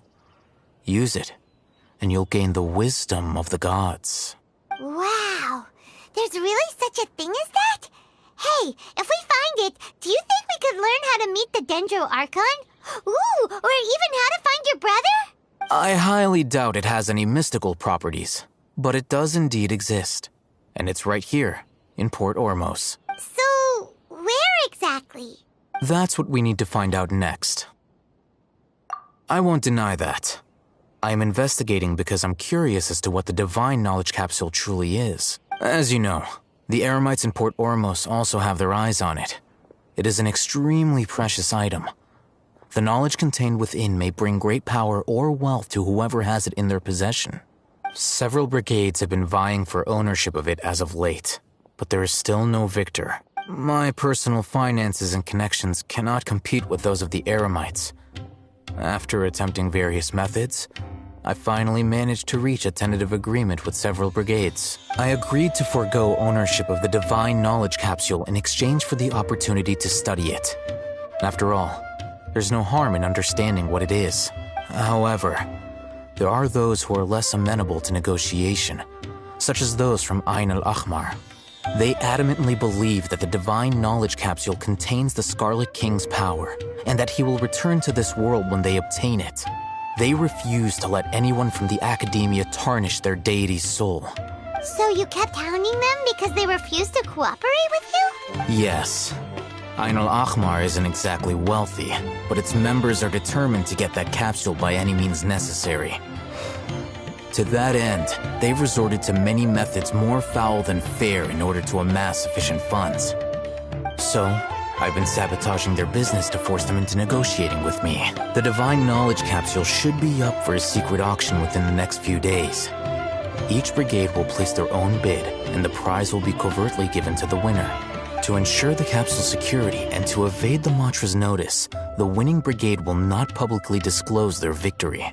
Unless I know whose hands the Divine Knowledge Capsule ends up in, my agreements with them will fall through. Dory is the most reliable source of information, but that avenue was previously closed to me. With you on board now, the situation is different. In other words, you wanted us to befriend Dory so you could find out where the Divine Knowledge Capsule is. Yes, you can say that. But this arrangement harms none of us. The day after tomorrow, go back to Dory and try to purchase information on the Divine Knowledge Capsule's whereabouts. If she has no information, wait 2 days and approach her again. If I get the opportunity to study the Divine Knowledge Capsule, I will relay my findings to you. Will that suffice as compensation? Okay, then we'll meet up in 2 days. Alhaitham, before you go, we actually bought a knowledge capsule for ourselves, but we're not sure how to use it. You two want to try using a knowledge capsule? Sure, I can teach you. Doing so right under the Academia's nose is a bit problematic, though. What do you say we head to the outskirts of town?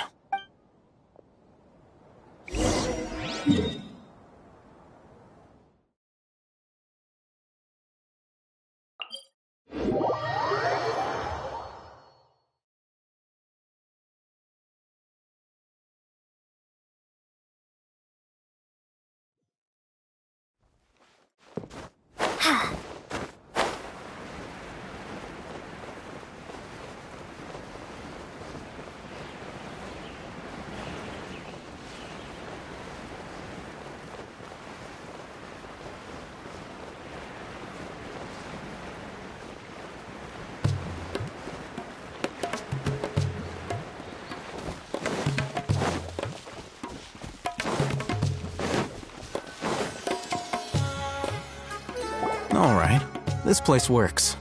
Show me the capsule you purchased. Here.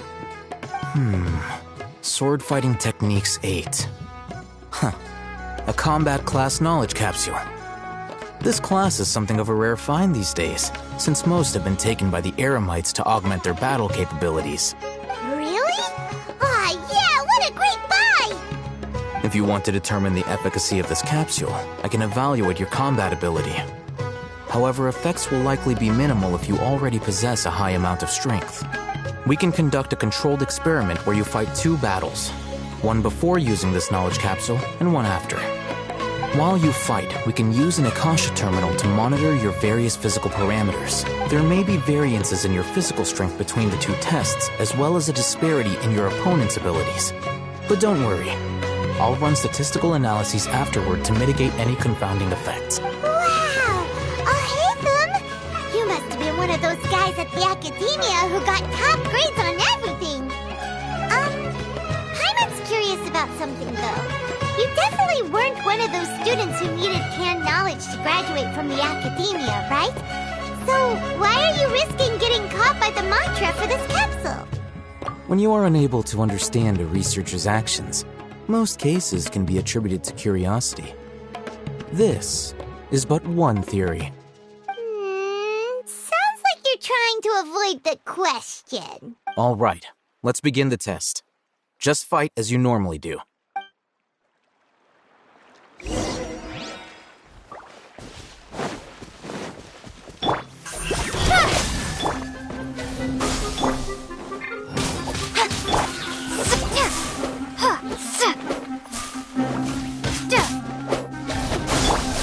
Speed of light! Hey! Spring forth!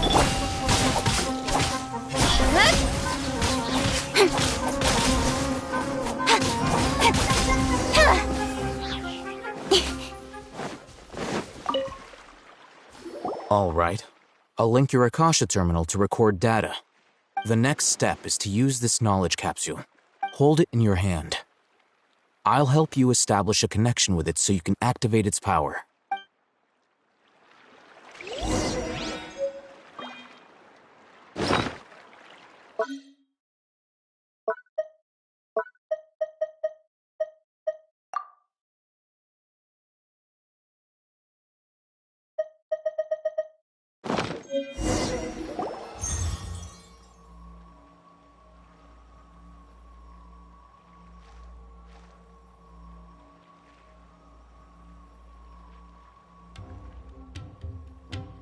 Hey, how are you feeling?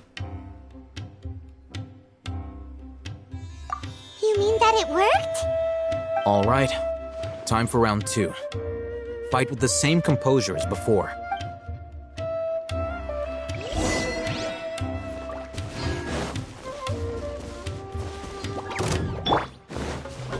Propagate! Booba, get the... I'll protect us. Don't blink!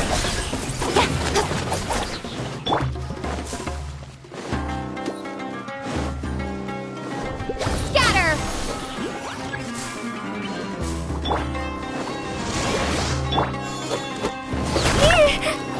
Propagate!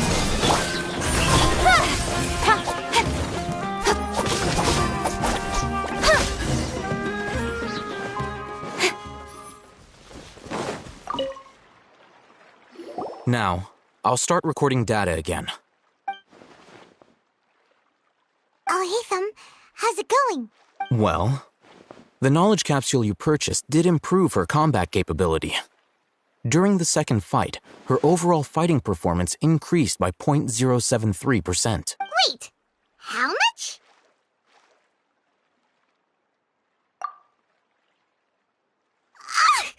Dory's such a jerk! She totally scammed us! 1 million mora?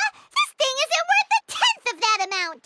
Of course, this could be because she is so powerful that the capsule's contents were unable to produce a substantial increase. At the very least, this test allowed me to gain more insight into you two. Our deal seems increasingly worth my investment. I'm heading back to Akela Funduk. I await your response in 2 days' time. This is Mora for when you ask Dory for information. Pay her as much as she requests.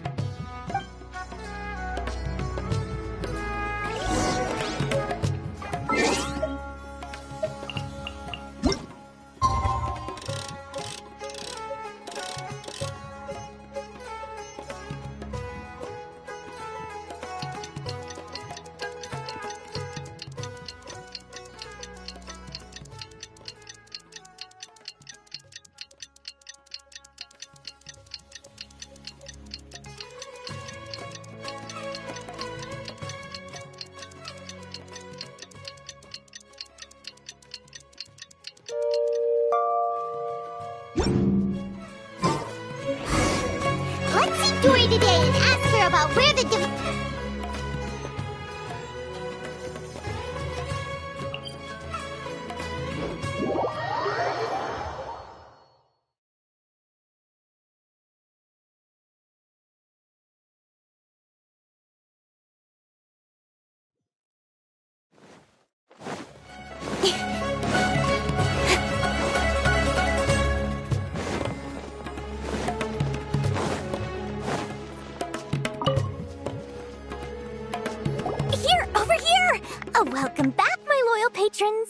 can I do for you this time? You name it. Can knowledge, supplies, or anything else you need. I'll find a way to get it. Where there's a waterfall of Mora, there's a way. Can you really get us anything we want? Anything at all? Aha! So it appears that canned knowledge alone is no longer sufficient for your opulent appetite. Then please oblige me. Tell me what you have in mind. Oh! I knew customers with pockets as deep as yours would undoubtedly crave something more profound than ordinary canned knowledge. But you know, that kind of information isn't going to be cheap. After all, I had to work really hard to weasel my way into the auction site. Not to mention that if anyone found out that I was the leaker, I would be in big, big trouble. But how can we be sure your information is accurate? Paimon's curious how you just happen to have this kind of info the moment we need it. Because to me, anything of value is what I consider to be my supply. Therefore, I must always be aware of what's hot on the market in order to secure more sales. As for the information's authenticity, well, you've no need to worry about that. I used a camera to take a picture of the transaction. That way, no one can dispute it.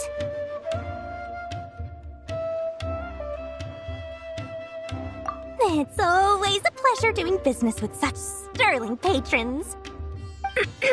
Now that you've paid in full, here's the scoop. The Divine Knowledge Capsule was purchased yesterday by a certain Misery, the leader of Ain El Ahmar. Ain El Ahmar? You mean the Eremites who worship the Scarlet King? Ah, so you're already familiar with them. The group has done everything in their power to obtain the Divine Knowledge Capsule. After all, they believe it contains the power of the Scarlet King. That Divine Knowledge Capsule is unlike any other canned knowledge I've seen before. It was glowing bright red. The capsule is clearly visible in the picture I took. You can look for yourself. Thanks for the info, Dory. Please, it's my pleasure. It's all thanks to discerning customers such as yourselves that my efforts yesterday were not in vain. Please, don't hesitate to contact me if you ever need anything else in the future. Mora for Dory opens doors. Well, we figured out where the Divine Knowledge Capsule is. Turns out, it ended up in the hands of Ain El Ahmar. Let's head back and talk to Al-Haytham.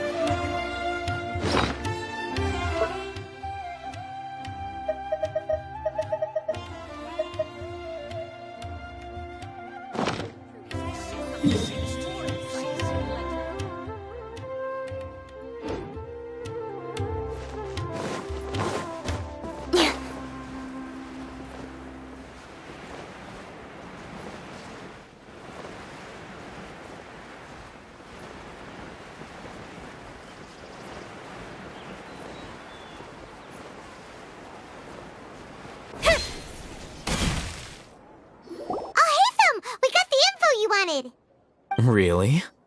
All right. Let's hear it.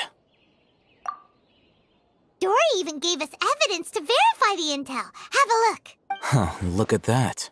Clear as day. It must have taken some guts just to infiltrate the scene of the Eremites' transaction. But then to get close enough to take a picture like this. Bold move, Dory. Very bold move. All right. The person in this picture is indeed Misery, the leader of Ain El Ahmar. And the glowing red capsule he's holding appears to be the Divine Knowledge Capsule. In which case, if we play our cards right, when we confront them next week, we should be able to force them to show their hand. At first, Paimon didn't get why you were provoking these Ain El Ahmar guys. But now, it sort of makes sense. Everything's playing right into your hands. After we defeat them, we can finally have a serious talk with their boss and get them to lend us the Divine Knowledge Capsule. Thank you for your time and efforts. Take a few days off while I make some preparations. Let's meet up again on the afternoon of the arranged date, 3 o'clock sharp. See you then.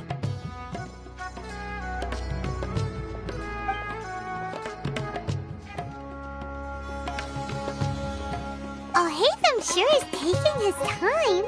Where could he be? There he is. Sorry to keep you waiting.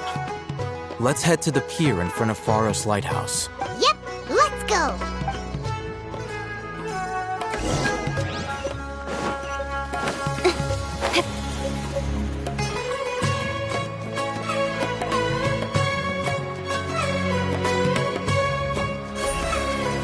Speed of light.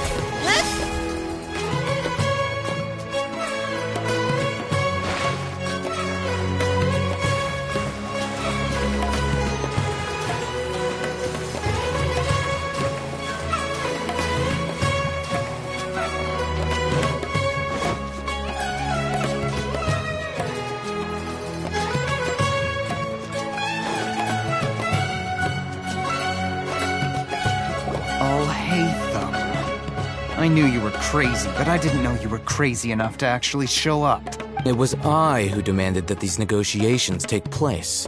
I was more worried that you might go back on your promise. But to your credit, it appears that you're sticking to your word. This is turning into quite an occasion. I also brought some backup. I assume you don't mind. Backup? Aren't you the brat from the restaurant the other day? You've come to support this lunatic because he helped you out? Fine. Your funeral. I'm not going to mince my words. Once we're done with you, you'll be nothing more than fish food. Get 'em, boys! Uh-oh, here they come. Good luck, you two.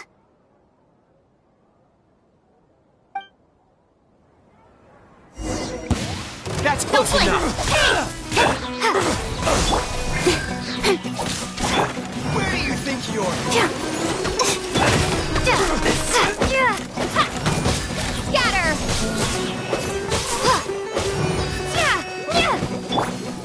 I'll be back. Propagate! Hey! Following orders. Feeling Nice and lucky slick. today? Let's dance.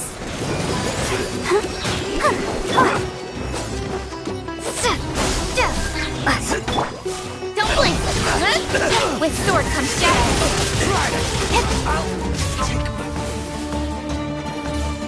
Speed of light.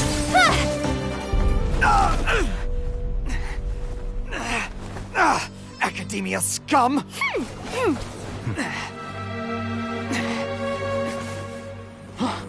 Boss! Finally! Did you use it? Great! Now we can...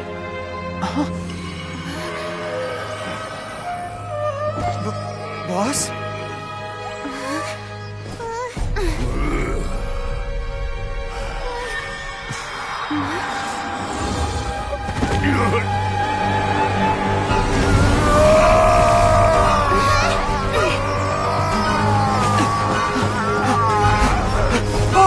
Boss! What's wrong? What happened to him? We have to cut his Akasha connection, now.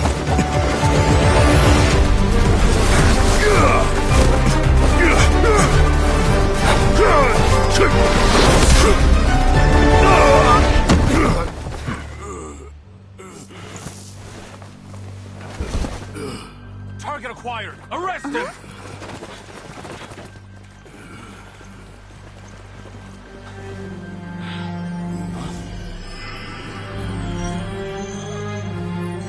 Do not impede our work. Is that understood, Al-Haytham? Of course. I was only trying to help. Take him away!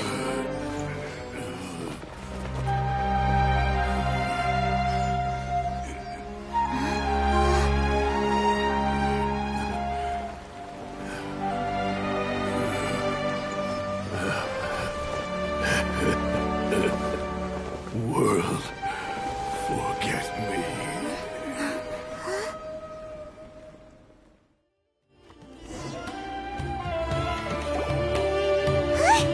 What in Teyvat just happened? It's like that big guy suddenly lost his mind. It looks like he used the Divine Knowledge Capsule. You mean the Divine Knowledge Capsule did that to him? Oh, yeah. You mean how some researchers go insane after getting knowledge from Irminsul? I've heard of numerous incidents of researchers in Satyavada life going insane. The state that man is now in suggests that this is a similar situation. This divine knowledge capsule does appear to be linked to the gods, but beyond that, it doesn't seem anything like the rumors suggest. Possessing it doesn't grant you divine wisdom or power. Did you hear what he said? World, forget me. What could that possibly mean? If the mantra took him away, then that means the Academia got the divine knowledge capsule back too. What a shame. We were so close. Still, Paimon didn't expect the divine knowledge capsule would be so dangerous. Imagine if we tried to open it. Oh, who knows what would have happened to us? As things stand, there is no reason for me to remain in Port Ormos. I believe our collaboration has also reached its end. Oh, we were so busy trying to find the divine knowledge capsule that Paimon forgot to ask you something. Since you're a member of the Academia, do you have any idea how we can go about meeting Lesser Lord Kusanali? Truthfully, I don't. Lesser Lord Kusanali appears to exist outside of Sumeru's entire administration. Most of the time, you wouldn't know she exists at all. Moreover, since the Academia possesses the Akasha, a symbol of our deity's wisdom, scholars have no reason to desire to make contact with the deity herself anyway. Everything about Lesser Lord Kusanali is such a mystery! I'm heading back to the Academia. How about you two? It's almost the day of the Sub-Zero's festival. Maybe we should head back too. We've been rushed off our feet over the past few days, so maybe a little rest and relaxation will do us good. Then we'll part ways here, Alhaitham, until we meet again.